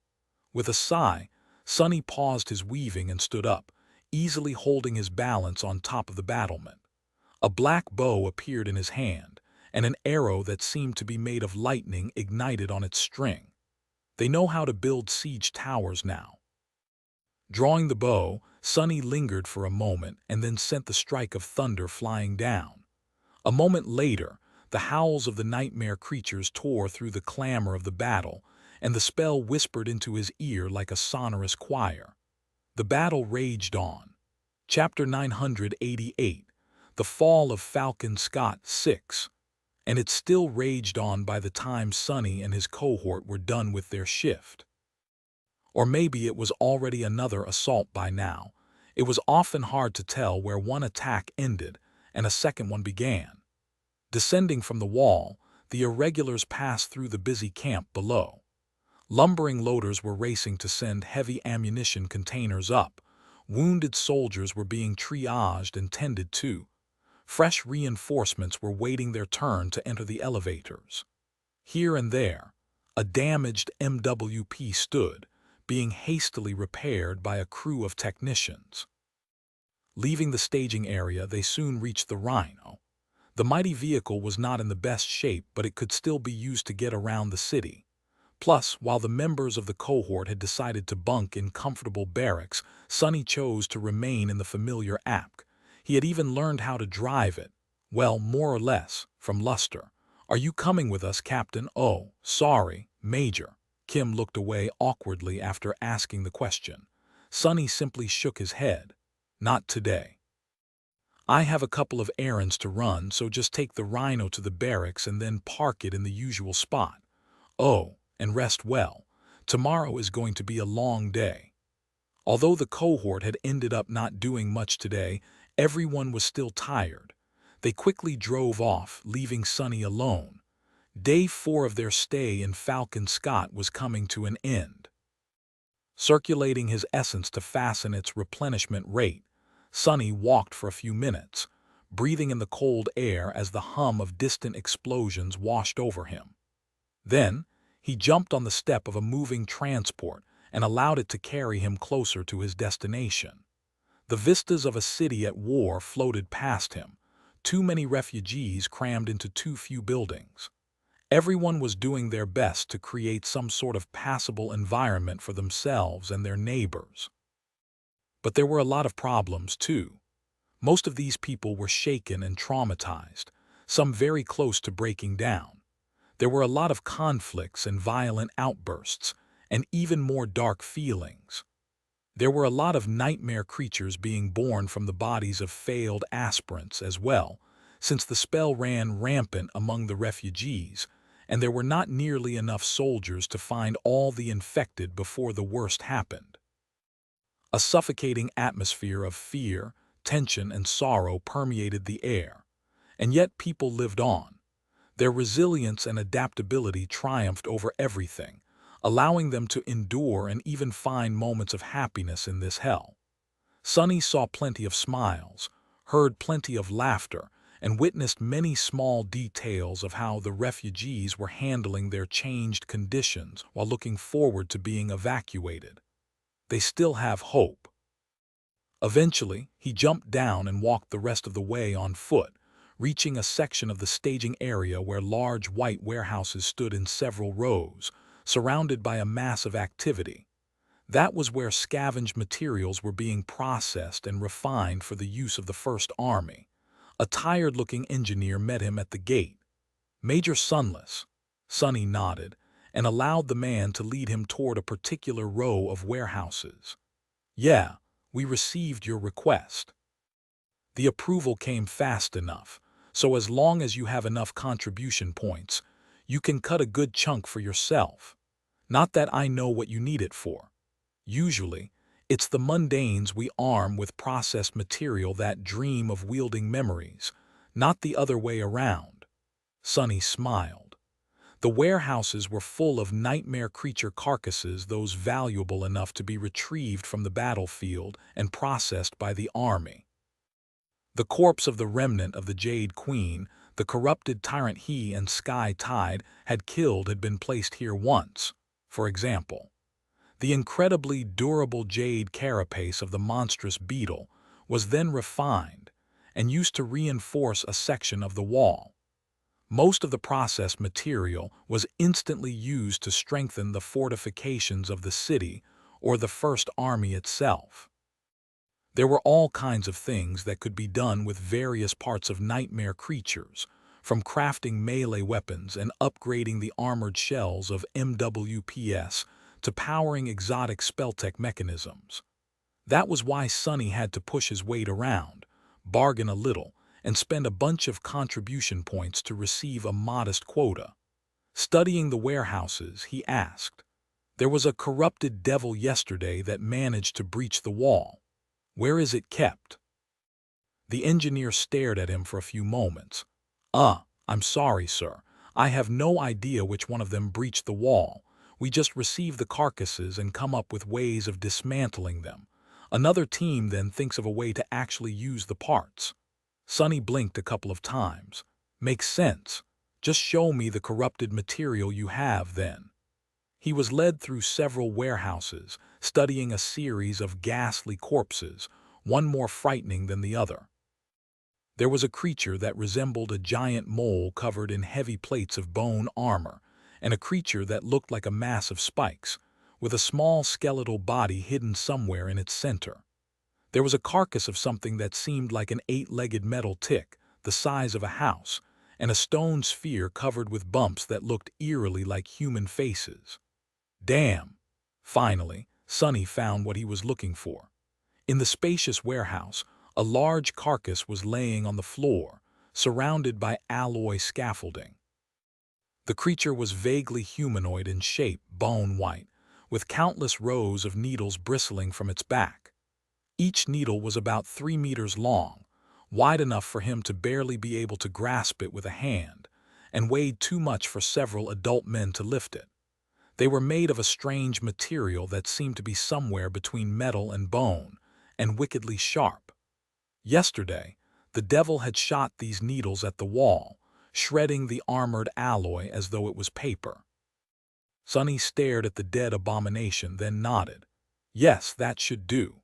The engineer glanced at him with interest. Ah, the needles. How many do you want? Sonny shrugged. One should be enough. Deciding not to bother the processing team, he summoned the sin of solace and listened silently to its whispers while cutting one of the needles. The engineer observed him with curiosity. I'm sorry, sir, but can I ask what you need it for? Sonny grunted as he lifted the needle and placed it on his shoulder. Then he glanced at the man. Sorcery Practice. Chapter 989. The Fall of Falcon Scott. 7. Carrying the needle on his shoulder, Sonny chose to walk to his next destination. The thing was heavy enough that even a master like him felt a bit of strain after a while, so he had to wrap himself in the shadows at some point. People were giving him weird glances, but no one said anything.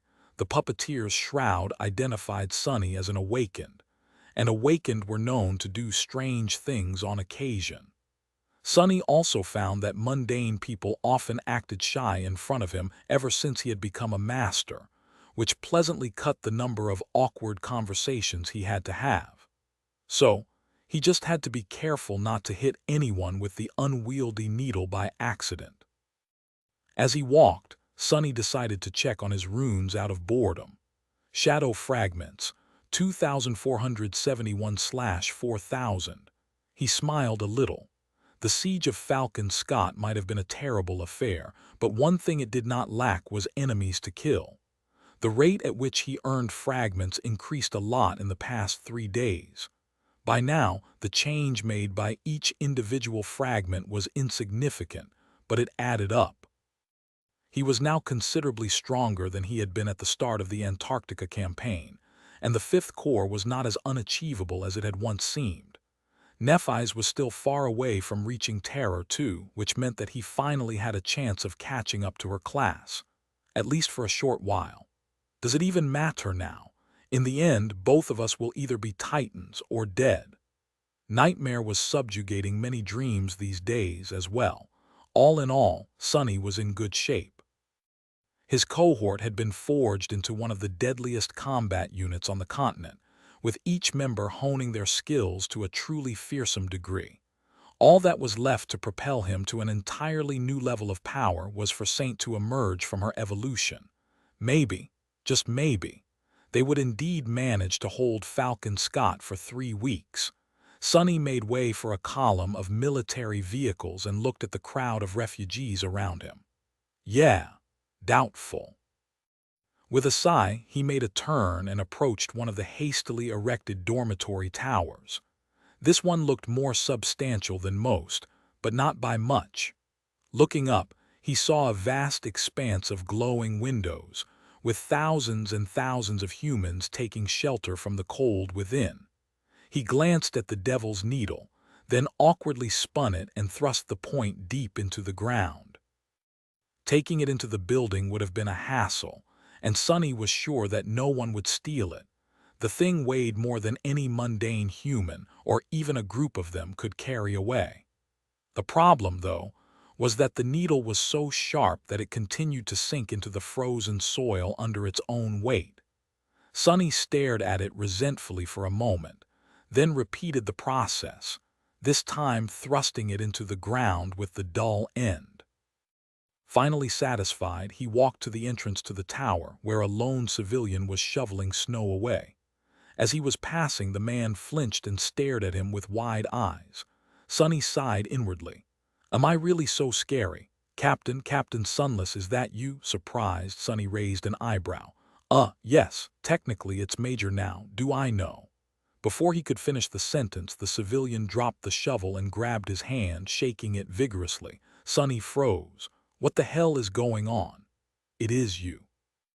"Master Sunless, sir. My family and I are only alive because of you. After Erebus Field I thought, sorry, but you brought us all here. Thank you so much." Sonny did not know how to behave in that situation, but thankfully the civilian finally let go of his hand and hastily opened a small bag hanging on his belt. A moment later, Sonny found himself holding a carefully packed sandwich. "Please take this.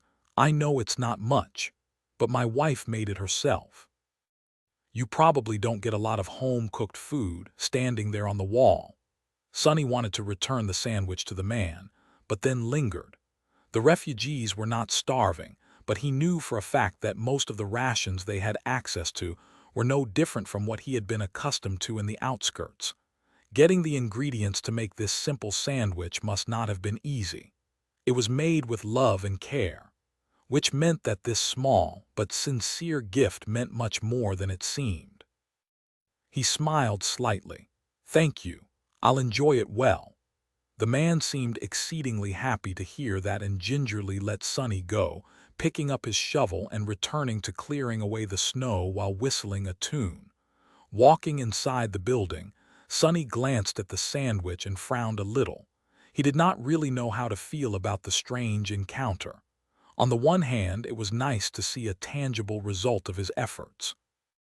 After the caravan reached Falcon Scott, the refugees were quickly processed and assigned to various dormitories, so Sonny had not seen any of them again.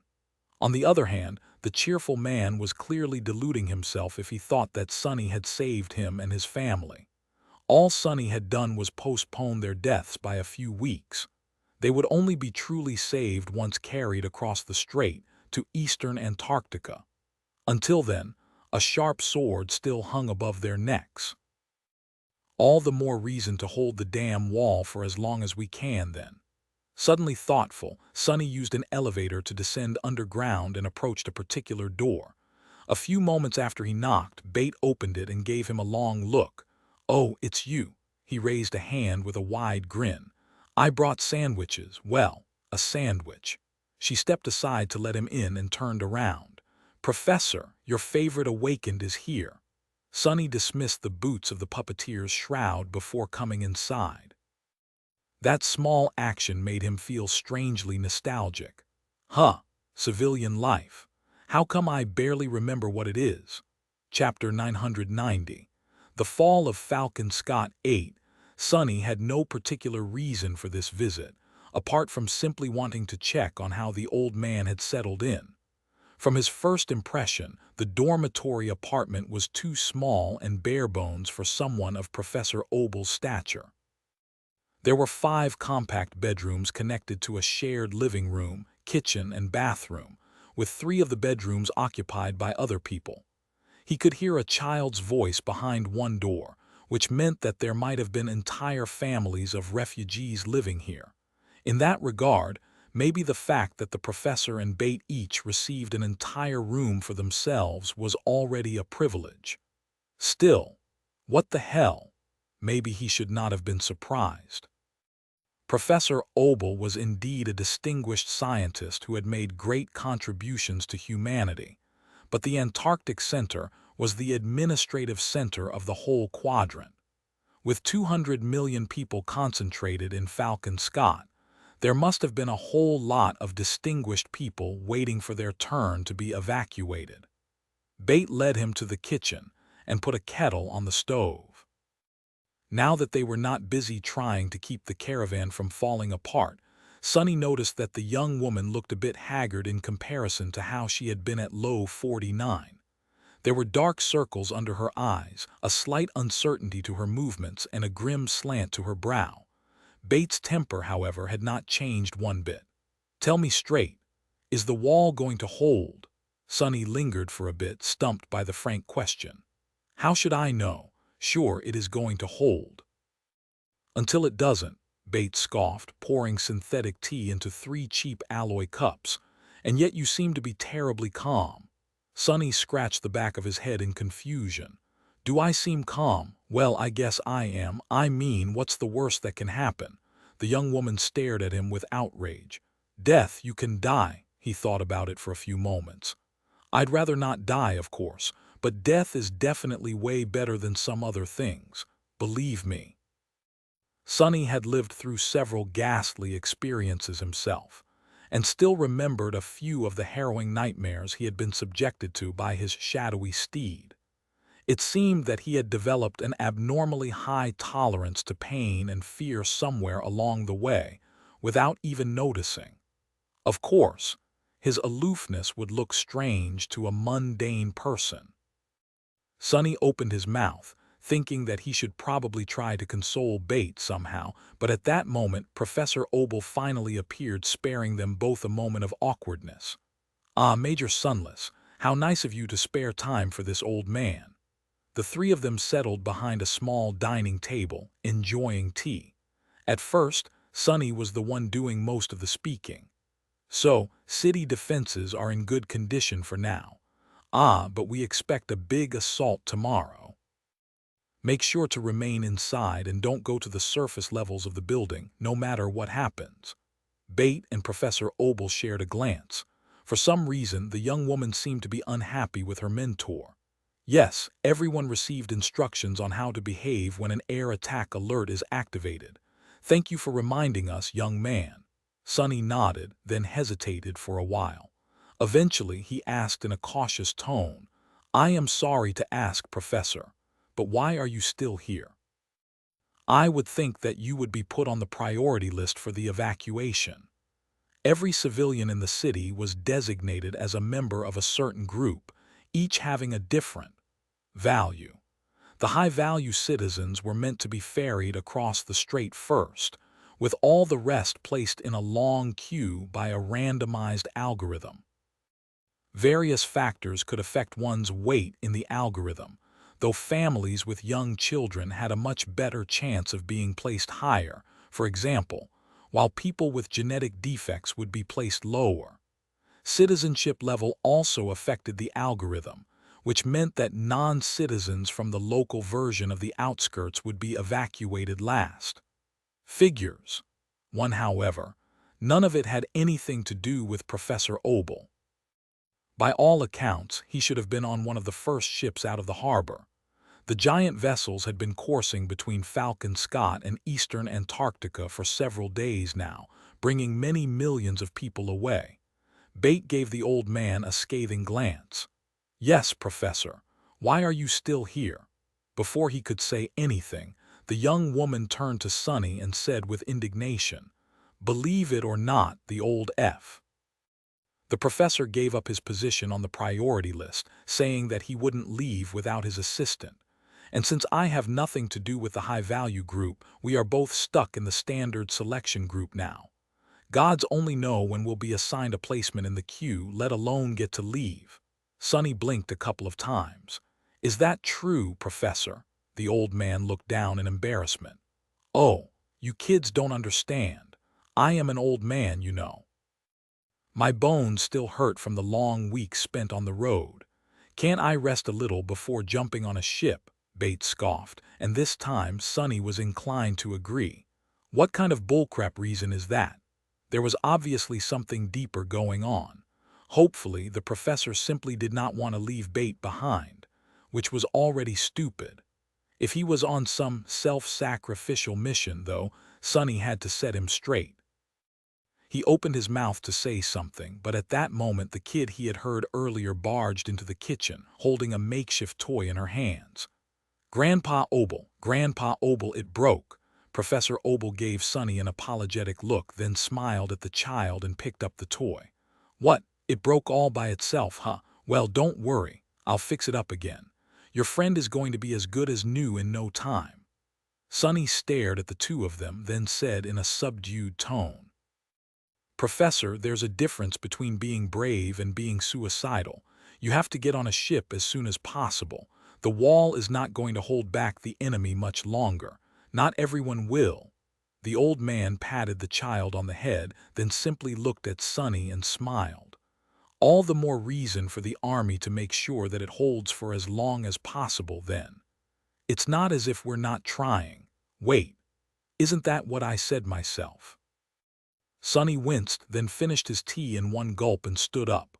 I guess you are right, I'll be going then. He glanced at Bate. Contact me if you need anything. With that, Sonny left the small apartment and returned to the surface. Picking up the devil's needle, he grunted and put it back on his shoulder. Damned professor, as if I don't have enough headaches already. Grumbling quietly, Sonny carried the heavy needle as he headed toward the distant barracks. Chapter 991. The Fall of Falcon Scott. 9. Sonny found the rhino without any problem, since it was parked near the military barracks. Getting the corrupted devil's needle through the main hatch had turned out harder than he had expected, so he ended up climbing to the app's roof and lowering it through the upper hatch there. Eventually, though, he found himself inside the dark, silent interior of the slumbering machine. It was a bit weird to see the rhino so empty, but not unpleasantly so. With the whole app to himself, Sonny felt as though he could relax and took off the mask of the confident commander that he was forced to wear in front of most people these days. Ah, that damn thing is so heavy. He dragged the needle to the armory, dropped it on the floor, and returned to the lounge area to take a quick shower. Then, feeling fresh and rejuvenated, if a bit sleepy, he summoned the endless spring, plopped down on a couch, and put his feet up, using the shadow chair as a footstool. Sonny took a sip of cool water, then carefully unpacked the sandwich and took a bite. The sandwich, indeed, had been made with love. It was truly tasty. Mentally thanking the generous refugee, Sonny enjoyed his meal in peace. It was going to be his last opportunity to rest tonight, so he made sure to chew as slowly as he could. Very soon, however, the sandwich was gone, and it was time to get to work. Sonny closed his eyes, sighed, and walked to the rear section of the vehicle.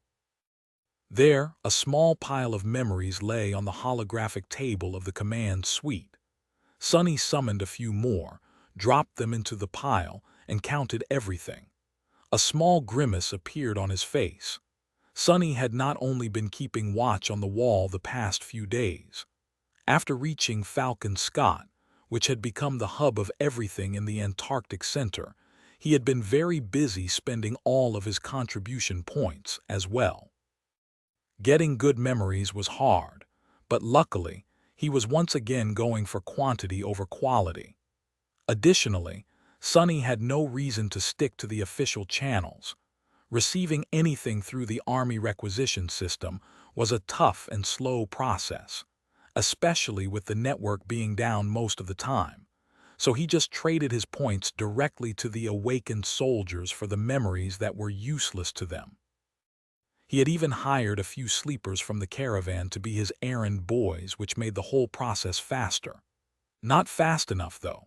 Shaking his head, Sonny departed the pile of memories alone, cleared some space on the table, and summoned two weapons.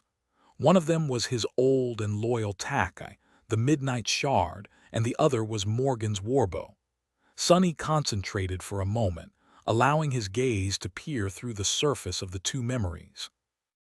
The intricate tapestry of ethereal strings hidden inside them was vast and mind-numbingly complicated.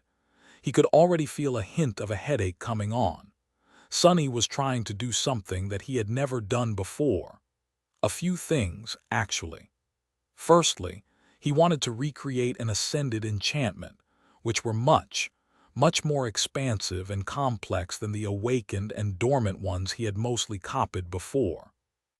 Secondly, he wanted to disassemble the structure of a particular enchantment into its basic elements, then heavily modify one of those elements and turn it into an independent enchantment of its own. And lastly, he wanted to create a functional memory from scratch, that he had done on many occasions before, but only in the most rudimentary form. The first two steps were already hard enough, but it was the last one that had turned unexpectedly troublesome. As Sonny had discovered out, not all materials had the capacity to sustain powerful enchantments. They would simply disintegrate under strain or be torn apart by the raging essence. He needed refined material to create a powerful memory. Hence the needle of a corrupted devil, Since Sunny was planning to use transcendent soul shards, nothing less would do. Actually, he wasn't really sure if the needle was good enough for his purposes either, but it was his best bet. Sunny studied the weave of ethereal strings and at the same time wove essence threads of his own. He was going to need a lot of them, so there was no time to waste. Minute passed after minute, merging into hours. Sunny continued sitting motionlessly in front of the two memories, with only the fingers of his four hands moving in the air. Eventually, his deep concentration was broken by the sound of an incoming call. Sunny lingered for a few moments, then slowly shifted his gaze to the communicator. As soon as he pressed on it, Master Jet's face appeared on the screen. She was chewing on a piece of roasted monster meat, seemingly very hungry or in a hurry to finish her meal. "Hey, how, is your side project going?" Sunny stared at her incredulously. "It's going. It would go better if I was not distracted by unexpected calls in the middle of the night, though. Well, anyway, did you manage to get what I asked for?" Just swallowed the last piece of the roasted meat, wiped the juice off her lips, and smiled. "Yeah, I gathered all the memories that the members of my cohort have no use for. Anyway, why do you need them? That's a crazy amount of contribution points to waste on a bunch of Tier 1 trinkets."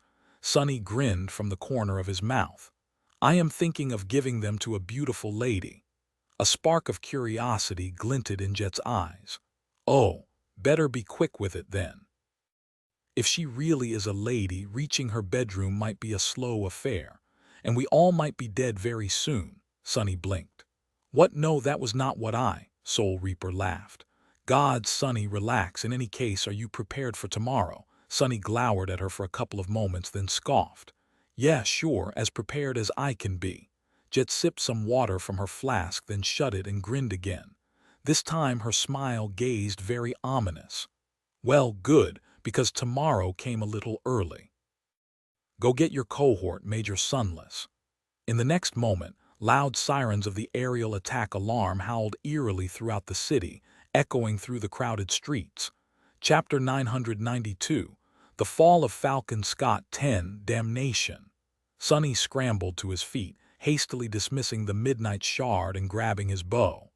On the screen of the communicator, Jet's face disappeared, replaced by an incoming message that named the section of the wall he and his cohort were supposed to go to. South. This time, they were meant to fight right above the main gates of the city, on the part of the defensive barrier that faced inland, and where the battle was going to be the fiercest. It seemed that Army Command was finally done holding the irregulars in reserve. Sunny glanced at the clock. It was just past the earliest time the members of his cohort could return from the dream realm if they had chosen to sleep tonight. That's good. He dashed to the pilot's cabin of the Rhino and ran the vehicle through the startup procedure. The app sluggishly came to life, making many sounds that were probably not an excellent sign. As Sunny waited, he mentally went over each member of his cohort, thinking about what task he would assign them and whether their flaws would be detrimental in this particular battle. The chances of that were low, but he still needed to check. No one with an especially crippling flaw would have made it through years of service, and soldiers were not required to disclose them. Sharing something that personal and potentially dangerous could only be done voluntarily. There was nothing about the flaws in the dossiers Sunny had read, but after spending months fighting side by side with his people, he deduced most of them.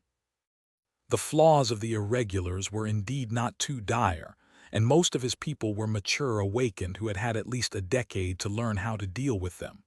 Quentin, for example, seemed to be unable to break a promise. Kim was naturally unassuming. Samara had a leisurely rate of soul essence regeneration. Bell had to work especially hard on his impulse control. Luster. Well, that one was beautiful apparent. Dorn's flaw was the cruelest, but it would only become detrimental years from now. His body was slowly but constantly growing, and would most likely collapse under its own weight one day, sometime in the future. Nothing that would play a role in today's battle, though. All good.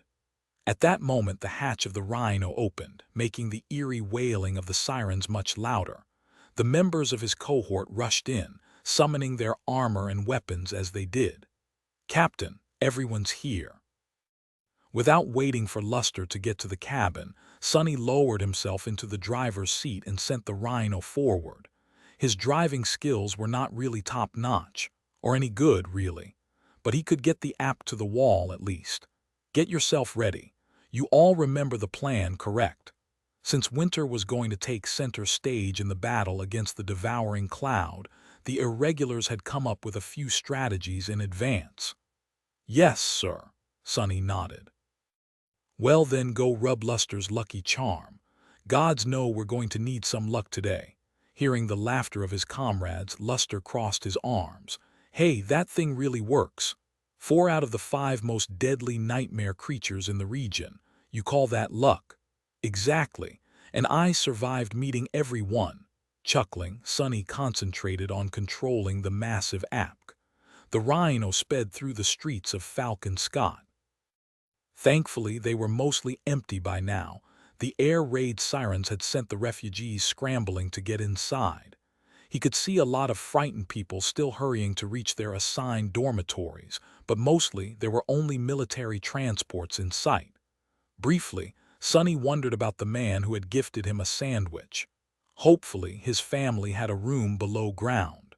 If not, surviving the devouring cloud might not be effortless for them. Concentrate. Finally, the Rhino reached the staging area under the wall. Not bothering to park it properly, Sonny picked up Morgan's warbow and headed for the exit hatch. His soldiers followed. The army camp was in a state of perpetual organized chaos, more so today than it had been before. A tense, anxious mood hung in the air. Everyone had a grim expression on their faces, sometimes glancing south with fear hiding in their eyes. Sonny thought that he could already hear the distant, low hum of the approaching swarm. "Look alive." His shout seemed to energize the soldiers. Glancing at him with hints of recognition and reverence, they parted, letting the devils march through. Sonny made sure to put on the most calm and arrogant expression he could manage, as if the vast swarm of flying abominations was nothing more than a little annoyance. His performance seemed to have worked, since some of the tension dissipated. Even the members of his own cohort seemed to relax a little. "What? Why the hell are you relaxing, idiots? You of all people should know how damn terrifying the devouring cloud is. I mean, even I am scared." But he wasn't, not really. Mostly because the brood monsters had no means of attacking incorporeal targets, so his personal safety was not at risk. And because the devouring cloud was the least dangerous of the enemies converging on Falcon Scott. It was still supremely dangerous, however. The irregulars entered an open elevator that took them to the top of the wall. Falcon Scott looked strangely empty from the moving platform, its usual liveliness gone. It seemed as if the whole city was holding its breath, hoping that the predator would not notice the prey. Zero chance of that happening. Stepping onto the wall, Sonny looked around and noticed a few familiar figures some distance away. A minute later, he was standing side by side with Jet, Winter, and Dale, looking south over the battlements. The 4 of them remained silent for a while, until Soul Reaper finally spoke, her voice measured. "Wow, that is a lot of abominations." Below them, in the distance, the ground was slowly disappearing behind an immense wall of swirling haze. It looked as if the world itself was being devoured, erased from existence by the approaching cloud. Suddenly, Sonny caught himself missing the calm darkness of the underground tunnel. Chapter 993. The Fall of Falcon Scott. 11. The devouring cloud posed an existential threat to Falcon Scott, but strangely, Sonny was not too worried, at least for himself. Perhaps it was the marble shell that gave him confidence, or perhaps it was the presence of the other ascended irregulars. The 4 of them were a fearsome force by themselves, and there were thousands of other awakened defending the city, to boot. not to mention countless mundane soldiers, impregnable fortifications, and 2 entire saints. Sky Tide had been away, fighting the winter beast somewhere in the wilderness. It was unknown whether she would be able to return in time to participate in today's battle, but Bloodwave was here, protecting the anchored ships. If things went south, he would undoubtedly interfere. Master Jet studied the approaching brood swarm, her icy blue eyes cold and calculating. Then she sighed. Something is different. Sunny glanced at her with a silent question, prompting Soul Reaper to shake her head. The devouring cloud is behaving differently from how the reports described it.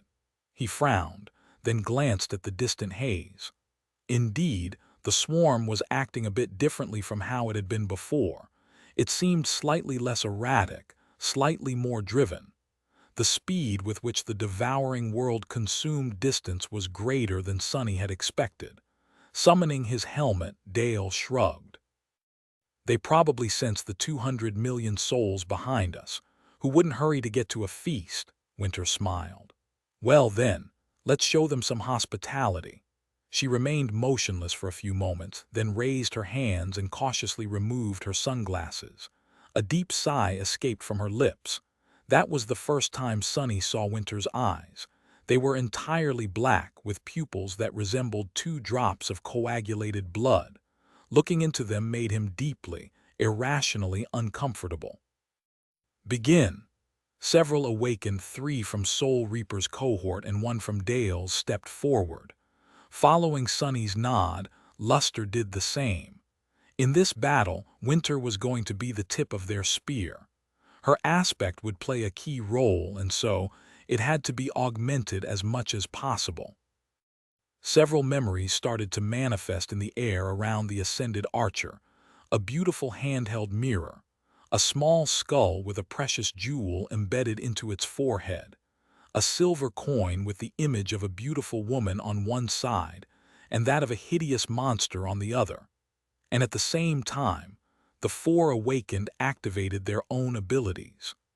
One started to draw a complicated circle around Winter, saturating it with essence as he went. Another concentrated on the memories, somehow channeling more power into them. Luster simply placed his hand on her shoulder and then sent Sunny a strangely pleased glance.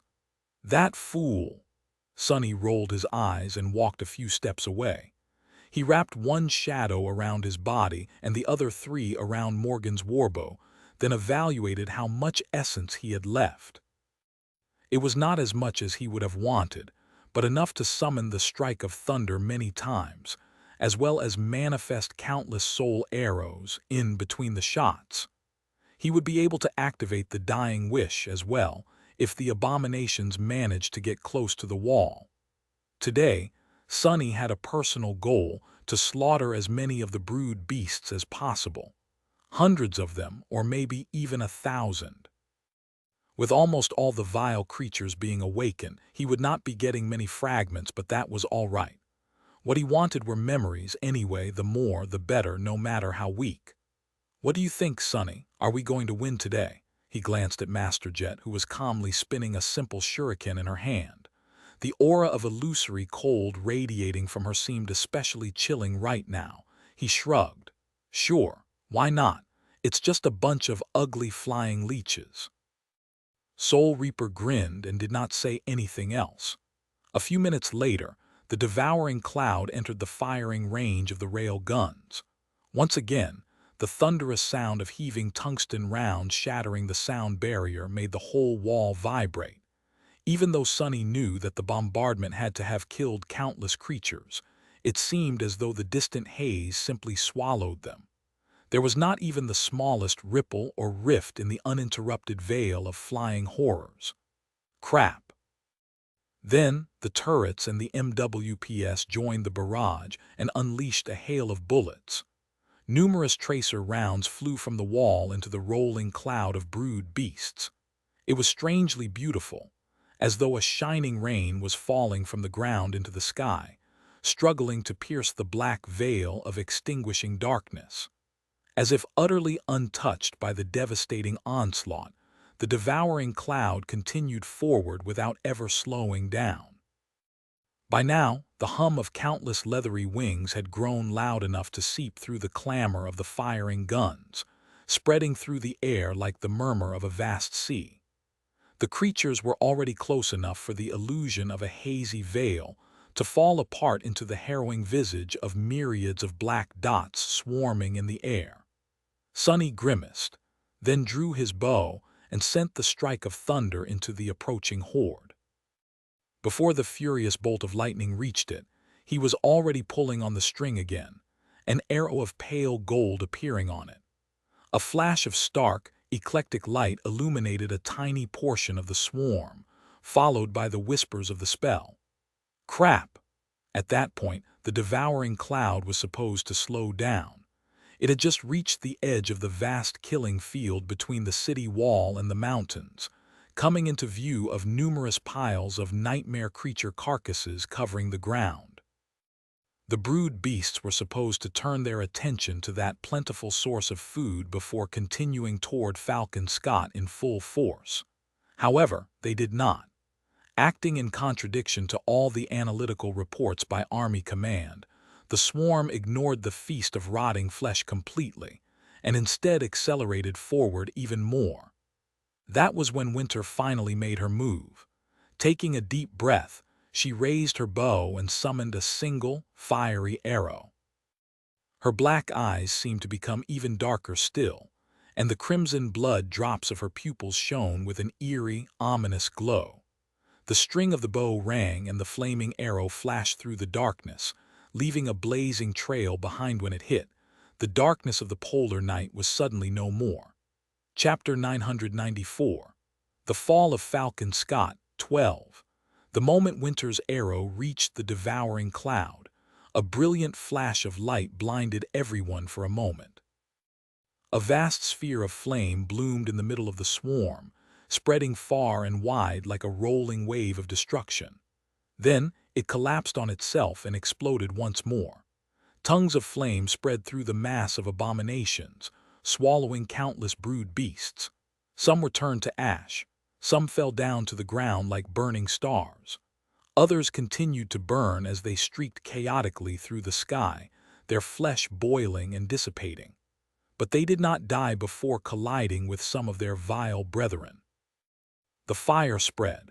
As if possessing a mind of its own, it continued to spread from one abomination to another, until it seemed as though the sky itself was aflame.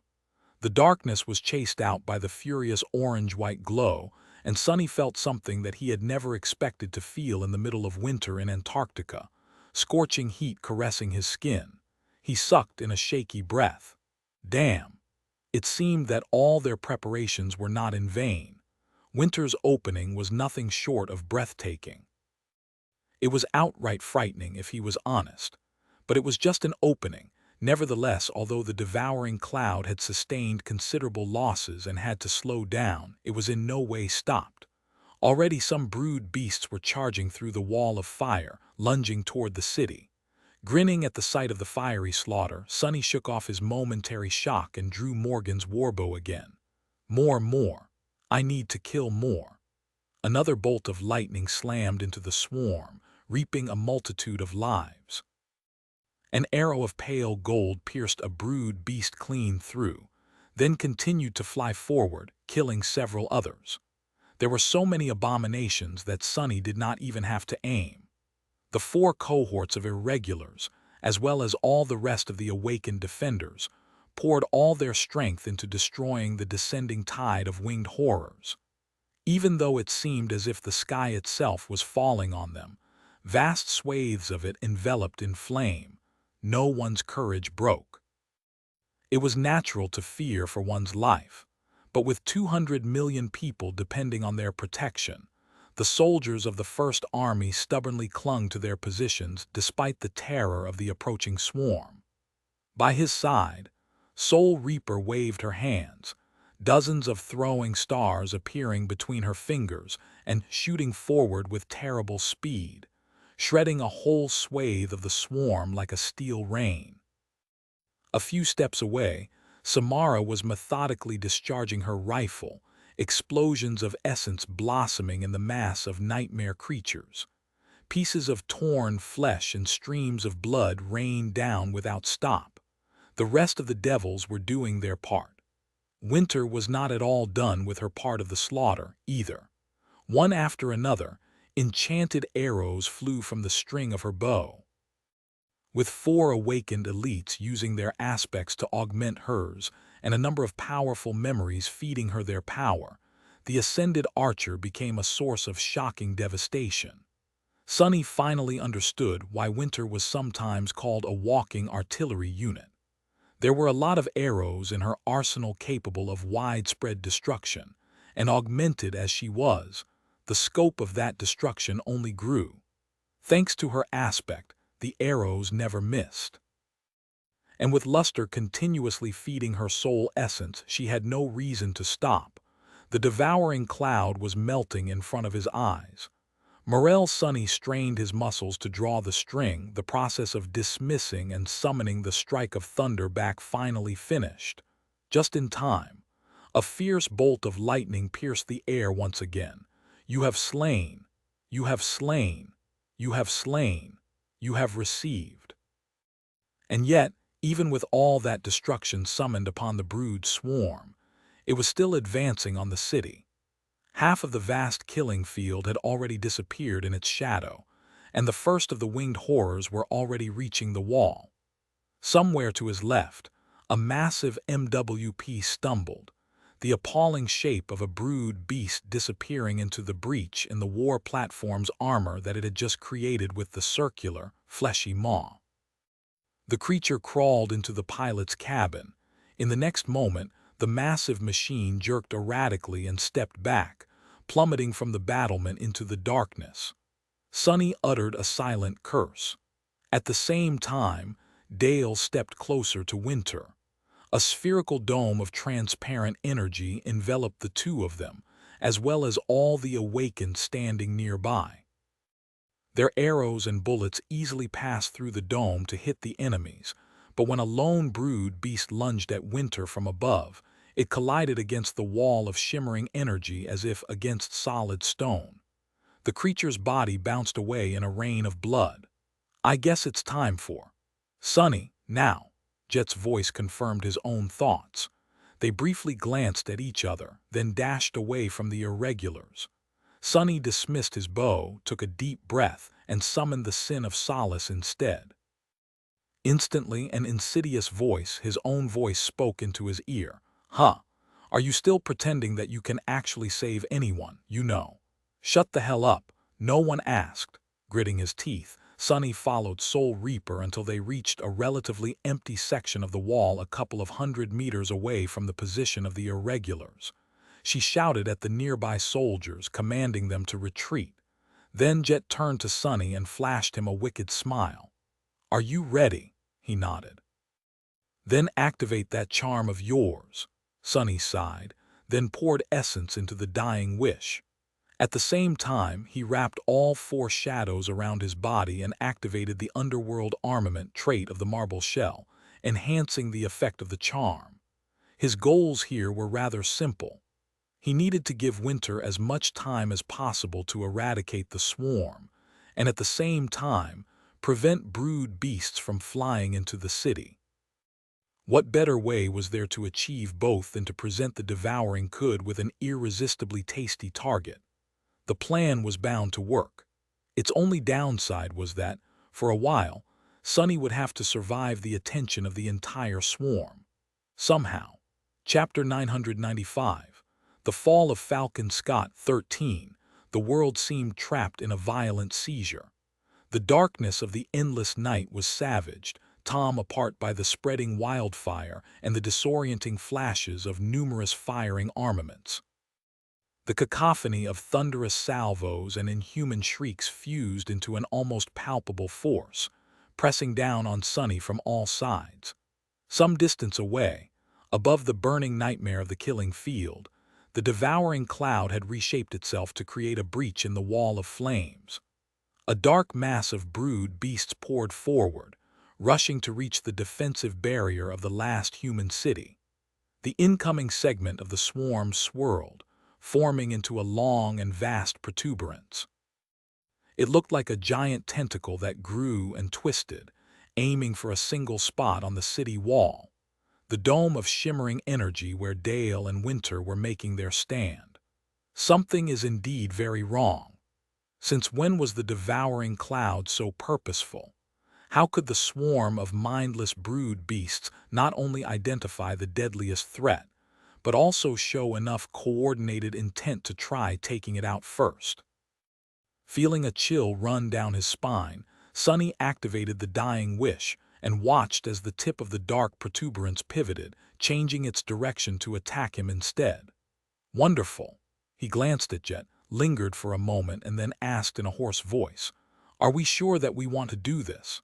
Soul Reaper lowered her graceful glaive, a thin layer of ice slowly thickening on its silver blade. Brushing her raven-black hair back, she smiled from the corner of her mouth. "What do our wishes have to do with anything?"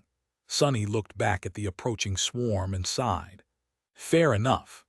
At that point, most of the weapons on the southern section of the wall had concentrated their fire on the advancing protuberance.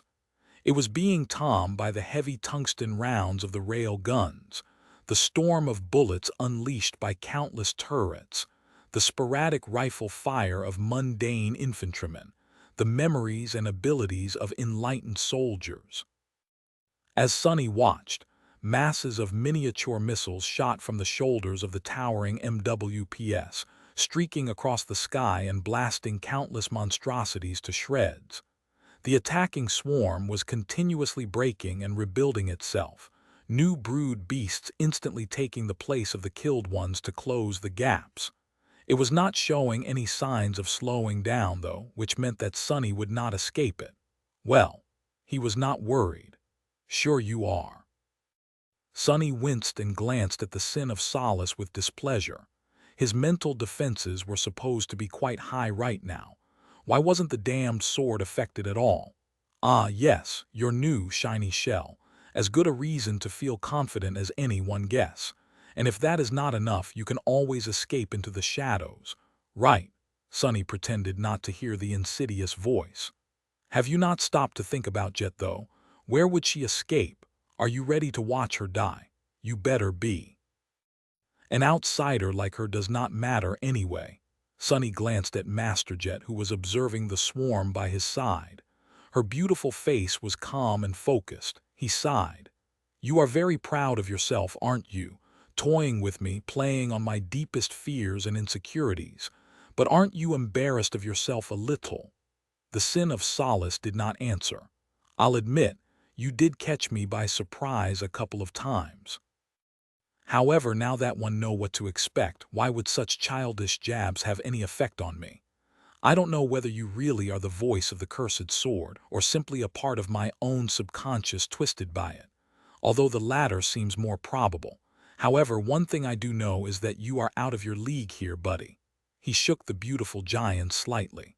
"I mean, who do you think you are? You are not the voice of Ariel, the demon of dread. You are merely a memory, of an echo, of a whisper.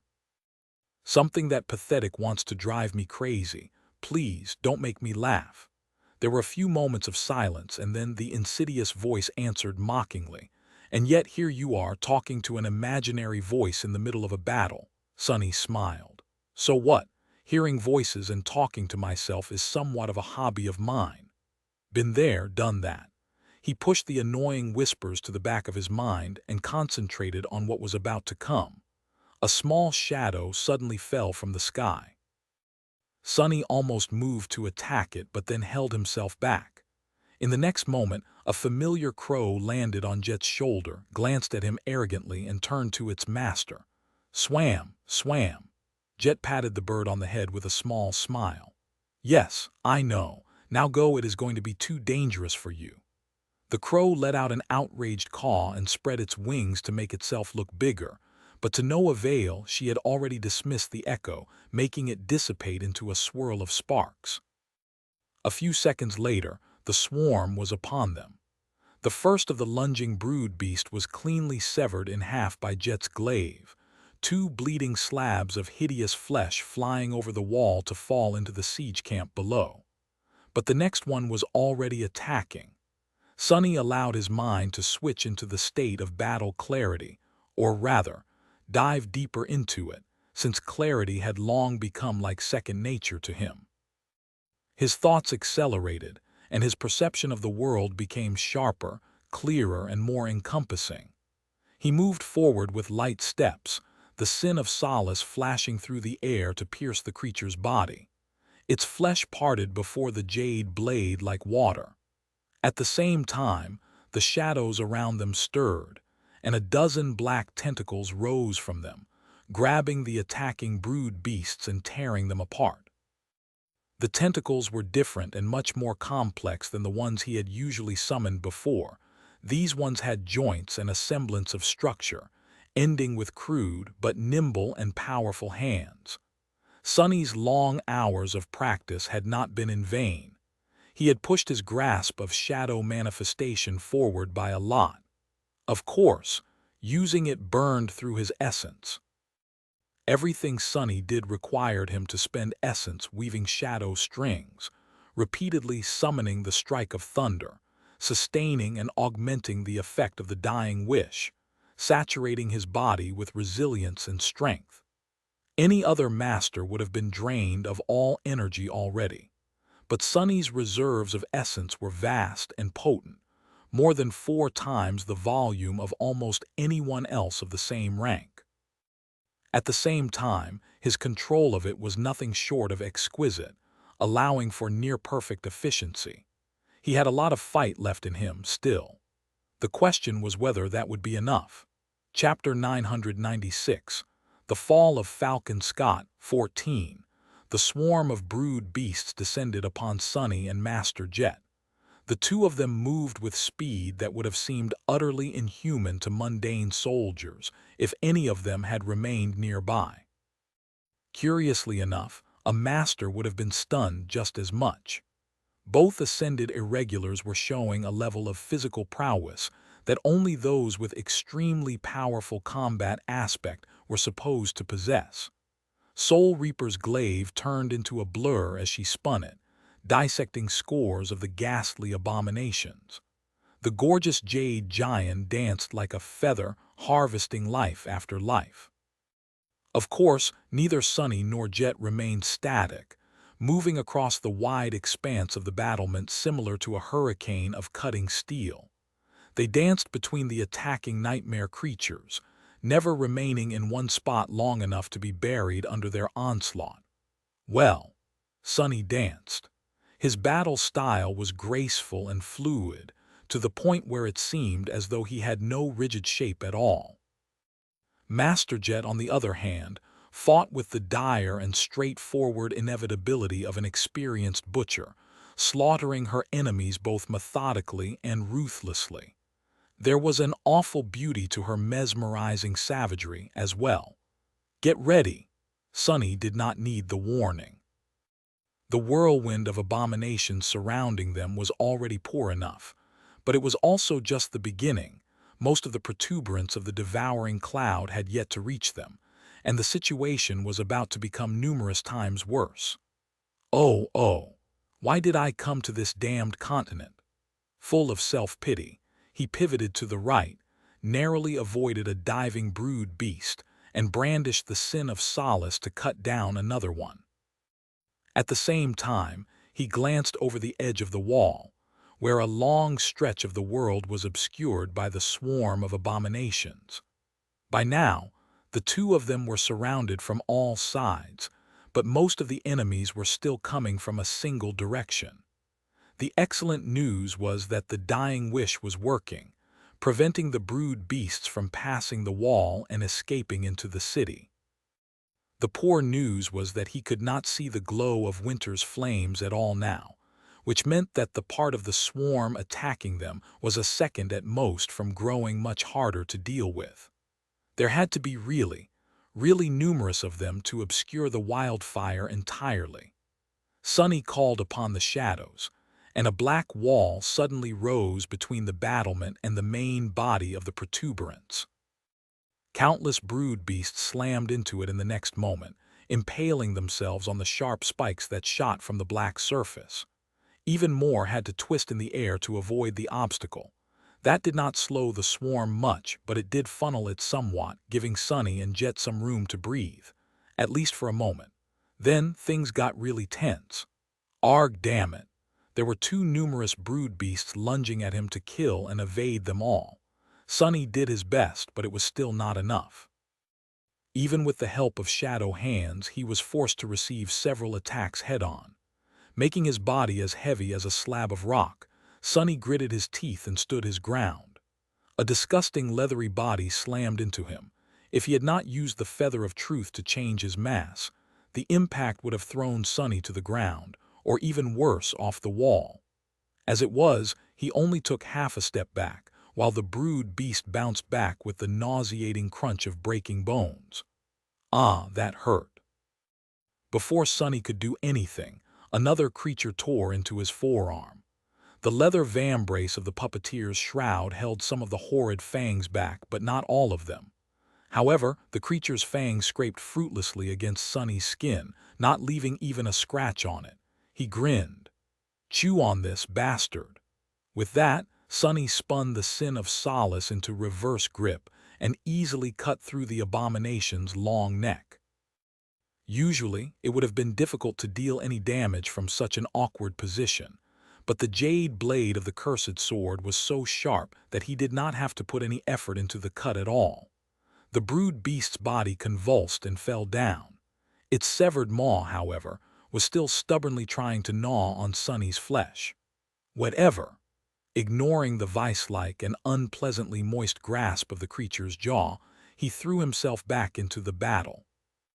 A few moments later, it flew off his forearm, pulled away by powerful inertia. Sadly, that was not the last abomination that managed to hit him.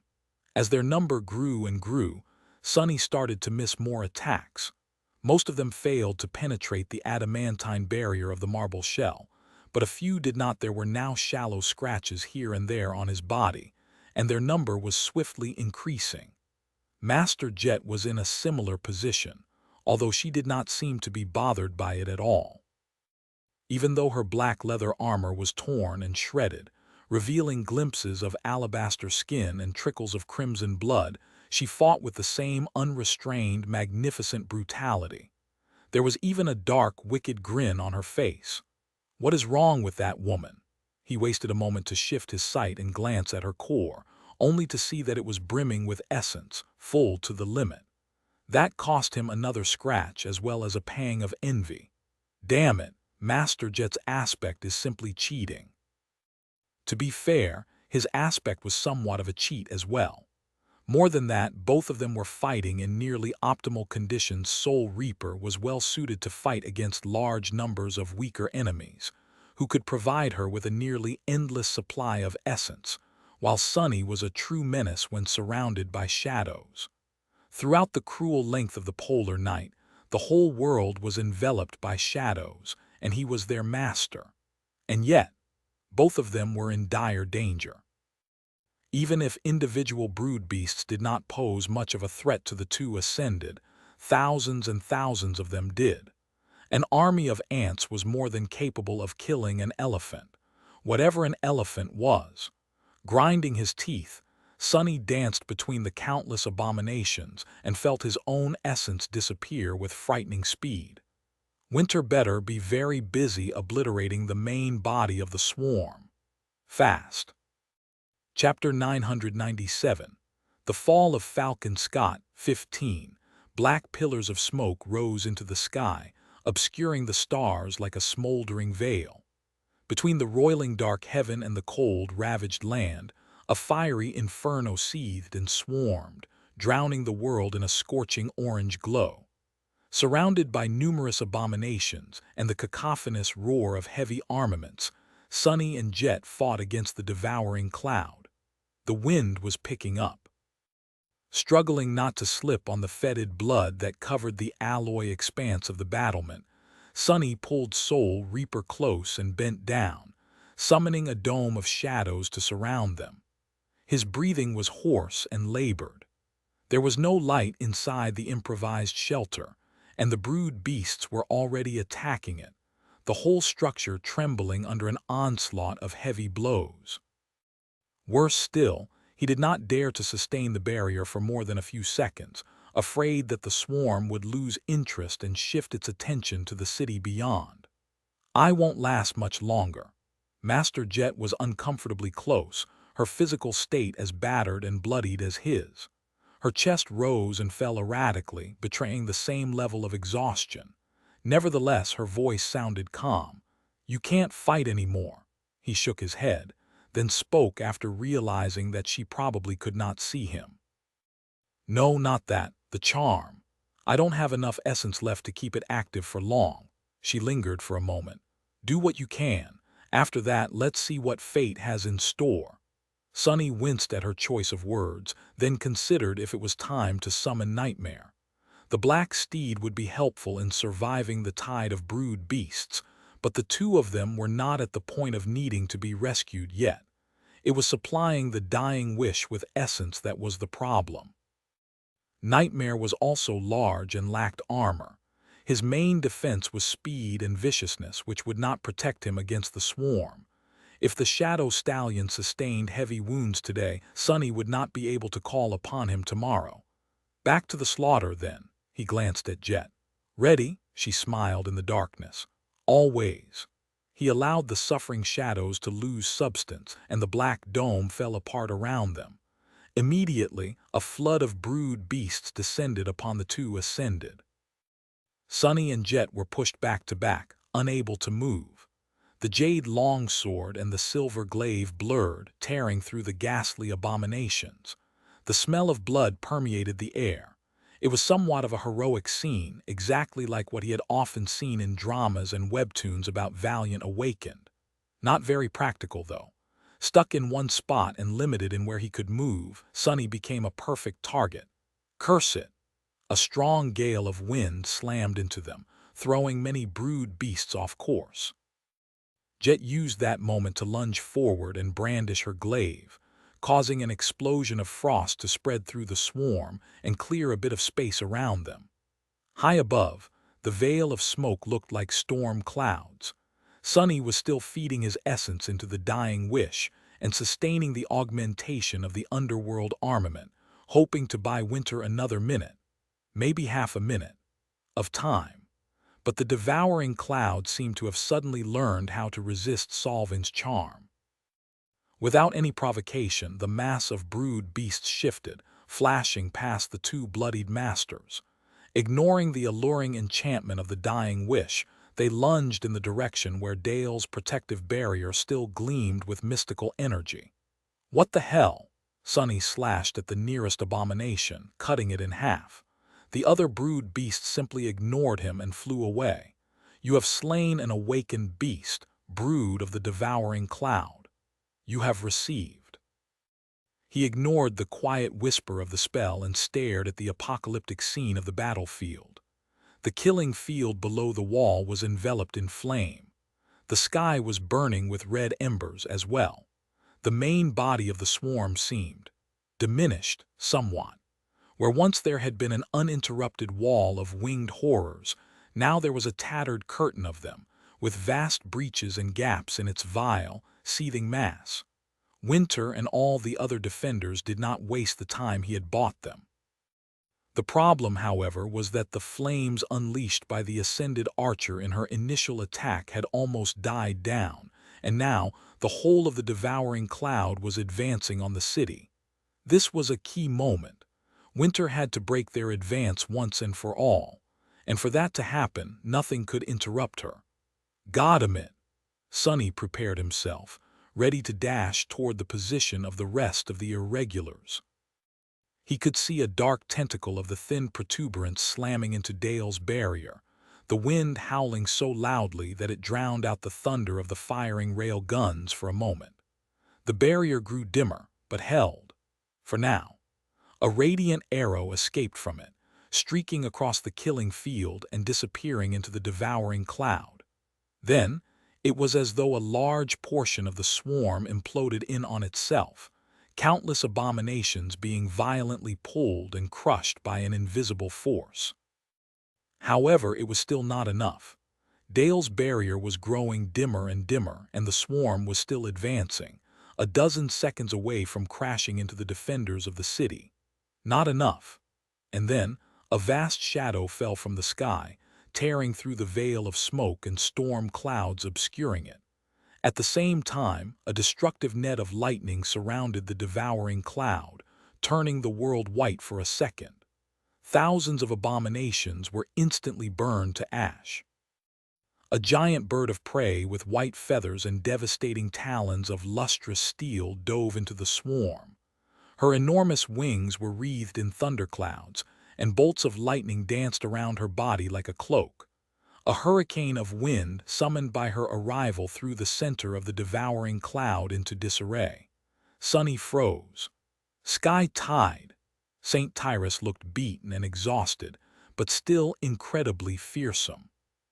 Her white feathers were painted by blood, and there was a thin layer of ice covering many parts of her body. Despite all that, she cut through the swarm like a blade of a guillotine, and at the same time, powerful winds squeezed the monstrosities down and pushed them away from the city. Sonny stared at the incredible scene in tired silence. He had never been that happy to see a saint before. Lowering the sin of solace, he looked at Master Jet. A somewhat disoriented question escaped from his lips. Have we won? She lingered for a moment, then shrugged. It seems that W. Before Soul Reaper could finish the sentence, however, the city wall suddenly quaked under them. Chapter 998, The Fall of Falcon Scott, 16. The wall trembled violently, almost throwing Sonny off his feet. He caught himself from falling and spun, the sin of solace flying into a defensive stance. What the hell was that? Master Jet used her glaive to keep herself upright and looked around. For the first time since the start of the battle, her expression became grim. She did not answer for a couple of seconds. Then her icy eyes widened slightly. Soul Reaper turned to Sonny, trying to say something, but he had already sensed it himself. A cold shiver ran down his spine. The call of the nightmare had suddenly grown much louder, assaulting his mind with an onslaught of screaming whispers. In the next moment, the world came undone, and the piercing sound of tearing alloy filled Sonny's ears. The battlement beneath him was falling apart, and a strong aftershock of whatever it was that had destroyed it rolled through the air, throwing him away. No, Sonny did not see it yet, but he already understood what had happened. A nightmare gate had just opened right below where he and Jet had fought, annihilating a large section of the wall. An ugly rift in reality tore through the armored alloy, turning it into nothing. The vertical schism of pure nothingness played strange tricks with both light and darkness, making it appear simultaneously perfectly flat and inconceivably deep. A litany of inaudible screams thundered out of it in deafening silence, washing over the world like a demented call. The wall was breached from top to bottom, some of it devoured by the gate, the rest simply collapsing when the supporting structure suddenly disappeared. Sonny plummeted down in a rain of debris. Before he could truly comprehend what was happening, his body brushed against the boundary of the gate. Instantly, an explosion of blinding pain enveloped his body and soul, and a strange repelling force pushed him away. A nightmare gate was a one-way path. Creatures of the dream realm could enter through it into the waking world, but nothing from the waking world could pass through it into the land of nightmares. Only awakened could answer its call by sending their souls on a perilous journey. All they had to do was fall asleep in the vicinity of the rift. Masters and saints could answer it too by pulling on their own anchors, but not by physically stepping through the gate. Maybe sovereigns were different, but Sonny had no time to ponder about it, or could ponder about it, really. For a few moments after experiencing the shock of brushing against the lightless rift, his mind became utterly blank. And when he came to his senses, he found himself falling from a 70-meter height, the ground approaching him with frightening speed. Still disoriented, Sunny scrambled to summon the dark wing, but then froze for a split second. There was not enough time for the translucent memory to manifest itself into existence and for its enchantment to activate. He had maybe 3 seconds left. Would a fall from that height murder him? Sunny did not know, and he did not want to find out. Even if he survived somehow, a flood of nightmare creatures would soon flow out of the gate to finish the job. Damn! Something heavy and sharp suddenly slammed into Sunny's head, a torn piece of the wall's frame. Following an instinct, Sunny reached forward and called upon the shadows of the falling pieces of debris. They moved, sliding toward his body. Sunny made himself as light as he could and then manifested the shadows. In the next moment, a vast mantle of darkness surrounded him like a streaming black cape, catching the wind and slowing down his fall. It was almost enough. He hit the ground hard enough to bounce off of it and black out for a moment. The mantle of shadows was torn apart and dissipated. Sunny rolled away, his body a mass of pain, vaguely recognizing the landscape of the staging area around him. He came to a halt after violently slamming into the feet of a loader robot, then weakly crawled under it, hoping to hide from the raining debris. It was good thinking. Not a second later, a piece of alloy that must have weighed several tons crashed into the ground in the spot where Sunny had been just a moment ago. That was all Sunny could do, though. After taking shelter between the legs of the loader, all strength seemed to abandon him. All that was left was pain. Arg! He was alive, at least. Bone weave and the marble shell, as well as his ascended physique, had protected Sunny's body from being severely damaged. He was a bit shocked, that was all. Arguably, touching the gate had caused much more harm. Sunny did not know what kind of damage he had received, but it felt serious. He knew he could still fight, maybe, but not right now. Right now he could hardly move. Not good. From his temporary shelter, Sunny had a clear view of the broken wall and the vast rift of nothingness pulsing darkly in the breach. A few soldiers and logistics specialists were running away from it, consumed by panic. A few more lay dead, killed by the debris. A tide of nightmare creatures was about to emerge from the gate, flood the staging area, and devour everyone here before escaping into the city. And Sunny was utterly defenseless. A cold voice suddenly resounded in his ear. "See. I told you that you're useless." Sunny gritted his teeth. "Shut up." His own laughter was the answer. "I also told you that Master Jet was going to die, didn't I?" he growled. "I said shut the hell up." Pushing through pain and weakness, Sunny forced himself to start crawling. He wanted to crawl away, but somehow found himself crawling toward the gate. The desire to flee had been subtly defeated by the desire to finish his duty and defend the city without him even noticing. I must have really lost it.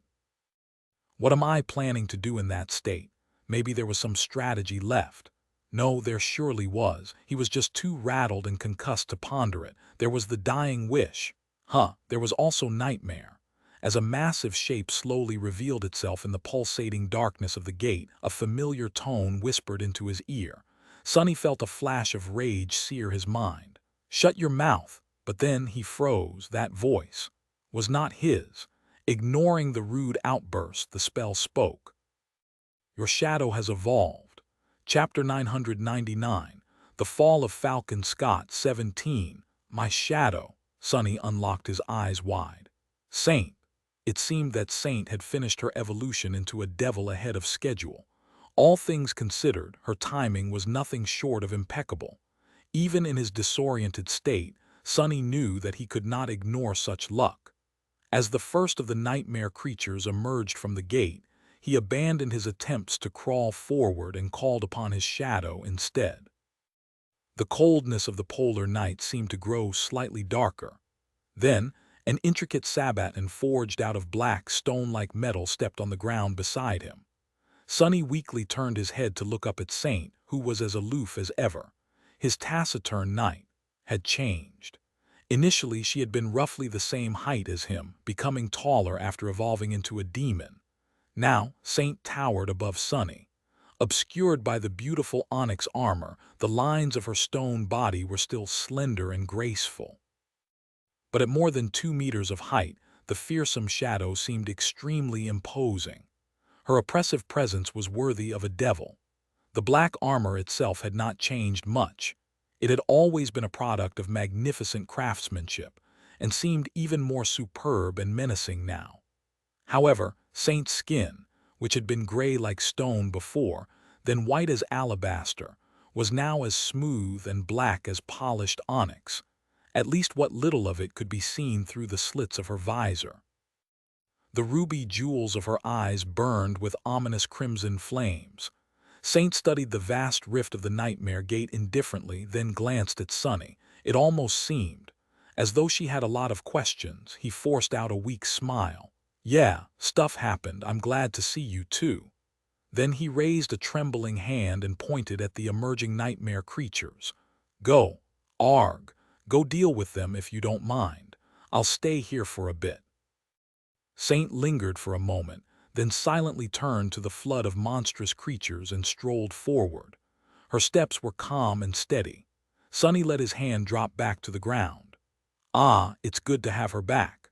Hoisting himself up to sit, his back leaning against a piece of rubble, Sunny used some of his last essence to send the broken oath to the taciturn devil. Then he commanded all 4 of his shadows to abandon him and embrace Saint instead. Her tall figure shone with a dark radiance. The shadows around the demonic knight swelled, becoming deeper and darker, surrounding her like a tenebrous mantle, which was all expected. What Sunny had not expected, however, was that there was a hint of true, elemental darkness in that lightless glow. It made him shiver. A few dozen meters away from them, the nightmare creatures were being born from the revolting nothingness of the gate.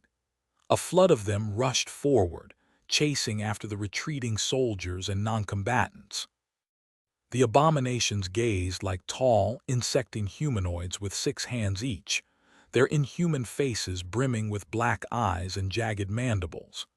They wore carapace armor and wielded weapons made of sharpened chitin, moving with astonishing speed and possessing dreadful might. As Sunny watched, one of the creatures easily threw a piece of the broken wall that must have weighed a ton aside. Unfazed, Saint unlocked her arms, as if trying to embrace the broken, burning world. Darkness flowed from under her vambraces, over her palms, and into the air. A moment later, the flowing darkness formed into the shape of a familiar stone sword. It was whole once again, but utterly black in appearance. A feeling of dark, nebulous power radiated from its Stygian blade. On her other hand, a round shield of stone-like metal appeared, its surface the same polished onyx as the fearsome armor of the taciturn shadow. Walking toward the enemy, Saint raised her sword and struck the rim of her shield twice with its blade, as if challenging the harrowing tide of monsters. Damn! Sunny was too weak and mentally shaken to do anything, so he just sat on the ground, using a piece of rubble for support, and watched Saint fight. His shadow had simply strolled forward, and then dove into the mass of enemies as soon as the last of the soldiers ran past her. She collided against the arachnid warriors with her shield, sending a dozen of them stumbling to the ground, and then twisted into a whirlwind of annihilating darkness, her sword slicing through carapace armor, flesh, and bone as if nothing could stop it. Black blood, severed limbs, and broken bodies covered the ground. Saint was an ascended devil now, and augmented by all 4 of Sunny's shadows. The broken oath received the same augmentation, seeping strength and vitality from her enemies. The graceful knight fought with stunning clarity and sublime skill, and yet that was not enough to explain why Saint was so deadly and devastating. The abominations were not weak. It was she who was too strong, too fast, and too tyrannical. A simple evolution of one class could not explain the difference. A devil commands unnatural powers. That is what separates them from demons. Sunny's thoughts were slow and tangled, but he remembered that much. What powers had Saint received? Might as well take a look. It was not like Sonny could be of much use currently. He lingered for a few moments, staring at the fearsome battle that was taking place merely 24 meters or so away from him. Saint was holding back the whole mob of nightmare creatures by herself. For now. He did not know how long she would last, or whether the abominations would flow past the slaughtering devil to escape into the city. If they did, he would be the first one to die. Huh. Sonny gathered his thoughts and activated the healing property of the dying wish first. That, at least, did not demand any essence, or maybe slowly accumulated it with each kill, creating a hidden reserve. The main effect of the enchantment had been deactivated long ago. A wave of healing energy spread through his body, repairing the damage done to it and lessening the pain. He was still weak, muddled, and suffering, though whatever touching the gate had done to him seemed to be more than a mere physical wound. Whatever. Next, Sonny summoned Nightmare. He did not send the Black Stallion to join the battle yet, ordering him to stand guard above his master. Somewhat satisfied with these measures, Sonny glanced at Saint again and summoned the runes. Chapter 1000, The Fall of Falcon Scott 18. What the hell am I doing? Indeed. The wall of the city was breached, a menacing nightmare gate was towering above him, and not too far away, a furious conflict was raging in the rabble of the staging area. And yet Sonny was staring at the runes that shimmered brightly in the air in front of him. His vision was a little blurry, but the runes were clear and perfectly legible, as if existing outside of reality, which they probably did. Oh, well. Sonny needed a couple of minutes to recover anyway. He looked at the field of runes, searching for the names of his shadows. A new string of them replaced the old one, Onyx Saint. Onyx, huh? That had a nice ring to it. Marble Saint had turned into Onyx Saint. Was his marble shell going to evolve into the onyx shell as well once he transcended? Sonny would have loved to pursue that train of thought, but unfortunately he couldn't.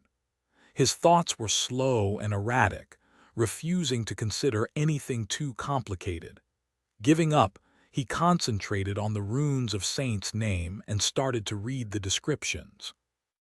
Shadow, Onyx Saint Shadow rank, Ascended Shadow class, Devil Shadow attributes, Battle Master, Stalwart Ember of Divinity, Heart of Darkness. Heart of Darkness, that's new. Sonny glanced at the mass of attacking arachnid warriors, catching a glimpse of Saint decapitating an especially menacing abomination with a swift slash of her black sword, then sending its body flying into the mob with a strike of her shield. Even before the rim of the shield connected with the creature's chest, the blade of the stone sword was already moving to deflect an incoming blow. She's not dead yet. He looked back to the runes. A tribute description. A vestige of an ancient darkness dwells in this shadow's heart, granting her tenebrous powers. So, Saint had not just destroyed the sphere of black stone in the tunnel. She had taken something from it. Sonny had expected as much. The spark of divinity was also gone, replaced by the ember of divinity. The light of divinity and true darkness now coexisted within Saint somehow. There was something interesting about that fact, but Sonny, in his pitiful state, could not quite point to what. The sounds of the conflict grew louder and a little closer, forcing him to look past the runes nervously and then hurry up. The gate guardian could arrive at any moment. Sonny lowered his gaze. Shadow abilities, Weapon Sage, Underworld Armament, Mantle of Darkness, Blade of Darkness, 2 new ones. The name of the first ability was a bit familiar. He concentrated on it and read, Ability, Mantle of Darkness, Ability Description, Darkness embraces this shadow. When surrounded by darkness and true darkness more so, her swiftness and might will increase. Her wounds will be healed and her heart will grow fuller. Sonny blinked a couple of times. Well, that explains how she is so powerful right now. If there was one thing that Antarctica did not lack, it was darkness. Although the staging area was usually well lit, most tech nearby had been destroyed by the pulse of the opening gate. Saint was wreathed in shadows. The physical augmentation of the mantle of darkness, seemed to be a formidable one, and combined with the embrace of his four shadows, it produced a truly terrific result. What made him especially happy was that Saint would also be able to heal herself from now on, at least when surrounded by darkness. That alone was an incredible boon. The last part of the description spoke of her heart, but the rune could also mean soul. Sunny suspected that it alluded to both the true darkness dwelling in Saint's heart and her essence, or whatever it was that the shadow used instead of essence. The point was that its replenishment rate would be increased. These abilities were very similar to what the Black Knight had possessed, with one serious caveat. Unlike the fallen devil of the ruined cathedral, his own ascended devil seemed to possess dual affinity, both to the shadows and to the elemental darkness. Those were supposed to be mutually exclusive, but were not in her case. It seemed that Saint's nature as a shadow led to a curious result. His graceful knight paradoxically enjoyed the favor of both mundane and true darkness. Recalling how harrowing his journey through the underground tunnel had been, Sunny could not help but feel envious. Interesting. Finally, he turned his gaze to the second of the two new abilities, Blade of Darkness. Ability description. The true darkness dwelling in this shadow's heart can be summoned in the form of a fearsome weapon, as long as the shadow has mastered the use of that weapon. The blade of darkness can slay those of flesh and those of spirit. It never dulls, never falters, and never breaks. Alternatively, the darkness can be summoned to augment a mundane weapon. Sunny smiled. So she fixed her sword herself in the end. The Blade of Darkness was a truly powerful ability indeed. Since Saint was a battle master and a weapon sage, she could wield any weapon with superb proficiency, which meant that the true darkness she was a vessel of could take any form. The dark weapon would be as strong as Saint was herself, growing stronger if Saint evolved again in the future. It was capable of killing both corporeal and incorporeal creatures. It could even be used to augment an existing weapon or a weapon-type memory, both making it more powerful and adding an elemental property to its attacks. All of it was simply amazing, and when Sunny gathered enough memories, he flinched when something thundered, sending a strong shockwave through the ground. Looking past the runes, Sunny saw a massive shape emerging from the gate. The Guardian had arrived. Somewhere beyond the wall, Sky Tide was still fighting the devouring cloud. The wall had been breached, and he had no idea if the other irregulars still lived. Master Jet was nowhere to be seen and probably... No, don't think about it. She won't be so easily killed anyway. And lastly, Saint was standing her ground against a whole swarm of dreadful nightmare creatures, surrounded by nothing but enemies and carnage. Even as powerful as she had become, the force arrayed against her was still dire and overwhelming.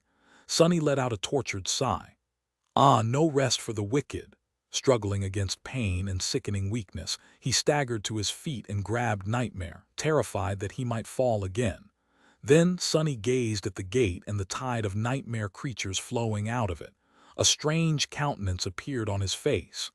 I might die, but I do require more memories, so I guess my greed is much greater than my fear. With that, he groaned and hoisted himself on the top of his black steed. It was time to join the fight. Erdiel's note. I decided to manually add this note from the author because of how special it seemed to him. Don't know if this event is only for privileged buyers, but fuck it. Check out his Discord during the date, maybe you get lucky. Author's note. Today, I published the 1000th chapter of Shadow Slave. It has been a long journey, and I am delighted to know that so many people enjoyed making it with me. The joy and pride I feel when looking at that beautiful number can only be compared to the dread I feel knowing that there is a couple thousand more chapters I still have to write. In honor of this milestone, the Shadow Slave community will be having a small celebration on July 10th. If you wish join us, visit the Guilty Guild, our Discord server. Hope you're having a fantastic day. Cheers.